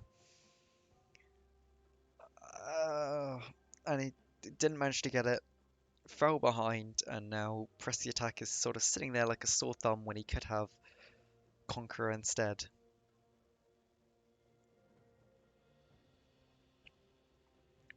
And of course, this wouldn't be the CL Jolyu League if we did not have a Cloud Soul at some point. So this game will be a Cloud. We've got a nice Cloud Soul game going on, because everyone loves a Cloud Soul. You know, I actually really liked the old Cloud Drakes. I'm still disappointed they changed them. I think they could have kept it. Is actually one of our favorite Drakes right now in Geralt. Really? Especially when Preston plays that 6. Because it knocks down his 6 ultimate to, I think it's like 16 seconds. Yeah, but it's like, it depends how many of the Cloud Drakes you do get. Yeah. And that's kind of the problem. When I play Cillian, I play about a bunch of Cillian in solo queue. Well, if you get 4 Cloud Drakes, your ult has a 12-second cooldown on Cillian. Yeah, I think with Lux you can get it down to 10 seconds. Yeah. Just 10 seconds lasers. Oh, here we go. And we're back into the game, and this bottom lane tower will just be going over to the side of VS. I continue on Drakes because it's kind of interesting. I really liked the old version where you got you got some move speed and then a big boost for out of combat move speed. I think they should have just kept that for them. I think the ultimate cooldown could have been the like Cloud Soul one maybe, or you could do something else for Cloud Soul. Yeah, because they flipped it around now, where you get the movement speed when you use your ult on the soul part, and they have the. No, it's 10% move speed overall. Yeah. Like, just getting soul just straight up gives you 10% extra, which is really nice, but I don't know, it feels bad compared to the old one. It feels like out of all the Drakes, Cloud Drake actually got worse when they reworked all them. I feel like auto combat movement speed is a stat that's not really valued enough. Exactly. Which is why you buy Mobies. You also need in combat move speed. Yeah. Back to the game. We have both Jarvan and Kha'Zix hovering around this top side now. We also have Seth on the Misfortune put up against the Sion right now, seeing as the bot lane tower is broken. Yep, just sitting where the 2 outer towers are still left. Probably one of the safest places to be. And same level as the Urgot, so happy to just stand there. It is an MF. She doesn't have flash. Oh, so but O'Neill and Buffalo really looking for something here. But Shen is here to support. not gonna go for that. Waiting to the right time to take their fights. When you're at a 6k deficit, you definitely need to fight at the right time. You can keep throwing yourself into it, but it's quite unlikely to work, and that's a good way to lose a game quickly.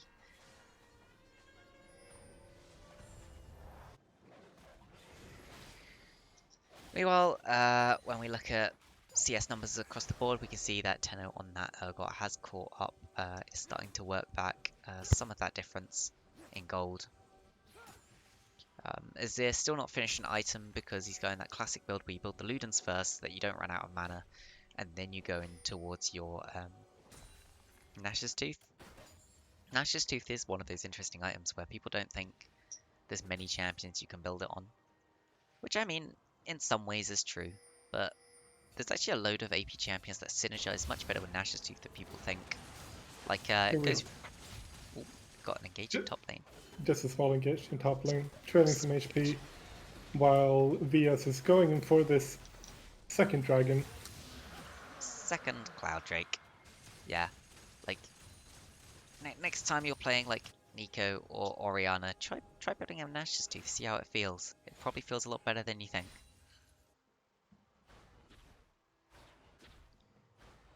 Just clearing out wards here for the side of VS as they move through the enemy jungle. Kha'Zix's really looking for something here, sitting by the blue side red buff, trying to find someone trying to rotate. Yeah, there's no objectives or anything up right now, so he just wants to try and get another kill. They can maybe convert that into some sort of tower damage or chip damage. Now we have Rakan joining him in the brush as well, but they get spotted by the vision cone from Mission Nutty. failed. Mission failed, we'll get him next time. Oh, and yep. Oh, the Nash's Tooth has been finished on Azir. Oh, he's back and in. Kha'Zix is back in the brush, but now he's there to What- take the red buff. Was he just waiting that entire time for the red buff to spawn? Maybe they didn't have the timer on it. I mean, he didn't have anything else to do. Like you said, there were no objectives up, and his topside jungle just spawned. I suppose as well. It leaves him close enough to both lanes that he can come and support if needed. Or Yeah. O'Neill's going to walk straight into them. Oh, O'Neill flag and dragging away to Flag take and it, drag. but the Kha'Zix range is so Oh dear. long, hitting the O'Neill. Oh, look at that damage. The damage Oh my coming out of God. The Kha'Zix is flashing in. Oh, but the ultimate from Stag Dot United saving is there. used. Oh, but Seth diving the turret. The Dot's gonna die to the Rakan Ignite. Nutty here with the ultimate active. Wasn't able to pick anyone up. You can see Well- Seth on no health. Seth there on no health at all. Did take the brunt of Nutty's ultimate. Also diving 2 towers as an AD carry. Yeah, you could tell they're really feeling themselves right now. Meanwhile, the Urgot just got a tower in top lane. Had no pressure at all on him. But hey, that's gold into their pockets. Firehawk just getting some more chip damage onto that mid lane tower. It's getting pretty low.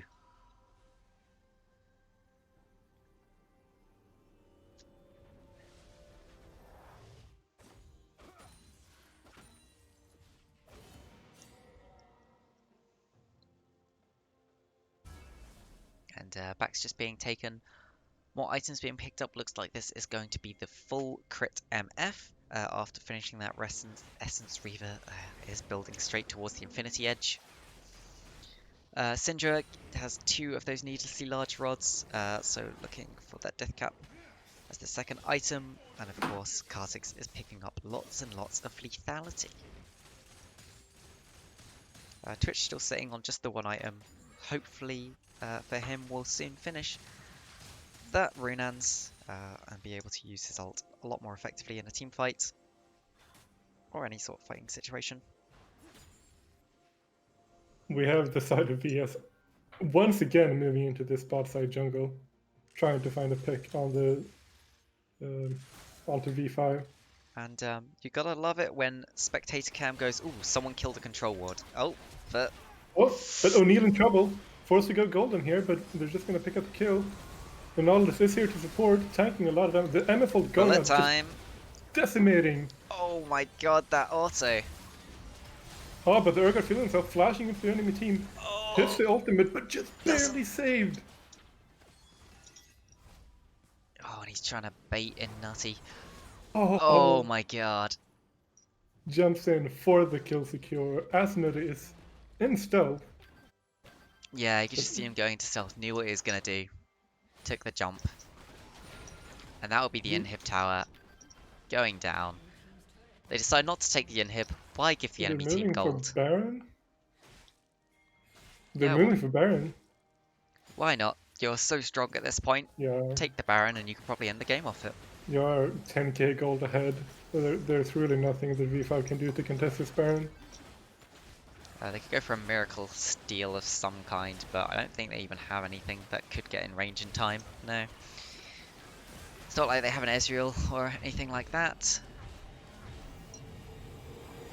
Virtual Secret will take their backs into the base and probably just walk down for this dragon. V5 might try and sneak it off the map first, but it is only O'Neal and Buffalo Goose there right now. Wearing that brush, knowing that VS does not have vision in that area. Trying to sneak it right now. But the team of VS are moving in to check on this dragon. Oh, they could try and steal. Here we go. Ah, but secured by dots. There's a lot of things happening in this fight. That's Rakan, big. big ultimate, big ultimate from Bullet Battlefield. time. Tenno hitting that ultimate, getting a huge shutdown. But shut down by Sets. Oh. And in the end, it's ace for one in the favor of VS. It almost looked so good. And And we that's an have FF. They realize that the game is just going to end there. I like how it comes up with victory every time. Just, we always win watching. casters always win. Casters always win. We get to watch some cool games. So, oh yeah, let me just swap this over so we can go see the stats screen in case anyone wants to take take charge of the stats or whatever. I don't know, note them down.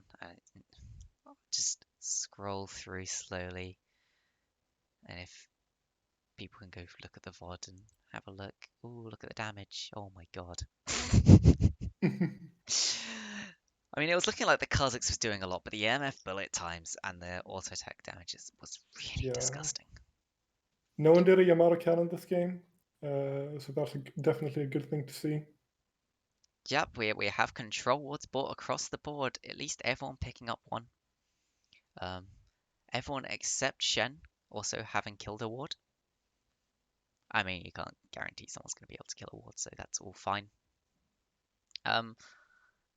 And that will wrap up this series with VS going up 2-0 and moving on to the semi-finals. In terms of what this means for our tournament, unfortunately, I can't change this because it won't let me for some reason. I'm not entirely sure what happened, but it won't let me like add names to this. We do have in the top left, guys in real life have advanced, and bottom left, Virtual Secret have. So one of our semi-finals will be guys in real life versus Virtual Secret. Guys in real life have side selection for game one in that one. On the other side, slightly above Synergy Arctic versus TLH, I believe is going on right now, and whichever one wins there will be coming up against World Regenesis in the other semi-finals. And the winner of SAS Arctic and TLH will be the one that gets side selection for game one in that semi-final. So, we will be we will be casting slightly above Synergy Arctic versus TLH, but probably tomorrow because my throat is killing me. And we don't have many casters today. I originally was potentially going to have to do it by myself, but thankfully I had some nice people in AJ and Trollzoe coming in to help me. My god, my You throat. did most of the heavy lifting anyways. If I'm gonna be Well, fair. thanks, but my poor throat. But yes, uh, won't stay too long on here because why not? We'll update. Semi-finals will be taking place next week. I'll announce them tomorrow after we cast the game between SAS Arctic and TLH, and we'll go from there.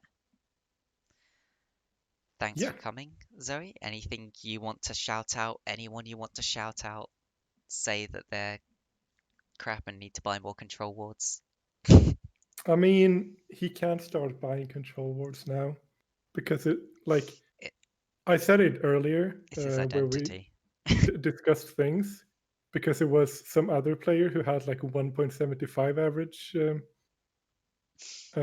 vision board placed, and Yeah, we said that 0 is better than 1 because if you have 0, then at least you're making a statement. fair enough. Okay, thank you for coming to cast with me. It was a Thank you lot for of fun. having me. We'll be doing some more casting tomorrow. I don't know who we'll have for that one. We'll see who's around. Um, yeah, I'll see all you guys later. Bye. Bye.